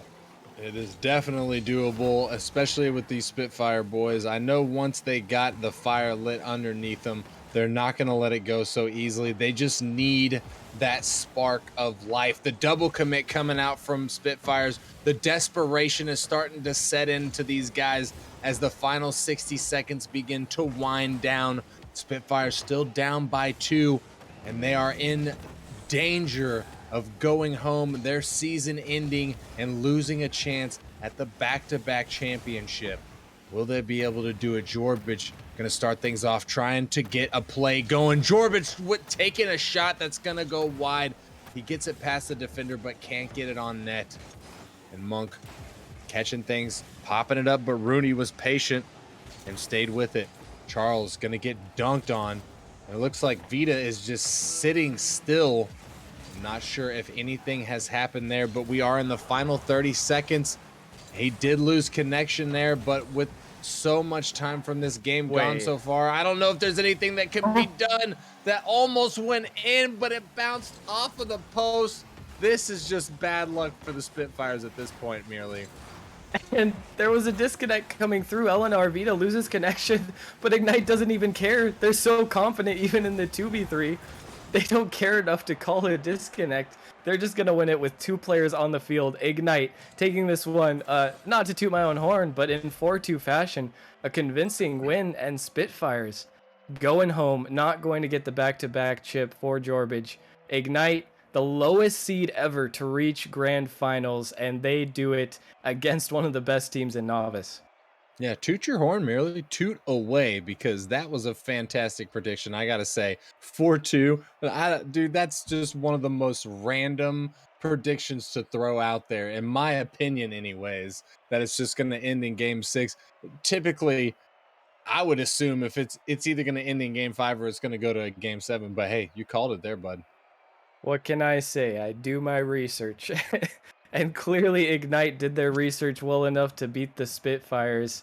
I mean, other than the 2 suspect games, they never really looked like they were in that much trouble in the games where they were able to take advantage. This one in Game 6, not necessarily a blowout, but definitely one where they maintained their advantage the whole way through, and at the end of the day, got the dub, made it to the grand finals, and looking to prove a lot of people wrong and take it to this Whelps roster, which also looked phenomenal earlier today. Yeah, it certainly did. And that's it, ladies and gentlemen. We are done with the Novice League. Everything up to the grand finals Saturday. We're gonna have the grand finals, the Whelps versus Ignite. It's gonna be a really good match, I think, merely. I mean, last season, grand final Spitfires versus Frost, that was such a spectacular series. But I think that this one is gonna be able to hold a flame to it. I definitely think it will. I mean, with both teams looking as well as they have, I expect a close series, a very probably a very high scoring series if I had to guess. With both of these teams being very offensively minded, it might just come down to who wins the shootout. But either way, we will almost definitely have a spectacle on our hands, and I cannot wait to catch that on Saturday. Most certainly. But that, ladies and gentlemen, is going to wrap us up for this game. Don't worry, though. We got 2 more games slated for you tonight. We're going to take a short break here before we get back into it. When we do come back, the 2 matches that we have left for you are both in the Prospect League. Starting things off, we've got the number 1 seed Melons going up against the, I don't want to say undefeated, but since they made their roster change, the undefeated number 4 Gladiators. I think merely that is going to be one of the hottest matches in Prospect League this season. Yeah, that surely should be a good one. Both of these teams, big contenders, and you definitely won't want to miss it. No, you certainly won't. Merely, I want to thank you, sir, for joining me here in the booth. It's always a pleasure, my dude, to cast Always. alongside you. And ladies and Always a gentlemen, pleasure. oh, I'm sorry. My apologies. But ladies and gentlemen, that's going to do it for us. We got 2 more matches along the way. We're going to take a short break before we get back into it. We'll see you in a few. See ya.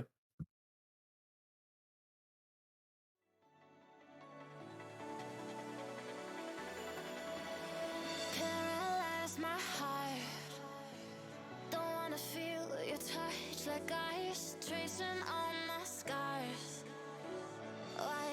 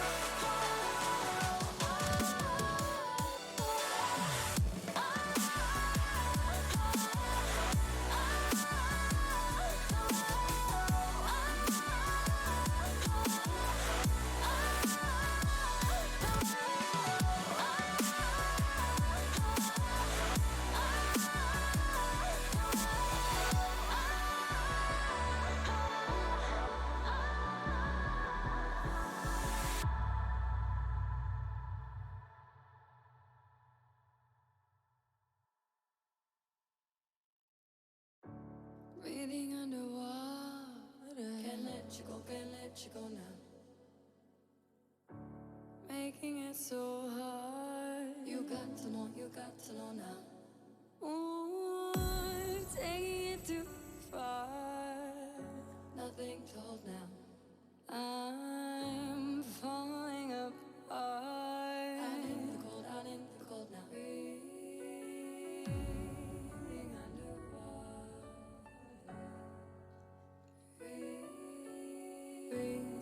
Breathing underwater now. I can't let go.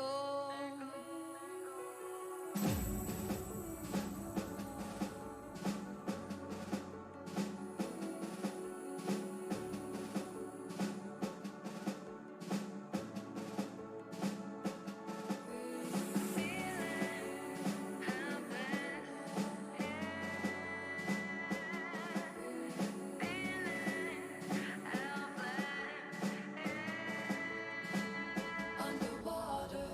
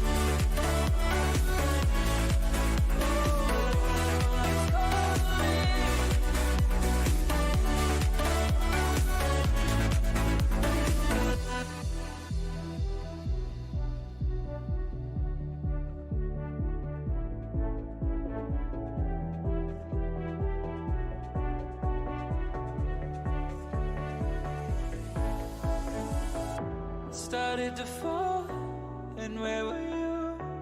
How could I know you were falling too? Grabbing the wind, cutting my skin, but it's hard because I'm falling. Tell me why I'm falling. Oh, life's calling, but it's hard because I'm falling.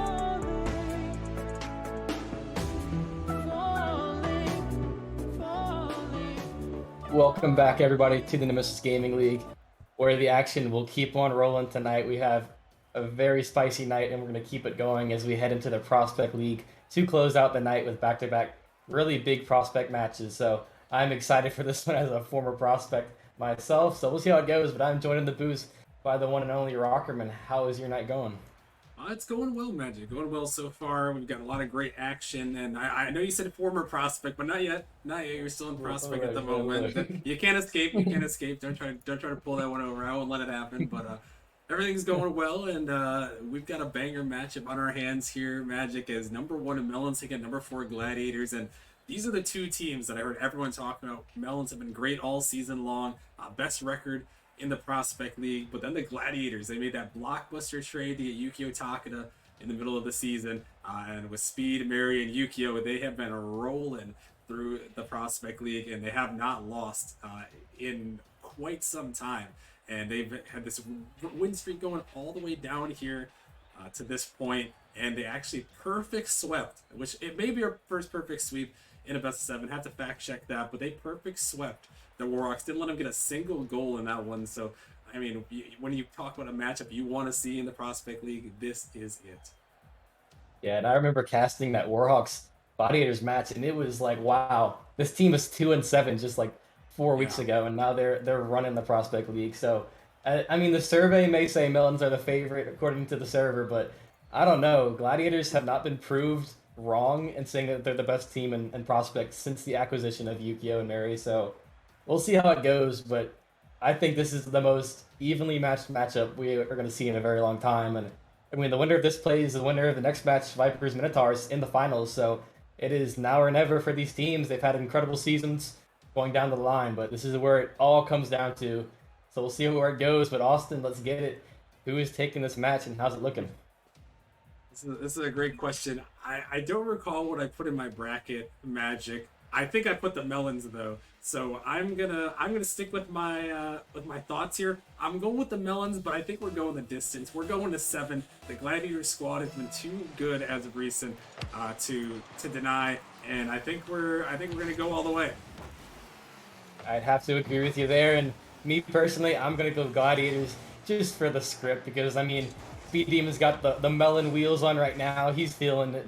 He's ready to make it happen on the field. He's a little toxic with the wheels, but we'll see how it goes. As Pass does go down to Speed, not exactly ready for it. As those kind of nerves coming in, this is a big match for these two teams. And we'll see how both these teams handle the pressure on stream with a grand finals appearance on the line. This is a big deal for these two teams. Midnight looking for a center here. Nobody there, but a double commit does come through. Likely to relieve the pressure that would have been mounting. Yukio trying to keep it in and does so, but Jimmy, right place, right time. He's going to take it to the wall. Jimmy, plenty mechanical to take it across field himself.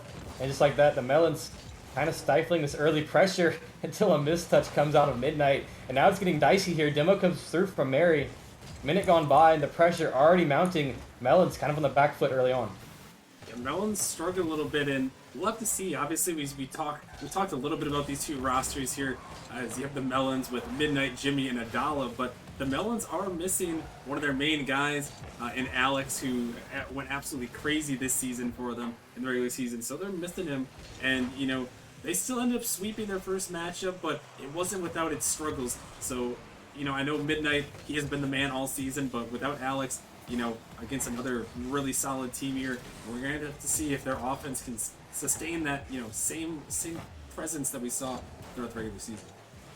Yeah, and as you said, Midnight was kind of the facilitator all season long for this team. It was always Alex coming through and actually getting the goals. He was kind of their shooter. Yukio trying to be a shooter there, and off target, Speed had the opportunity, but he couldn't put it on target in the other way. A slow roller, not sure what happened there, but the Melons going to take that every day.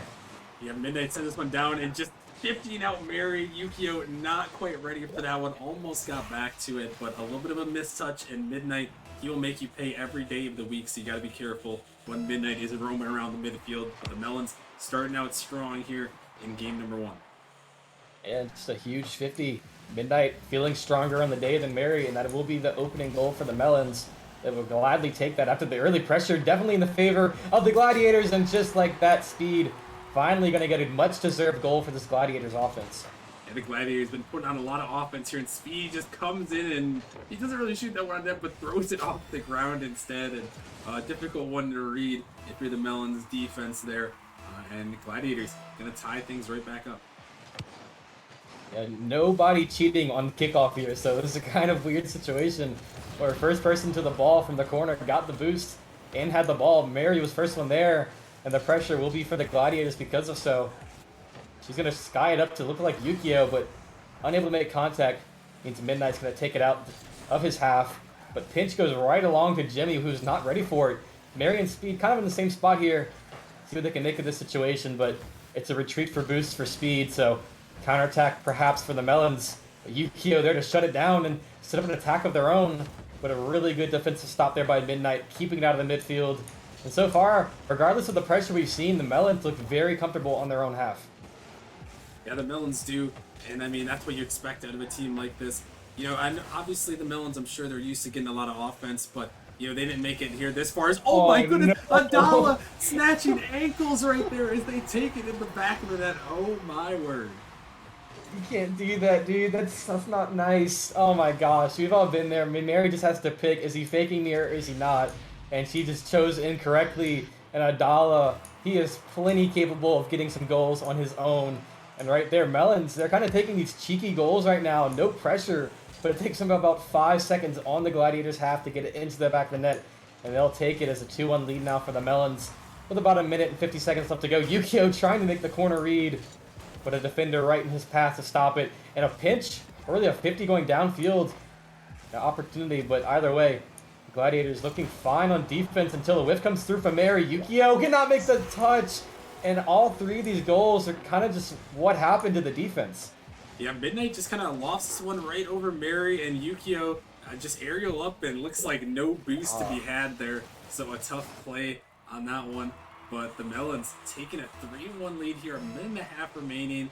These teams are no strangers to scoring, so don't be surprised if we see the Gladiators make a little bit of a comeback here as they're threatening right there, but it's going to be saved away by Midnight.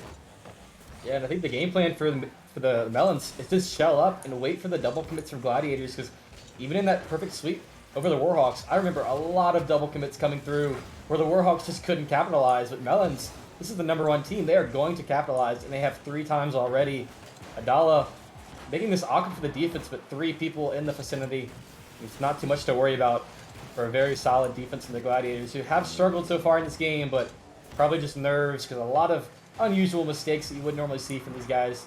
So I'm sure they'll be fine. As trying to get a late surge here with 50 seconds left to go are the Gladiators. They've had pressure all game, but nothing to show for it. Down 3-1. Speed is going to skyrocket this one. And nobody on backboard. This does get scary, but Adala, lack of boost is not too much for him to handle as he clears it back the other way. 30 seconds left to go here. Gladiators trying to break this defense that has been so strong all series, Austin. I'm not sure they can do it with enough time left to go. Yeah, only 30 seconds. It's a lot to ask here against, a Melon team that is so good. And now they're back on the offensive end. So the Gladiators going to need a Hail Mary here in this first game. And it's looking less and less likely the time ticks down. Yeah, and it's just shell up now, which is not exactly where you want to be if you're the Gladiators.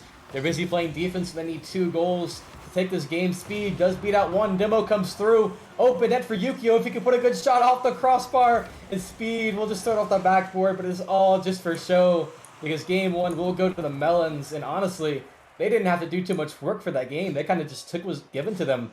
And that was a very solid win by the Melons. Yeah, it really was just the Melons looking solid. I mean, they did everything they needed to do. They had the offense, just enough of the offense. I mean, 3 goals on 3 shots, and then they held strong on the defense against the Gladiators. So really just a solid performance overall, Magic, and Melons looking good here in this first game. Yeah, and I really want to see Mary step up. She's kind of been, even with Yukio being, everybody knows Yukio, but Mary, probably the most mechanical person in this entire lobby. So if she gets going, Gladiators, that's where they find success. But right now, kind of quiet. I mean, kind of getting beat on defense a few times. Lost that 50, kind of got faked. So I know Mary is capable of carrying this team to a grand finals. So game 2, probably the best place to do it. Don't let yourself get down 2-0. So let's see if the Gladiators can bounce back here on Urban Central. Yeah, we will have to see. And something I want to bring up here is I was very impressed with Adala's performance in their last series and then in this series as well so far. I mean, I know it's only been 1 game, but I think they had a goal and an assist there, maybe even a save to their resume. But Adala, after that trade from the Vipers, coming over here to the Melons, it was a very underrated trade because everyone knew they had Alex, and Adala was just kind of, one of those great players that got traded, but you're like, oh wow, they're just going to be a sub. That's cool and all, but we know what the Melons are capable of. But Adala has had to step up here in Alex's absence. They did that in their first round series, and they're doing it here so far. So keep an eye out. If Adala can keep performing like this, the Melons may be running away with this series. Yeah, and you always think Midnight and Alex, but you're absolutely right, Adala. This guy is everywhere he needs to be. And that game 1, he showed it, that he is the difference maker. When Midnight's not making every goal, when Alex is not here, Adala's fitting in very nicely and doing his job. So let's see how they can handle it in game 2, where same storyline, all the pressure in the world for the Gladiators, but can they capitalize? Speed is speeder to this ball. Adala in net, and there he is to make the save. And all the way downfield is Yukio, not expecting the power off of a save to his own corner. Gets the pre-flip over 1. This is a 1v1 situation for Yukio. If he can get the flick, goes for the air dribble bump, cannot get it done. Jimmy with the save and Adala to clean it up. And that's that Melons defense that is so good. Even in 1v1s against Yukio, one of the best players in Prospect, they hold strong. Oh my goodness, and that is a scary guy coming at you in a 1v1 situation. And he even got the bump, but it just wasn't enough of a bump. It was one of those kind of glancing blows there, and the defense just huge there. I think that was Jimmy on the goal line making that clutch save, and they needed that. And here they come back, Jimmy, Texas, putting this in the back of the net there, and the Melons up 1-0 here in game 2. Jimmy literally like the special knife that has everything. I forgot what it's called, but like a Swiss Army knife. That's what he is. He's getting it done. Makes the 1v1 save, super clutch, and then slots it top corner. And right now the Melons, they're seeming like they have all the answers whatever the Gladiators throw at them. So we'll see how they can bounce back. Yukio maybe taking this to the sky, but defense there to meet him and keep it from ever happening. And Nadala is just going to center this, cause a double commit to come through. Pretty much the story of the defense from the Gladiators a lot of the time. See if it comes back to bite him. Adala trying to take it into the air, and he puts it top corner with the air dribble. Adala is having himself a series, and it's only game 2. Yeah, Adala, just a smart play to get on the bounce and then take it to the sky there. You see Midnight on the backboard, but doesn't need the help. Adala just takes it to the back of the net. And wow, Magic, just impressive so far from Adala and the Melons. I mean, they're just kind of running away with things. It seemed like the Gladiators, they had, some opportunities in that game 1, but there has been nothing here in this game number 2. Obviously, we're only a couple minutes in, but the Melons just looking like it doesn't matter who's on the team. But wait a minute, here comes Yukio with the read off the sidewall, and the Gladiators on the board. This is kind of what the Melons' goals have been, a lot of just missed touches on defense into Yukio punishing Midnight's mistouch. I mean, it doesn't matter if it bounces, it's in the net either way. And the Gladiators are going to cut the lead in half before it gets too low in this game. Don't want to let the time run out too much when you're already down 1 goal. And this might just be a kickoff goal. Oh, what a save from Adala. Mary right in his face, but it didn't phase him. And the defense, it's so good from the Melons. Even when they make a mistake, they're able to bounce back and stay composed as a huge save. Keeps it out of 1-goal game as Speed sends it to the corner. Trying to relieve the pressure in Adala with a mistouch. Guys that ball to the air. Speed makes 1 touch. Yukio trying to make a soft touch to stay with it, but either way, defense with a good rotation. Doesn't really matter how good of a touch he makes. Speed trying to center it to Mary. This might be an overcommit, but Yukio, good midfield presence to keep it in. Maybe has a shot opportunity here. Midnight does not make contact, but Adala so solid as he dunks out 1, dunks out 2, but nobody there to put it home. But right now, Adala is running this lobby.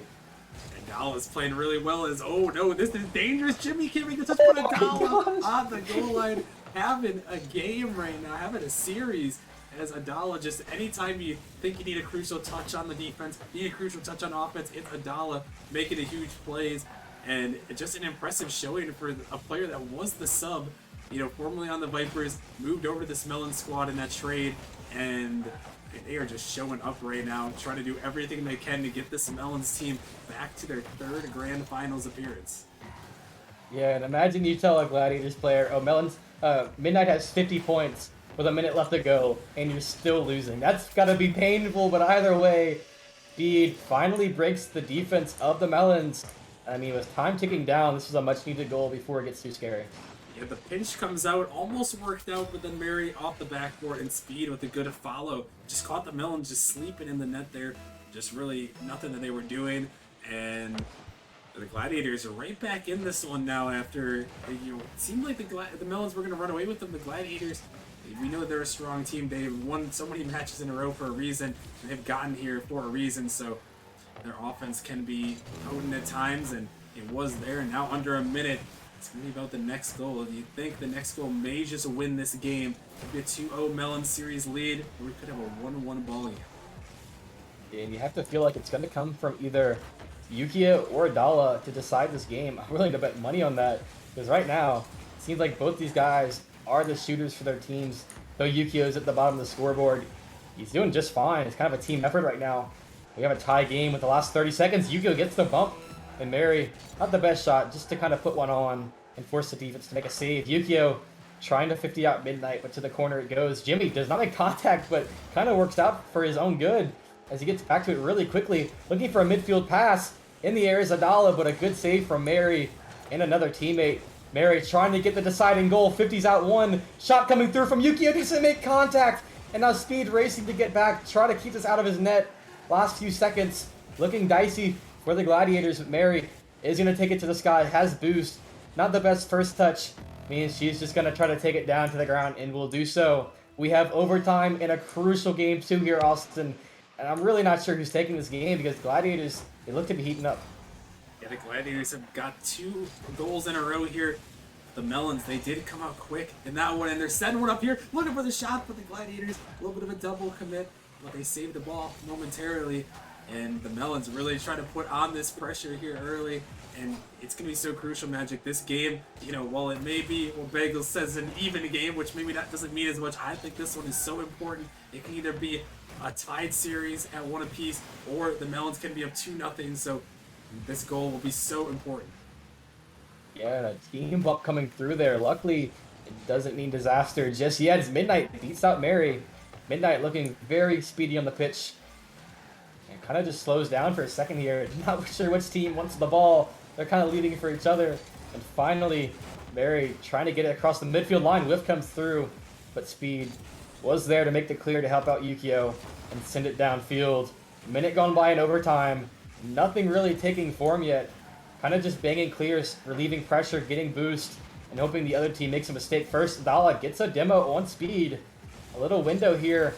Yukio racing back. Looks like another double commit comes through, though. Shot off the crossbar. Mary is very awkward. Yukio will help her out and relieve it. Now Mary, no boost. We'll just throw it on net. And Midnight's going to clear it downfield, trying to get back to it. Maybe a game winner off their top corner. Yukio makes the save. And the Gladiators and the Melons, they won't go away. They both want it so bad. It's Chaos Speed has a shot. Adala is there. And this game is just showing how equal these two teams are. Oh my god, these two teams, so many close opportunities. The Gladiators, you thought they were going to get one in, but on the other side, so did you think the Melons is this one going towards the net. But really, these two defenses have been playing strong here in overtime. And I mean, it just might come down to one play, one mistake, one shot opportunity to decide this one, as these two teams are really giving it all here in overtime. And every time the ball pans to Adala with boost, I'm like, maybe he ends it right here. He's feeling himself. You have to think one of these opportunities is going to happen for the Gladiators before he can really get that game winner for the Melons. So we'll see if this #1 ranked team is all it is supposed to be. But no, a double commit comes through, and Yukio, he will be the guy to put it in, and we have an even series. Yeah, Yukio gonna send this one by just right down the middle, and you have to wonder, was there a call off there? Was it just a double commit? And just a huge mistake from the Melons, and Yukio gonna take it right down the middle of the two defenders and put it in the back of the net, and we have ourselves a tied series, 1 apiece. Good on the Gladiators to bring it in that overtime and tie us up. Yeah, and I really didn't feel like there was a sloucher for the Melons in that game. They felt like they were playing fine, but it was kind of the missed touches they'd have every now and then. They got given free goals to the Gladiators. You know, if Midnight doesn't have that one little mistouch, probably ends in regulation. So very easy to fix mistakes for the Melons. Midnight is not a guy you expect to make any mistakes, so it is a rarity. When it happens, it's good to see the Gladiators capitalize and take a win before it gets too dicey and it's, you know, staring down a 2-0 series. So now we go to game 3. I really don't know who is supposed to be favored in this game. I mean, Melons, they looked figured out in that last game.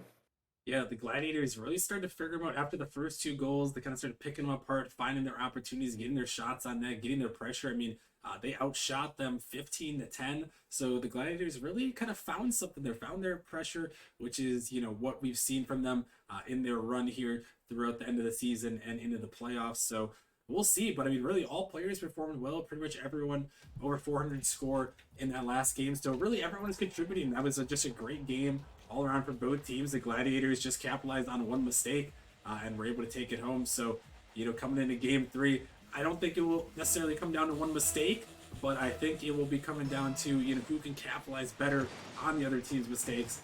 And we'll have to see who's going to get the edge and find the series lead 2-1. Yeah, and I got a feeling we probably find ourselves in overtime within 5 minutes of this game because these two teams, they look so evenly matched, and you love to see it in a semifinal game. Jimmy puts it on target, and the defense not ready for it. Melons, another quick strike here in game 3. Yeah, Melons off the sidewall here. Jimmy just a good follow and catches the defense just a little bit out there, and that's just a good play by Jimmy, knowing that he has an opportunity to take a shot on net and shoots it, scores it, gives the Melons the 1 goal lead. I mean, that was disgusting from Jimmy. He's just the main character there. Nobody is willing to get in his way, and he just beats everybody to the ball and then somehow puts a powerful shot on target. Jimmy, not enough boost to get the double here. I'm pretty sure he would have had it if he had the boost, but not his day and not enough boost in the tank, but he will make the save. as Mary just kind of putting a lot of shots on target, not a lot of meaningful ones, but Jimmy, can he get another one? He will do it! Jimmy, we've had Adala in game 2 and 1, but now it's Jimmy's game to get rocking.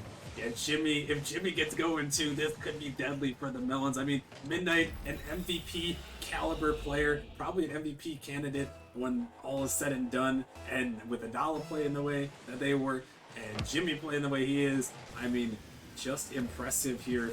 But we saw this magic in game number 2. The Melons, they came out strong, but the Gladiators, they know how to bounce back and they know how to get the offense going. So you can never be too safe with these guys on the pitch. Yeah, they're kind of just giving him too much room in the air and leaving one guy back. And that last person back is just getting beat consistently. I mean, these Melon shooters are all really top of prospect when it comes to scoring. So it's got to be a team effort in the net. Is another last man back, but this time the Melons, but they will escape from it. Midnight, enough boost to take it across the midfield and relieve the pressure. But Speed is right there to meet him. Send it back to the corner. Trying to get it midfield as the demo comes through. Probably taking out the shooter in that situation. And that means the Melons, perhaps a counterattack, but Mary too speedy to it. Trying to get another touch, cannot do so. Speed can't do it. Maybe an opportunity here if Yukio cannot make the touch, but he will. Very solid hand of boost, but still got the job done. And Speed, he's been quick to a lot of these balls. Speed's not the guy you think of, the super speedy player on the pitch, but right now, I feel like every time he goes up for a challenge, he's getting there first. Speed he definitely improved quite a bit from what we've seen in Speed in previous seasons, and you got to give him props. A lot of grinding. That one just barely off the post, but yeah, Speed is looking good, and you know he's got the Melons rocking out here, the Melons tires, and you know the Melons antenna. Maybe trying to eat a little bit here against the Melons, but he's playing well, playing solid, doing what you have to do. But you have Yukio and Mary on your team. You just got to play solid and you know make your touches when you have them. And you know he's done that. He's done that this season. It's a good reason why the Melons came back from their tough start. The Gladiators came back from their tough start, and he's definitely a solid player. But we'll have to see as this game goes on. Now we're past halfway in this one. The Gladiators still looking for their first goal of game 3. Yeah, Speed's name looking truer than ever here in this game 3, but still the Gladiators still facing another 2-0 deficit. As the last 2 minutes tick away. I think it was around a minute where they found their goal last game, but now they're going to need 3. As what a pass from Adala off the corner. And Midnight is his name. Flash under the screen as he gets a goal. Yeah, Midnight finally getting a contribution here on this one. Adala with a nice pass. Midnight, perfect read in the corner there, able to put that one in the back of the net. The Melons roll in here 3-0, and it just seems like when the Melons are winning here, at least in these first couple of games, they are doing it with some great offense. And the Gladiators, they squeaked out that overtime win, but you know we know that they can come back, and they're trying to right here as a huge save comes away from the Melons. And we'll see how they can bounce back. But in game 1, it felt like the Melons were kind of gifted a win. They kind of just took what was given to them. Game 2, Gladiators, very convincing late push there. But game 3, the Melons are playing their game, and they are just suffocating the defense of the Gladiators. Just putting shots on target. Another one comes through, and what a placement from Midnight. Rolls it right into the net, and he's got 2 goals as well. Yeah, Midnight, just perfect placement here. Yukio throwing it off the sidewall, ill-advised there on the challenge, and that one just rolls up and rolls in. The Melons also roll in as they're up 4-0. Very convincing game here in game 3. And you have to think, do you take a timeout after getting beat 4-0? Maybe even worse at this rate if you're the Gladiators, because they look like they have no answers. In game 2, it looked like they figured them out, but Melon's new strategy or something. They're looking much more really re-energized, and their offensive pressure is very astounding to watch. And the Gladiators, they're just looking for answers as Yukio trying to get something going, but Jimmy, huge 50 on Speed, but Mary just clears it downfield. Speed trying to get a bump. We'll just take it to the corner himself, try to keep possession before a clear came through. But Dalla, right where he needs to be. Mary, once again, the rotations are solid when the Gladiators are on offense. But these clears come through, it gets really scary as a bump comes onto one of the Gladiators defenders. A little bit of panic going on. Mary has to make a touch and will do so. Speed there to meet it, but 50'd out. And Yukio, I mean, at this point, it's just go next, I think, Austin, because it's just shots raining through for the Melons. I mean, you'd wish it'd be the other way around, but right now the Melons looking really solid. Yeah, the Melons are solid, and with 30 seconds left, you're not getting the 4 goals more than likely, so just try to build some momentum as you head to the next one. I mean, these teams have been trading games So I think the Gladiators just got to know, hey, we've scored on these guys, we've beaten these guys before in this series. We just need to come back, play solid, get some of our offensive pressure, and force these Melons into awkward positions. And if they can do that, they'll have a good opportunity. Jimmy's gonna put in a fifth. That is all but gonna do it there for this game, and the Melons gonna go up 2-1 in the series. Yeah, that is not a usual miss from Mary. Very reliable, especially this game. She's made a lot of clutch saves, but right there, I mean, at that point, it's just mental boom. Who cares? But still, you'd like to see him close the game out looking solid. But the Melons, they're looking like they're dominating as the series goes on.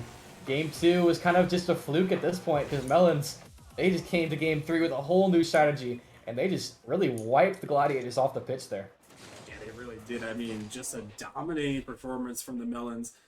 As they just kind of went all in there. I mean, 5 goals, 7 shots. They actually got outshot by the Gladiators 8-7, but I mean, it didn't really matter as the Melons they scored more goals. Really, I mean, just absolutely dominating Magic, and the Gladiators got to be a little bit scared here. They really need to come back in this next game and come back strong.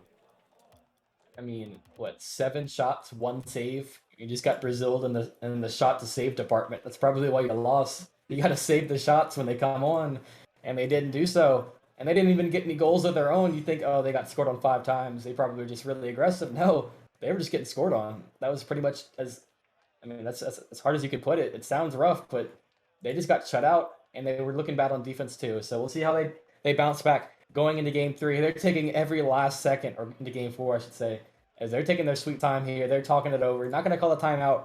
Kind of just going to, reclaim their energy, kind of get the energy back in the comms and say, hey, we got this. It's only 1 game. Let's tie the series back up.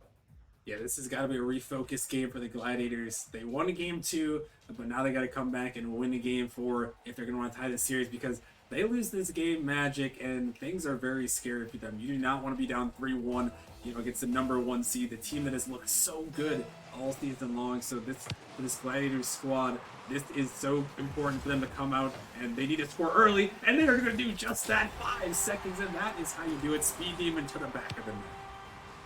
Exactly the start we want to see. First time that the Gladiators strike first. Actually, it might have been Game 1 that they scored first, but either way, to get some energy after that last game where they were held scoreless is huge. And as you said, this team, I mean, the amount of trade talks I went through to get Yukio and finally getting it done, how much he spent, you really want to see them make it all the way. They've worked so hard for it, and you would hate to see it in here, but Speed, he has no plans of going home in the semifinals as he strikes first. Jimmy, gonna center this, try to get back to it, but not happening. As to switch to the C9 decal, you'll love to see it from Jimmy as he is feeling mechanical and Speed. I mean, I don't think you have to be mechanical to get that goal right there, as he just lost it to the top corner. A good recovery from Speed to land on the wall there and just shoot it at net, but that one, Adala probably should have saved that. When it just squeaks in, Speed placed it just well enough, and Adala can't get back to it. And the Gladiators, after getting shut out in the last game, they're going to score 2 here early. And Yukio trying to make a flip. Oh my goodness, skies that one off the backboard. Speed trying to find a touch, but can't put it on target. But the Gladiators reinvigorated on the offensive end, doing everything in their power to score first and take this game and tie the series up. Yeah, the unusual misses from the Melons are being capitalized on nicely, and maybe a awkward situation. 3 people flat-footed in net, but Yukio makes the touch to help him out, and looks like no boost for the Melons means it's retreat time, and Gladiators can breathe. Yukio gets it past 1 very quickly, looking for a pass. Midfield. Speed is there, but there's no way a shot is coming from that angle, and Mary will just keep it in, try to get back to it. Maybe put it on target. Midnight, no problem for him. Very solid defender. And that was the easiest save he's had all day to send it to the corner. And Adala, he is there to meet Midnight on the sidewall, but missed touch comes through. And Gladiators are going to breathe a big breath of fresh air there, as that could have been a counterattack. They seem like they overextended, but missed touch comes through. And now they keep their pressure. Speed gets a touch, not the best one, but it does do its job as Mary is there to help out. But another overcommit comes through. Yukio racing back as the Melons, they're just pouncing on every time the Gladiators send 2 people. Luckily this time it's not a goal, but I like to see the aggression we're seeing from Gladiators, but at what point do you shell up on defense when you have 2 goals? I think for the Gladiators, you got to keep it going. You need to keep your momentum up after, the Melons, they put a 5 spot on them, shut them out 5-0. in that last game. So if I'm the Gladiators, I'm keeping the offense going. Do not let the Melons get any momentum in this game 4. Do not let them get the pressure. Do not let them get any goals back, and just keep moving, because it's working so far for them. And that was the formula in game 2, and it seems to be the formula in game 4, hopefully leading them to a victory to tie this series up. Yep, and time is ticking away. It seems like this game's been going on for a while, but still, we're finally halfway through. The Melons yet to find the back of the net. As I think you're absolutely right. I mean, if it ain't broke, don't fix it. Until the Melons start sending everybody at every ball, just keep playing your same game and see if you can get a third goal to really make this game locked up before it hits 0 seconds. That's kind of a mistouch. Mary, not the touch he was looking for, but the shot does not come through. And Jimmy, he's just going to take it across field, meets his teammate Adala. That is not a threatening shot coming through from Adala. And Gladiators back on the offensive push. Adala to the sky, no boost, looking for a pass. That is a good beat from Speed. And the last man back, Midnight gets beat. Speed has an open net, cannot find it, but Mary is there. And a little bit of over-aggression, but you really can't blame the Melons when they're down 2 goals. And now we got a 3-0 game. Yeah, Midnight did not see Speed at all. He had no idea Speed was coming in for that ball. Speed throws it off the backboard, and in the midfield, Mary gonna finish it off. And this is exactly what you want to see from the Gladiators. It's been their formula, playing faster than the Melons and getting their offensive pressure is.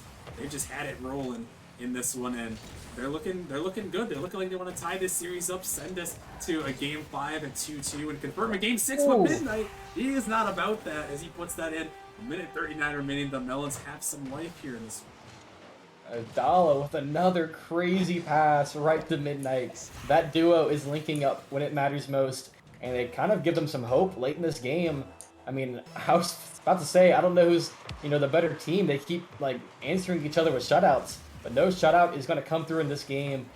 And Yukio does get the bump to prevent the double tap from, I think it was Adala, but still, 2 goals is what's needed for the Melons to take a really decisive 3-1 lead in the series and bring it to overtime. Try to take this game before it ties up the series. And Jimmy trying to get it out. Adala makes a whiffs, I should say, but it works out for their own good. Mary there to meet it, and Speed with a huge 50 sends it to the sky. Jimmy and Speed both commit. Midnight also commits. This is getting scary. Yukio trying to find a double. Very spicy angle. Cannot get it done.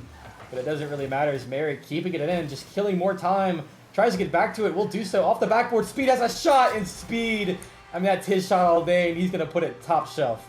Yeah, Speed just, I can't emphasize enough how much better he looks on this one as he finds his read off the backboard. I feel like ever since they've gotten Yukio and Mary, Speed has just kind of hit another level, maybe inspired to grind, maybe learning a lot from these 2 players. But that is just a double tap that we might say, oh no, is Speed actually going to hit that before? But he is definitely confident now, and it's a big reason why they've gotten this far here, and a huge insurance goal as the Gladiators are all but going to tie this series up if they can hold on for the final 30 seconds here. Yeah, and the confidence that having Yukio and Mary on your team, it is showing for Speed. As normally, he probably wouldn't even go for the double tap, and Mary has a shot. But either way, Speed is looking very good in the series, and because of so, we will have a Game 5 on even footing, because the Gladiators, they extremely convincingly bounced back in this Game 4 after being shut out 5-0. They're going to have a bit of a dominating performance themselves, and they're going to send us to Game 5 on a tied series. I mean, what more can you ask for heading into Game 5? This is a Game 7 waiting to happen, and I cannot wait to see who's taking this Game 5, because these 2 teams, they're like peanut butter and jelly. They are just meant to play each other in the semis. Yeah, I mean, this is just a great battle that we're witnessing right here. I mean, I know a lot of people talked about, are these 2 teams, are they the best teams in prospect here? And a lot of people are like, yes, this is. You have the Melons, the number 1 seed, and you have the the Gladiators who coming in as the 4 seed, but they're both giving us a show, Magic. They're looking really good here. I'm loving what I'm seeing from both teams. And now we're actually going to get a timeout from the Melons, which is interesting. These 2 teams have been trading games in this series, but the Melons are going to go ahead and opt for their tactical timeout, so getting that extra 60 seconds to talk things over. Maybe not liking what they did in that last game, but now they're going to have an extra 60 seconds to think it over as we head into a crucial Game 5. The winner will put themselves one win away from the grand finals. Yeah, I do like this timeout coming through. It's better than to not, lose this game this badly and then get beat again when you could have taken a timeout. And now you're in that match point. You got to win 2 in a row. And I mean, it's better to do it now when it's a tied series and you can just, talk it over and bounce back and take the 3-2 lead yourselves. Because, I mean, realistically, if you lose this game and you didn't call a timeout, you're like, why bother calling a timeout? I mean, it is what it is. We're probably going to lose. We're down 2 games, or we need 2 games to win. So I like this early timeout from the Melons, even at a tie. And, I mean, take every last second you can. I mean, Gladiators, they lost 5-0, no timeout. Melons, 4-1, tied series, timeout. We got to talk things over. So we'll see how they bounce back in Game 5, because that last game completely flipped the script. Gladiators, they kind of turned that Game 4, the Game 3 on its head, and they returned the favor in Game 4. Yeah, I mean, it was a huge bounce back from the Gladiators, and maybe it was just a fashion that the Melons didn't like. I'm not opposed one way or another here. I feel like these two teams have been trading blows either way. So, I mean, this game probably would have went back to the Melons if, the trends continue. So, I think either way, what the Melons did here, calling the tactical timeout, it's not a bad situation to use it in. I still think that even if you lost this one, you definitely could have used it and still been fine to bounce back. But hey, they want to get this game. They're just showing us, how important they feel this Game 5 is, and it really is that important. As like we said, if they win this game, they're going to the grand finals. It's an open net, but Speedy can't turn it on. That one may leave a mark there, as that one could have just kept the momentum in the Gladiators' favor. Ignore the timeout buff, but that one not meant to fall, and we'll have to see who is going to have the advantage in this Game 5. Yeah, and I know Speed wants that one back, because imagine scoring a goal within 10 seconds of a team taking a timeout. That is a mental boom. Just F up the series because nothing got fixed, but he doesn't put it on target. But if you're the Melons, you still got to feel like, guys, we should have got scored on there. We got to fix what just happened. I mean, even if it's not a goal, that was a opportunity that should have never been there for Speed. And now the offense for the Melons. It is refreshing to see them on the Gladiators half. That's where they found success in Game 3. They're dominating Game 3 victory. See if they can keep that game plan they had in Game 3 as a Rule 1 maybe coming through. I think just barely not going to lodge enough. And a banger on target. Jimmy might have been helped out by the goalie. Might have been a bar down. Not sure, but what a shot. Yeah, that was an interesting Rule 1. It was like a Rule 1 for a moment, and then they just kind of separated off. And then the answer from Jimmy maybe catching Mary and the defense out of position with that awkward Rule 1. And just a snipe from the midfield. Exactly what the doctor ordered for the Melons as they take the 1-0 lead about a minute into this Game 5. But now they're getting dangerous. They're going to clear it off to the corner. I love seeing Speed just dive at every ball. Do not give these Melons players any time. Because, I mean, that's where they thrive. This is a mechanical team all the way around. Give them space. They will punish you. But that is really the game plan we've seen from the Gladiators in their victories. It's just, if you're first man, dive at whoever has the ball. Make them do something. And it is working out because right now the Melons, they can't get off a defense because there's always a Gladiators player just rushing at them and they have to make a rush touch. Adala finally gets consecutive touches to maybe clear it out, but Mary is there. Speed gonna leave it for Yukio. Yukio gets it over one. Can he get back to it? I don't think he got bumped right there, so it will not happen. Either way, the pressure is still going. Mary and Speed both just very aggressive there. Yukio luckily wasn't really sent with a last man back situation. Nobody was there for the Melons to clear it. And now Mary taking it to the sky. A whiff comes through from Adala. Beat off the backboard. Where's Yukio for the shot? Mary with the save. Gets in the way. Very unlucky right there. And the Gladiators, they want that one back. Yeah, they will. It's just a tough one. It happens sometimes. Mary trying to redeem herself, but she can't quite. And oh my god, Yukio, no. he just misses the ball. No. Chaos for the Gladiators. It went from goal on their side 1 second to goal in their net the next. And Yukio, what is he doing? Why is he jumping there? I'm not sure. Just a huge mistake. And that one is going to hurt as the Melons take a 2-0 lead here in Game 5. It looked like he was trying to flip to the ball and he double jumped or something. Just a mechanical error. I mean, this happened to the best of us, but that one, that didn't look good. That was everybody watching. You're the third man, one-on-one, and you make that. That's painful for Yukio, but, you know, a very unlike him mistake, so I'm sure he'll be fine, but the Gladiators. 2 goals they probably should have scored that didn't go in, and now 2 goals that are like, that shouldn't have gone in as well. So we'll see how they recover. Because right now, this is looking a lot more like Game 3 than it did that last game. As the Melons pedal to the metal. Oh my no. gosh, Midnight. You can't do that, dude. 3-0 for the Melons. Oh my goodness, I mean, he's just pre-jumping speed, he touches it down, and Oh. what is that? Midnight somehow gets in the way, maybe calculated, maybe not, but a third goal for the Melons, and Magic, these teams are just trading blows back and forth, and unless the Gladiators have another miracle in them, like we saw in their first victory of this series, the Melons could be walking away with this one and getting themselves on series point here, and want to win away from the grand finals. Yeah, and you have to think that timeout may have been the correct decision at this point because the Melons looking like a different team than they did in that last game. And it was great to see them use that timeout to success. But now if you're the Gladiators, you want to make this game a little closer so you don't get to that timeout like, wow, we just got destroyed again. And now we have to win games 6 and 7, and Yukio, he's going to get the trend going in the right direction. And a late goal, and it was just a mistouch from Adala and a mistouch from Midnight, but they'll take it anyway. Yeah, there was a lot of speed for Midnight on the backboard to try to find a good read, and there was just 2 Gladiators offenders lurking right in front of the net there, so the Gladiators finally get on the board here as they're going for a heavy cheat kickoff there. Not quite able to work out right in their favor, but it's good to see the Gladiators get on board, and they've made comebacks before in this series. They've got about 1:20 to do so, 1:15 now, to make something happen. They need 2 goals. If they can get one quick here, it's a lot of time to try to find one last goal to send it to OT. Yeah, and luckily for the Gladiators, that Adala we saw in games 1 and 2, he's not exactly been here these last couple games. He is kind of struggling. A lot of whiffs coming through. You can see the pressure is starting to mount. He knows what's on the line at this point. No way! No way it happens again. Another one. This time it happens to the Melons. They kind of get gifted back what they had happened for them, and that is unlucky. I mean, Midnight, he's reading it on the offensive end. He's reading it on the defensive end, put it in the back of his net. I mean, that's the second time Midnight has been jumping up and is going to basically pre-jump a goal into the back of the net. But for the Gladiators, that is huge. And now the Melons got to answer back. Midnight, he answers back well. A great pass, a great goal, and the Melons back up by 2.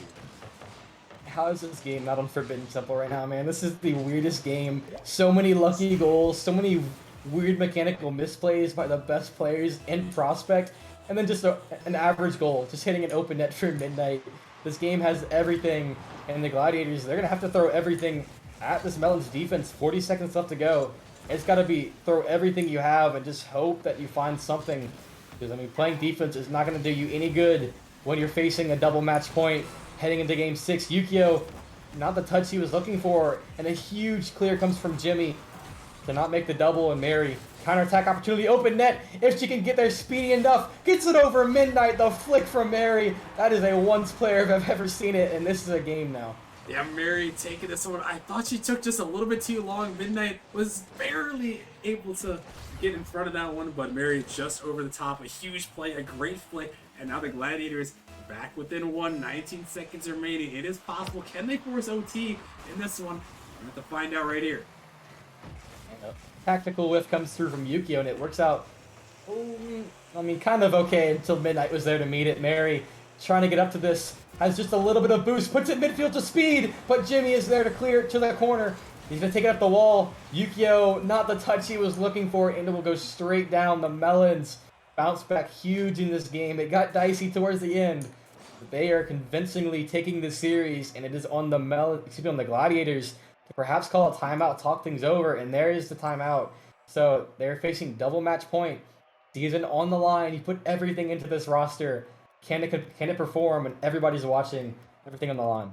Yeah, a lot of pressure. You know, Speed. I know he's probably not thinking back to that moment where he got this roster, but I know, it's at least maybe in the way back of their minds. But you make these trades to get this roster to this point. You gotta pay it off. You had so many wins in a row here. You gotten this far. I believe they might be on a 9-win streak, 8-win streak, something along those lines. I don't remember the exact number, unfortunately.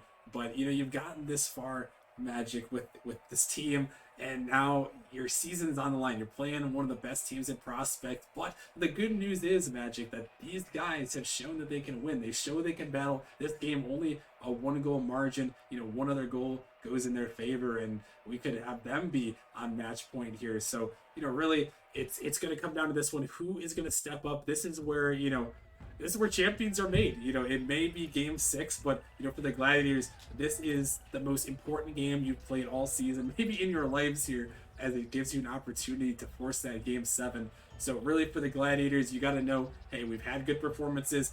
We've been in this series this entire time. We can beat these guys. Let's go into this game 6. Let's freaking beat them. Let's send it to game 7. And we'll see if they can do that. It's important. It's so crucial here. Forbidden Temple's a crazy map. We've seen crazy things happen. It's always crazy on Forbidden Temple. And in game 6, the Gladiators need the craziness to be in their favor this time. I'm pretty confident in their game 6 going to this game. I mean, think back to that last game. Mary saves a shot on accident that was going right in. Speed, open net, couldn't get it done. Yukio just double jumps midfield and gifts a goal to the Melons. Those were very avoidable mistakes. That could have been a Gladiators win. It probably should have been, but it just didn't pan out that way. And I mean, we'll see how they bounce back. Timeout is over, and it is time to see what the Gladiators figured out with their little break. Season on the line. Are the Melons punching their ticket to the Prospect Grand Finals? Or do the Gladiators bring us to Champions Field? This is going to be so important. If you're the Gladiators, you got to score first. But this one, oh no, the net was wide open, but the Melons, they couldn't turn it in. They tried, but they couldn't. And like I said, Magic, the Gladiators, they got to score first here. You need to start off strong, and they're trying to do just that. It's so important here in this game 6. Yukio trying to take time here, but Adala just not giving him any space. Mary will help out, but really the sidewall defense is so big for this Melons team. They just expect every clear at the right place, right time on the sidewall, and they just dunk you back down onto defense. Adala racing speed to this ball. He hits these every day of the week. Can he get it done? Yes, sir, he can. Adala, he is back in his prime form, and the Melons strike first. Oh my goodness, Adala sending up the backboard, and look at this read here. This is the Prospect League, but these guys are so mechanical. A lot of these players definitely going to be moving up leagues next season with the way they performed and improved mid-season. And that one, huge for the Melons. That one just puts fear in the heart of the Gladiators, and the Gladiators now, again, have to make a comeback. Not sure how that wasn't a demo, but Rocket League moment kind of works out for the Gladiators there. As demo doesn't come through, and the first man lives. See how they can handle this pressure. Speed gets a demo, and the pass over to Mary. Mary trying to get the backboard read. Can't she get it done? No, she can't. Yukio there, but cannot get it done.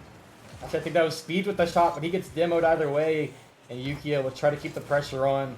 Speed 50s out Jimmy, but right to the midfield. Adala had a shot, sends it well wide, and Yukio gets it past 1v1 situation, maybe 2v1, but Speed and Yukio, I don't think they were on the same foot there. They kind of worked against each other. One of them probably should have been going for a demo, and it results in the Melons getting out unscathed in a situation that probably should have tied the game up. Yeah, that one, I think they were trying for the pinch, actually, Magic, which is a very bold strategy in this one. They wanted to hit the pinch, but I don't think it worked out for them. But you're exactly right. Either stay infield for a pass there, or have the first person go for the demo, second person shoot the ball on the net. But a huge mistake is, oh my goodness, Adala sending that one middle, almost into the back of the net, but not quite meant to be. And the Gladiators still find themselves down by 1, but fortunately it's only 1. But as the time ticks down in this game 6, with their season on the line, it's going to feel like there's less and less time, as it's going to feel like 2 seconds are passing and only 1 second's passing. The Gladiators are going to start feeling the pressure here very quickly if they cannot get a goal in the back of the net. Yeah, and Jimmy is making it worse, just making this team feel the pressure. Not the side of the field they want to be on, down a goal with half the game left to go. Mary's going to try to get it across field. A double commit comes through, and Midnight just hits the ball right between them. And Yukio will have to make a clear 50 all the way across field. Speed, not the best touch, and now it's an open net. Yukio able to backflip and keep it off target. Adala trying to find another crazy read. He is all over the place. 3 chances he's had, and they're almost all finding the net. Speed not ready for that touch from Jimmy, and Adala. Does he have another one in the tank? Tries to get it past 1, but Yukio is able to stifle his attack. Mary trying something. The Melons are just assaulting them, and another one perhaps. Jimmy off target, and a double commit comes through. Can the Gladiators turn this around? Clear comes through, and Speed trying to get something for the Gladiators. Boost being collected for the Melons, but it's the attack coming through now. Gladiators, a minute and a half left to go. Season on the line. This has to be the push. As time ticks away, Midnight to the corner. Mary off the backboard, straight down. Yukio is there, but a save comes through, and Midnight tries to collect it. Speed off the corner. It is midfield, but Adala with the clear. And the rotations are just too good right now from the Melons. Every time any pressure is put in their way, it is no problem for them. It's the first time the Gladiators has had sustained pressure, and Speed's looking for the shot, but Midnight with a huge save. But you're right, the defense so huge, but this one is shot again. Oh my goodness, the Gladiators cannot buy a goal right now, as that's another one off the post. The Melons defense, the post, the inaccuracy, No way. and here come the Melons. Midnight putting a dagger potentially into the hearts of the Gladiators. With just so much play here. Adala just faking Mary out, dropping it down. Midnight slides it through, and the Melons 59 seconds away from Grand Finals appearance number 3. Oh, they tried to call his bluff, but it was a bluff the whole way, and Midnight was there to play the ace and send it home. A 2-goal lead now for the Melons. He got a feel for Speed, had a huge bump, and the shot was just barely off target. It was probably the best chance they're going to get. Mary off the crossbar, and now it's just painful. Gladiators cannot buy a goal here with Game 6, everything on the line. They cannot get it done. Speed, he is the man to do it. He is the captain of this team. He's trying to get something going past midfield to Yukio, but Midnight cuts it off. Doesn't get the boost though. Mary has a little bit of boost to work with, sends it off backboard, but a pinch means more time ticks away. Speed doesn't make contact. Adala, can he end it here? Puts it midfield. Popped by a Yukio.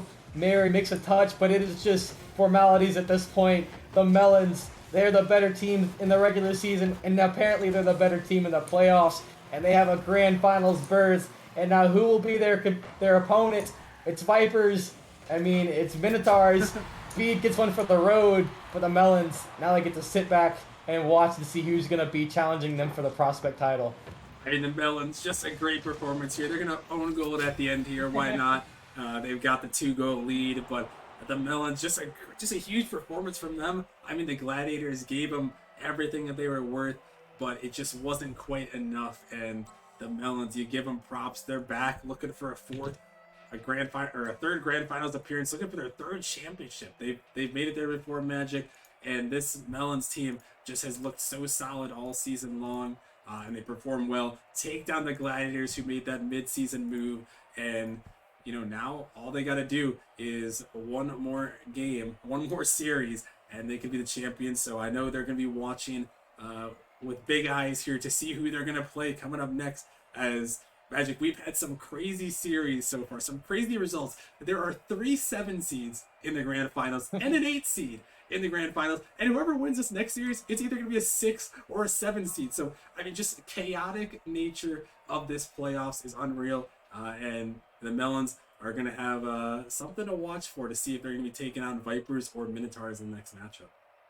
Yeah, it's good to see a 1 seed just come out and perform. I mean, poor Ascension and Krakens, they couldn't get it done against the lower seeds, but the Melons, they were not pressured at all. They felt no pressure. They had a couple games where it was shaky, but at the end of the day, they got the job done. But we are out of time here, but we're not leaving the Prospect League. We got to decide who the Melons are going to be taking on Saturday. So don't go anywhere, guys. We'll be right back with some more playoffs action in just a minute.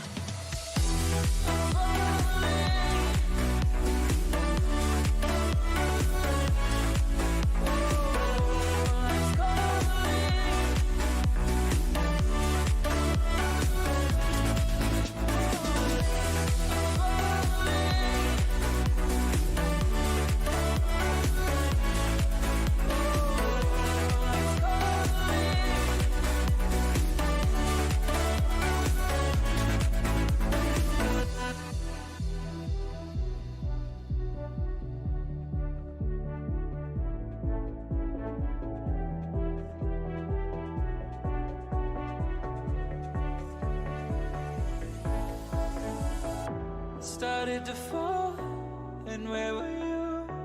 How could I know you were falling too? Grabbing the wind, cutting my skin, but it's hard because I'm falling. Tell me why I'm falling. Oh, life's calling, but it's hard because I'm falling. Falling. Welcome back, ladies and gentlemen, to the Nemesis Gaming League, where the grind continues. We are back for our final match of the night. In the semifinals, in the Prospect League, we've got the number 6 Vipers going up against the number 7 Minotaurs. This is for the season. This is gonna end the season. Excuse me, got a little bug there.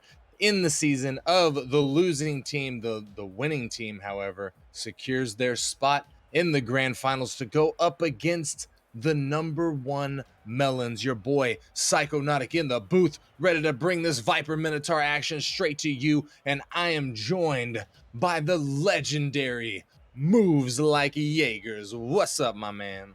Let me tell you, I'm doing a lot better after that introduction, Psycho. Past few times we casted together, we didn't exactly get a series, couple of forfeits. Hopefully, it's looking like we're gonna get one here, and it's looking like a good one. 6th versus 7th seed in the semifinals. That's that should be a banger right there. I see this one going all the way to Game 7. I know Austin's trying to go to bed, but honestly, for the content, who cares? You know, like Vipers versus Minotaurs. And Vipers, one of those teams that's been around for a while, always make deep runs in the playoffs. And Minotaurs, if I'm not mistaken, it's their first season. And I mean, already like a potential grand finals berth. That's a way to kick off a franchise. That's very true. That's very true. And I think that is a couple of things have come down for the Minotaurs. But you know what? Let's just get into this action real quick. I think we got everybody here on the field. We're running a little bit behind just in case this is a game number 7. Before we talk too much about these teams, Jaegers, let me hear from you. What's your prediction? I already kind of know what it is, but let's let the crowd hear it. Yeah, no, I mean, Minotaurs don't have wheels, but I still got them taking this to Game 7. I know Vipers are a very good roster. They got Pugs, Lauren, Dissensions. But, I mean, I think that Rogue buff is too much, and I just see them taking it home here. That might be true, and I'm going to be on the other side there, Jaegers. I'm going to call Vipers in 7. And ladies and gentlemen, if you don't got your channel points in on predictions, go ahead and get them in real quick. I think you might have just a little bit of time left. Me and Jaegers put down 20K apiece on our respective teams, so let's make them numbers go higher. Let's make that pot bigger for the winning team. And Pugs coming in trying to get the first goal, not going to be able to get it through the Minotaurs defense though. And Jaegers, you know, the Vipers, as you mentioned, they've been had a couple of playoff runs, had a couple of good playoff runs in season 2. Whenever I was on their team, we actually made it into the grand finals against none other than the Melons, who ended up beating us, I believe, 4-1 if memory serves correct. But I think the Vipers, they want to get back to that now, especially now that the Melons are in grand finals. That would be the season 2 return of the grand finals in Prospect League. Absolutely, it would be a very good matchup, especially a storied one. And I mean, I know the Origin boys are rooting for the whichever team wins out of this one, because they want to be tied in grand finals victories. Although one was redacted, you know, we're not going to talk about it. No, we don't talk about that. A dub's a dub. Dub's a dub, yeah. We don't talk about that around here. What we do talk about though is how we're 3 minutes and 20 seconds into this game, and neither of these teams has scored so far. Been a bit of back and forth in the midfield. We'll see what is going to transpire as Dissension is gonna try and take that out. Jatron not able to find the pinch that he's looking for. It does bounce all the way across. Dissension on the ball again. He's going to slow things down a little bit, but Rogue not going to be faked out by it. It's a good challenge. Pug's trying to get a shot, but it gets deflected as we exit the first half of this game and enter the second half. We now have somebody on the board. Rogue coming in, starting things off for the Minotaurs. No, I thought Pugs had that life read. Like, he had the read. Rogue put it right on his car, but just a little too powerful. And the Minotaurs still first blood in this one. Yes, they certainly do. And they got to feel good about that one, as it took almost 2.5 minutes to find the back of the net. Dissension trying to come in for the double, for the read off Rogue, but not able to get to it. Rogue gonna try and get that one out. J-Tron sent up to him. Oh my goodness. What a play from Minotaurs. Psycho, I was talking about it earlier, that playoff Rogue buff, and it is here in full effect. The man has all the shots for the Minotaurs, and the only two goals in this game one. The man is ready for this. He is ready for grand finals. And, it's looking like, at least in game one, he's going to take his team there. Yeah, he is definitely ready. And I was talking to him a little bit before the match, and he was telling me he was a little bit worried because they didn't have wheels. He was a little bit, he's still confident in his ability and in his team. But I know wheels is a big part of the dynamic for him. But it seems like he is stepping up and filling in where that's messing up. Where they're missing out, J-Tron doing a fantastic job of feeding the ball to Rogue, Snazzy as well, both of them on the play. All three of their players on at least a goal so far. Minotaurs doing really well in game number one. Will Vipers be able to come back from this 2-point deficit, or will Minotaurs close this out? Dissension sends it out from the corner. Dissension trying to stick with the Snazzy, gonna block him. And Lore taking it up the sidewall. Rogue gets the touch. Pugs is there. Pugs in the defensive zone, gonna take control of the ball in the midfield. Pugs looking to set up a pass, but Snazzy gonna smash it away from him. As we wind down and get closer and closer to the 60 seconds. This Minotaur roster is looking real good right now, Jaegers. They're holding the fort down. They really are. Rogue putting another one on, but saved away by Dissensions. And, it's not that the Vipers aren't getting shots. They're out shooting the Minotaurs. But they're just not disrupting that Minotaur defense. Minotaurs have 5 saves. So accuracy is obviously not an issue for the Vipers, but they just need to find a ways to disrupt this Minotaur's defense and put the ball in the back of the net, because pressure wise it looks extremely even. Yes, it certainly does, but this is a perfect case of quality over quantity, as you pointed out there, Jaegers. The Vipers are out shooting the Minotaurs, but the Minotaurs have strong defense and they're scoring the goals that matter, which has won them game number one here, as we just need the ball to touch the ground. There you have it, Minotaurs, your winners. Moving into game number 2. They now have the advantage in the series. Yeah, but Psycho, Minotaurs might have the advantage, but this has the looks of a long series. Vipers, if they can keep up the pressure, find some shots on target, find some goals in the back of the net, and that could have easily very well been a Vipers victory game 1. I'm honestly looking for Pugs and Lore to step it up. Dissensions did have a few shots. He had some pressure. He had the saves. But Pugs, if I'm not mistaken, he's their highest MMR player right now. And this Vipers team's really relying on him for their offensive capabilities.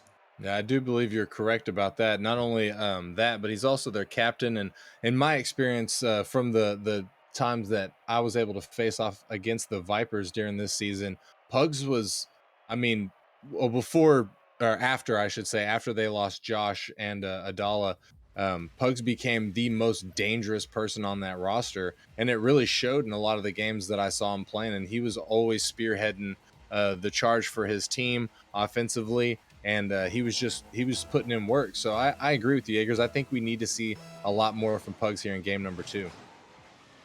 Absolutely. And I mean, that was a good kickoff by him. Nothing coming of it to start. But look for the Vipers to settle down in this one, maybe calm their nerves a bit.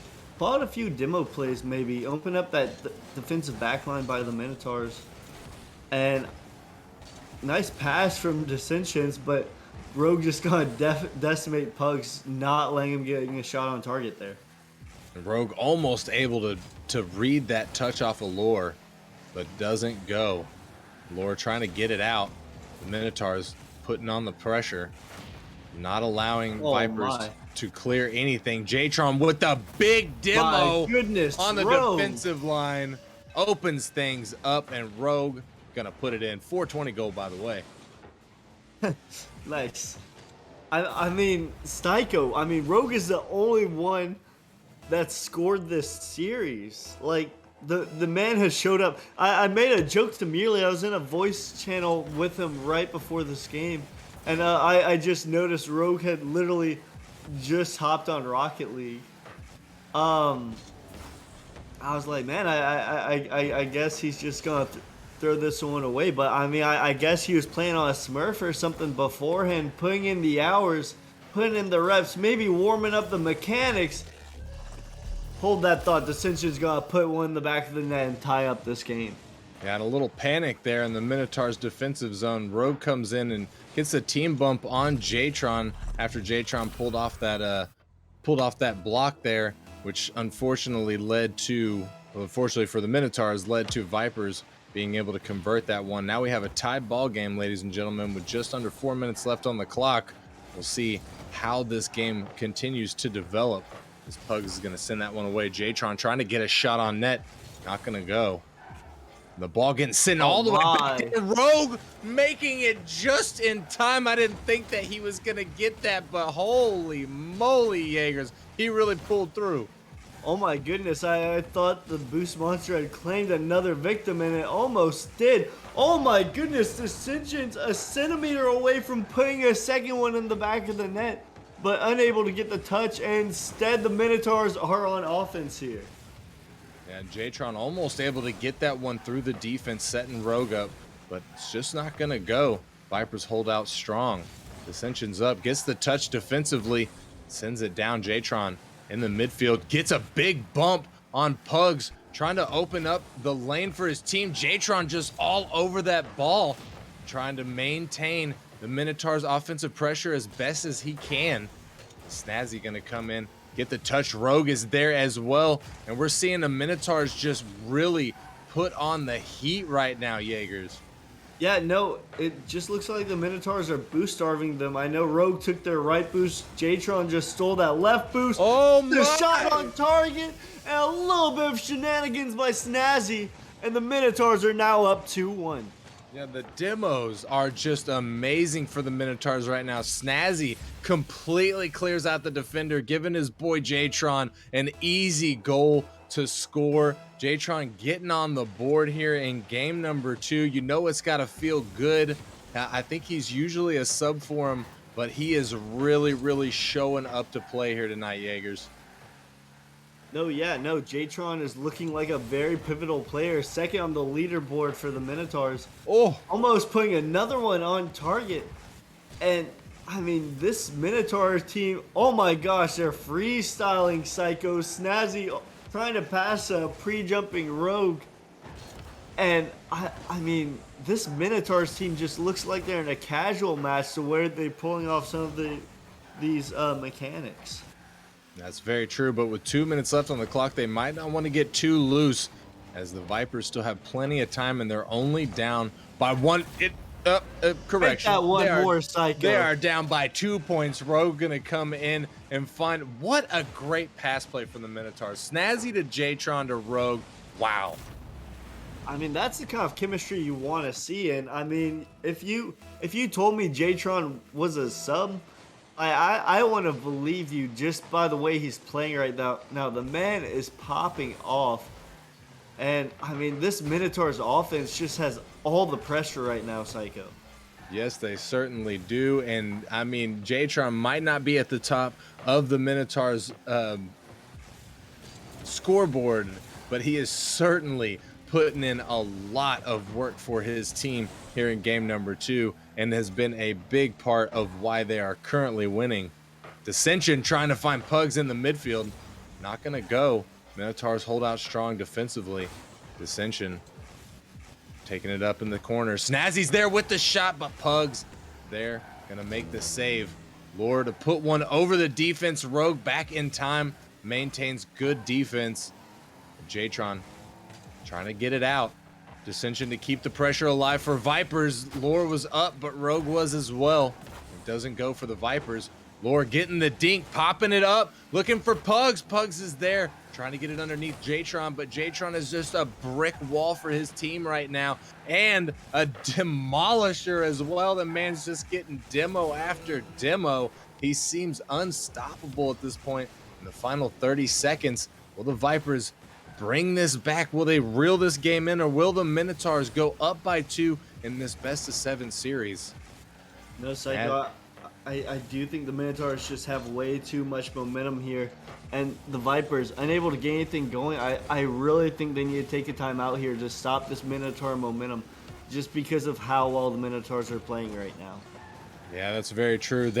I'm going to be extremely surprised if the Vipers don't take their tactical timeout right here, right now. Minotaurs are on a tear, and they are looking unstoppable right now. No, they really are. And I mean, we have seen teams earlier these playoffs not take timeouts when they probably should have, and it's always bitten them in the back. So no call for a timeout yet. I am just wondering if they are going to play on. Yeah, I mean, sometimes it works out that way. If I'm remembering correctly, and correct me if I'm wrong here, Jaegers, but I'm pretty sure I remember Bagel saying that he's and he's a Titan League player. For those of you who might not know, he's up there. He's in the 1900s, 2000 range. He's a really good player, and he says he doesn't like taking the timeout. It's not part of his thing. It throws his game off. He likes to just get back into the game as quickly as possible. So different people view differently. And as we can see here, the Vipers kind of feel on the side of Bagels there that do not take their time out. Yeah, I mean, sometimes you just want to get back into it because you believe you can win this next game. And I mean, the Vipers have been keeping up with the Minotaurs in terms of offense. They've been putting shots. They just haven't been putting them in the back of the net. Lord does so there, and what a way to kick off this game number 3. Maybe they didn't need the timeout after all, Psycho. Maybe they didn't. Maybe they just needed to get back into the game, and the Vipers getting exactly what they need. They needed a quick goal. They needed an early goal. They needed the lead. Now they can start to dictate the pace of this game. And in game number 3, that's exactly what they needed. It would have been devastating, Jaegers, for them to have gone down 3-0 against this Minotaurs roster. Absolutely. And I mean, you don't want to go down in this pivotal game 3. Good on the Vipers to start out fast in this one. And Rogue dribbles past one, and he gets a dribble goal himself. Hold the phone. Rogue gonna take advantage of an entire field solo play. Jatron with a great pass, heads up look from him to get it to his teammate. And now Minotaurs are back in this. 30 seconds gone, and we've already got 2 goals, Jaegers. I think this might be a pretty high scoring affair. Hopefully so. Hopefully it doesn't fizzle out after the first minute. But I mean, just based on it, these are 2 very high-powered offenses. And look to him to get a few more there. Jatron makes a very pivotal save. And quite possibly save the Minotaurs from going down a goal. Yeah, I think that is 100% true. Jatron clutching up on the defensive line right there. As he has been this entire season, that man has been clutch. And he's been doing a lot for the Minotaurs. We'll see if he can continue to do just that, as we are now tied at 1. Jatron getting the banger out of his defensive zone. Lure back for it. Lure with the fake, but oh no, the bump. But it doesn't really work out for the Minotaurs there, Jaegers. Yeah, no, and Minotaurs right now are playing pretty dirty, pulling out the bumps. You love to see it. But like I don't know. I mean I need the Vipers to pull something out. Like they got a goal early, but overall their offense have just been uninspiring. They've been getting shots, but they need to clear open the back line if they want to put some past this Minotaur defense, because right now what they're doing clearly isn't working. Yeah, I mean, you need it. I need it, Jaegers. Oh my goodness. No, that's not what I need. That's not what I need, Jaegers. And I mean, I don't even know what to say. Jtron just gotta get the 50. Oh wait, Jtron got the 50, and no Minotaur player touched the ball since. And Lord just gets pull shot into the ball, and the third man just rotates too far up, and that's all she wrote. And now the Vipers down 2-1. The double commit from the Minotaurs. Will the Vipers be able to mount a counter attack? Jtron's going to clear that one out. Jtron with the clear, putting it on net, but Puggles getting in front of it at the last second. Pugs again with the touch. Drops down. Dissension's going to miss his touch. Pug's going to help him out. Up to Lore. Back out to Puggles, who isn't able to get the touch. Rogue and Jtron on the same ball. Pug's going to take it away from him. Trying to get it out to the mid. Dissension was up in case he did. But the Minotaurs defense stayed strong. Kept the ball out from in front of their net. This Pug's going to just try and get a touch from the backside. What a pass from Snazzy, and a good shot that just not going to go. It's going to be a little bit wide. This Pug's going to send it down and leave it for Dissensions. Dissensions just going to throw that ball away in the midfield. Snazzy going to leave it for Lore. Lore gets a good 50. Jtron sending it down. Snazzy. Oh, what a shot by Snazzy. Holy rocket balls, Batman. No, Psycho, this Minotaur offense is just rolling right now. A pass from Jtron to Snazzy. Snazzy puts it top shelf. And now the Minotaurs are up 2 goals. Psycho, this Snazzy player, he's been known to pop off in players before. Back in Season 5, he did have the Game 7 winner in OT against the Wyverns, if I'm not mistaken. I mean, you could probably find the clip in somewhere in Nemesis. It's a very good clip, but the Ascensions just got dribble past the entire defense and put another dribble goal in the back of the net. Yeah, speaking of clips, asking you shall receive. Dissension's going to break off a couple of ankles there, send some people to the clinic, and score a goal. Now Vipers may very well be back in this with 1 minute and 15 seconds left on the clock. They are only down by 1. Lore sending it out to the mid, but Jtron getting there in time, getting the clear, trying to follow off the sidewall. He's going to follow it. The mistouch coming out from Lore. Jtron going to punish you every time for that one. No, that's just an unfortunate touch by Lore on the back wall, and Jtron following too close, and he's just gonna put in the back of the net. 500 points in this one for Jtron so far. Looking good, my dude, looking good. All 3 of these players, to be honest with you, on the Minotaurs are just having fantastic nights. Jtron not done. Jtron gets the hat trick for himself. Psycho, Jtron has 100% goal participation. 3 goals, 2 assists, excuse me, and one save to boot. What a performance in this really pivotal game 3 by Jtron. Yeah, and I think he's up to like 90 demos too throughout the series. I mean, the man has just been popping off. You love to see it. Somebody who I'm not gonna say makes their debut, because I'm pretty sure he's played some of the matches throughout the regular season. And I said earlier, Jaegers, that I thought he was the sub, and I could be wrong about that. Lore gonna fire back. Now Vipers only down by 2 with 30 seconds left on the clock. It's hard to say, Jaegers, if this is possible for them to make a comeback. I mean, I've seen crazier things happen, Psycho, but 2 goals in 30 seconds is a very difficult ask for any team, especially one going against this high-powered Minotaurs offense. But, I mean, if any team can do it, it'd be the Vipers. That's very true. We'll see if they are able to, in fact, do that, or if Minotaurs are going to secure the bag in game number 3 and be sitting at match point looking at a sweep. And there you have it. Snazzy going to get the long ball. And what an easy goal for him as the triple commit comes out on the Vipers. Yeah, I mean, there wasn't much the Vipers could do there. They kind of did have to send the house. And, I mean, just Snazzy just gets a fortunate goal there to further cement this Game 3 victory. With 10 seconds left, it is all but cemented at this point, as the Vipers are looking to just keep the Minotaurs out of the back of their net so this game can come to an end and they can try their best to regain. There you have it, ladies and gentlemen. Moving into game number 4, Minotaurs sitting on match point. No, and Pugs left the match, could be having a car change. And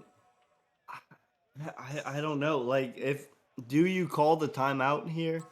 Like, would it matter? Do you just play on? I'm not sure, Psycho. I call the timeout personally. I call the timeout. The Minotaurs are on a tear right now. They found a groove in game 1, and they have not been able to been knocked out of the groove. And the Vipers are not playing terribly. The Vipers have been putting on a lot of pressure. They've been doing a lot of things throughout this series that are right.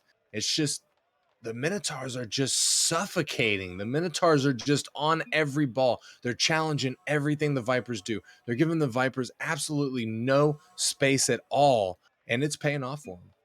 No, it really is. I mean, Minotaurs just stealing their boost, going for demos, not letting the Vipers breathe. And granted, the Vipers have had a few good goals here and there. But I mean, they just can't keep letting the Minotaurs have their way on offense, like they have been. And the Minotaurs right now are just suffocating the Vipers, and they need to find some way to get through, be it a good clear, or maybe a few demos mess up the Minotaur rotations, because right now this Minotaur team is cruising. Yeah, and the Vipers do call their timeout, so maybe, just maybe, that'll be what they need to knock these Minotaurs off of their pedestal, if you will, because they are, as you said, and we've all been saying, and they've been proven that they're the guys right now. Vipers have to do something. Vipers have to do something. The timeout is the first step. The second step is winning game number 4, and then the third step for the Vipers is pulling off the reverse sweep, because that is the only thing that they have left. It's a do or die moment for them Jaegers. They either do it here or they go home. Absolutely. And you know, Psycho, we've already seen our game 7 reverse sweep this season in the Hydra versus Arrival series, but I'm not sure if this Vipers team has the same firepower as the Hydras. Rogue put one on target, but Pugs makes it back. But Psycho, I do know one thing: if the Vipers want to have a chance, if they want to fight back, make this a 7-game series, Puggles needs to step it up, and he needs to start putting goals in the back of the net. And not only that, but the Vipers just in general need to get a little bit more accurate. They seem to be missing some touches, and a couple of the touches that they've whiffed on have been, very detrimental to them. And just like that, Rogue gonna come in, start things off. 35 seconds gone, and he's already finding the back of the net. You know, Psycho, I'm getting flashbacks from season 5 whenever Rogue ended my season. The man pops off in the playoffs, and he wasn't there for a lot of the games, the Minotaurs. I believe he had a broken computer, which could be another reason why they were such a low seed. Because, I mean, Rogue could have played in Challenger this season and done all right. Like, the man is just on another level. Wow. Snazzy gonna get a nice dunk there, and I mean, it's just not looking good for the Vipers in this game 4. That is not. What a touch from Snazzy right there. You called it out earlier in the series, Jaegers. You said this man's got pretty big pop-off potential, and golly, you were right. That man just got, it wasn't even, I don't even think that was a pinch. It looked like an actual double touch off of the sidewall, and it's just gonna go. No, I mean it had pace too. That was really impressive. Maybe a little bit calculated because that was just because that was such a good touch. Um, but man, what a goal by Snazzy. Yes, sir. And now the Minotaurs up by 2. 3 minutes and 37 seconds left on the clock. Plenty of time for Vipers to make a comeback. But historically, through this series, they have not been able to do that against the Minotaurs. Will they be able to do it here in game number 4? Or will the Minotaurs shut what a the shot. show down? Dissension showing up for the Vipers, getting the first goal on their road to making a comeback. And Snazzy just a little too far forward. Dissension's gone at the perfect placement, back right corner. And I mean, just what a shot by Dissensions. Like, if that's how you get back into a game, that's how you want to do it. Puggles puts another shot, but Rogue hits it away. And finally, it looks like the Vipers are pulling off a little bit of shenanigans, demoing the back line, and maybe opening up some scoring lanes. Rogues makes it back in time, however. The double commit is forced out of the Minotaurs. Pugs gets a shot and then immediately gets a demo. However, the Vipers are not able to convert off of the push. Jatron trying to slow things down, but Pugs to take it away from him. I just realized, Jaegers, that Pugs switched to the Jurassic Park Jeep. I gotta say, I don't think I've ever seen anybody in Nemesis use that card, especially during the playoffs. You know, Psycho, it is a great car. Oh my goodness, Laura has a good pass there. And I'm not gonna lie to you, Psycho, I never did cop the car. I love the goal explosion. Currently I have the titanium white one. But I mean, I don't know, like sometimes I get cars, I mess with them for maybe a game or two, and then I switch back to the old faithful Finnick. You know, that's pretty much the same way for me, except for my faithful is typically more so the Octane, but I do love me some Finnick. It just feels so good. And maybe that's the way Pugs feels about the Jurassic Park truck. I'm like you, I didn't cop it. I don't have it, never used it. I do love the goal explosion. The T-Rex is baller for sure, but hey, maybe that's the change that Puggles needed. You know, he's doing better so far, so we'll see if he's able to hold it out. 1 minute and 40 seconds left on the clock. Vipers are still down by 1. They do have to find at least one more goal or their season will end right now, and the Minotaurs will be secure in their spot in the grand finals against the Melons, which will be played out on Saturday. As Lore gonna try and get that one through. Rogue not gonna let him. Dissensions with the doink up to Pugs, but Rogue was there. Some great defense coming out from the Minotaurs, not allowing the Vipers to get through. The final minute is now upon us, Jaegers, and things are starting to look pretty dire for, things are not looking good for the Vipers. Snazzy with a great self-service goal.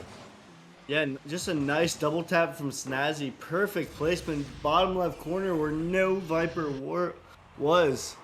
And I mean, a minute left, anything's possible, Psycho. But I mean, just the way the Minotaurs have been playing, I don't see them giving up this lead. Yeah, certainly anything's possible. Oh my goodness! Dissensions with the flip reset pass and Puggles to finish it off. No, Dissensions with a nice flip reset 50. And then Pugs just comes over the top, puts in the back of the net, breathing just a little bit of life back into this Vipers team. But they still have some work to do. They're down by a goal, 40 seconds left. A shot on target could be very good here, but the Minotaurs hit it away. They certainly do, but the Vipers still in on the offensive push. Will they be able to do it? Dissensions missing his touch. Snazzy with the open goal. No, Lore able to get back in time. Lore getting a little bit of a team bump there, but he maintains control of the ball. Can he get the pass across? It's just going to go a little bit too hard as he had to pinch it against the defender. The final 15 seconds, Jatron to send that one all the way down. Oh, no. Devastation in the midst of the Vipers as Jatron gets a goal off of an unfortunate touch. I mean, whatever life the Vipers had just got snatched away from them. Jatron had a good 50. And, I mean, just an unfortunate own goal. They were trying to hit it out. There was no one there. They had time. But they did panic a little bit. And, I mean, as a result, the Minotaurs going to make their first ever appearance in the grand finals going up against the 1 seed, the Melons. There you have it, ladies and gentlemen. Congratulations to the Minotaurs securing their spot in the grand finals. Unfortunately, the Vipers are going to have to walk home with their heads hanging from the loss. Their season is now over, but they played. I always hate to see these types of matches, Jaegers, where the losing team gets swept, but you don't feel like they played bad. I mean, the Vipers pretty much outshot the Minotaurs most of those games. So it's, that's really disheartening thing to see whenever a team plays really well, but still just gets beat down. No, it definitely is, especially if most of the games are close. I mean, the two latter games weren't that close, but still the Vipers did like outshoot them. Um, I mean, the Minotaurs just converted more goals. At the end of the day, that's all you need to do. That is, in fact, all you need to do, and that is exactly what they did. Minotaurs looking so good out there. So just securing that one. I just can't say how much, all three of those players, really, Jaegers, they all did really well at different intervals during the match. I mean, Rogue popping off in game number 1, Jatron popping off in game number 3, and Snazzy just was filtered in there throughout all of the matches, just doing his thing. It was like he'd be quiet for 2 minutes and then he just gets an amazing touch or clears out the net for his teammate, opening up for a goal. It was just it was nice to watch that. The Minotaurs play really well together. I think the Melons are going to have a pretty tough time with them. I think they are. This Melons team, I mean, it's gonna just be a really good one, Psycho. Melons versus Minotaurs, and Psycho, I heard you might not be able to be there for the grand final, so let's get your prediction now. Yeah, unfortunately, I'm not going to be able to be there. I got my child's birthday's going down on Saturday, so family first. But Minotaurs, Melons, man, that's a tough one. That's a tough one. But I'm gonna have to go with the Minotaurs. I think the Minotaurs are gonna take it in 6, and it's not because I don't think that the Melons can win. It's because I want the Melons to lose every season. I fully respect that, Psycho. That's like not based on what we believe, but what we want. What we want. That. I respect that. A man who knows what he wants. Hey, and all jokes aside, due respect to the Melons, they've had a fantastic season, and if they're able to take it off the Minotaurs, hey, they deserve it. But if they get beat by the Minotaurs were 7th seed Jaegers, I'm gonna make fun of them a little bit. I mean, you have to. You have to. We all know how bad it is when 1 seeds lose. So yeah, no. I mean, that being said, do you have anything else for us, Psycho? Or next up we got grand finals on Saturday. Y'all don't want to miss that. No, yeah, that's pretty much all I got. Yeah, aside from thanking you for joining me here in the booth, ladies and gentlemen. Thank everybody for coming out tonight and sharing this wonderful experience with me and Jaegers. And a quick shout out to DAP308 who with the resubscribe for 9 months. Big ups to him, and big ups to the Minotaurs. And unfortunately, I'm not going to be able to cast any matches on Saturday. I'm super sad about that, but I'm super happy that we're going to have the matches. They're going to be fantastic. That's going to be Rocket League content you don't want to miss. Top tier Nemesis League action in your face.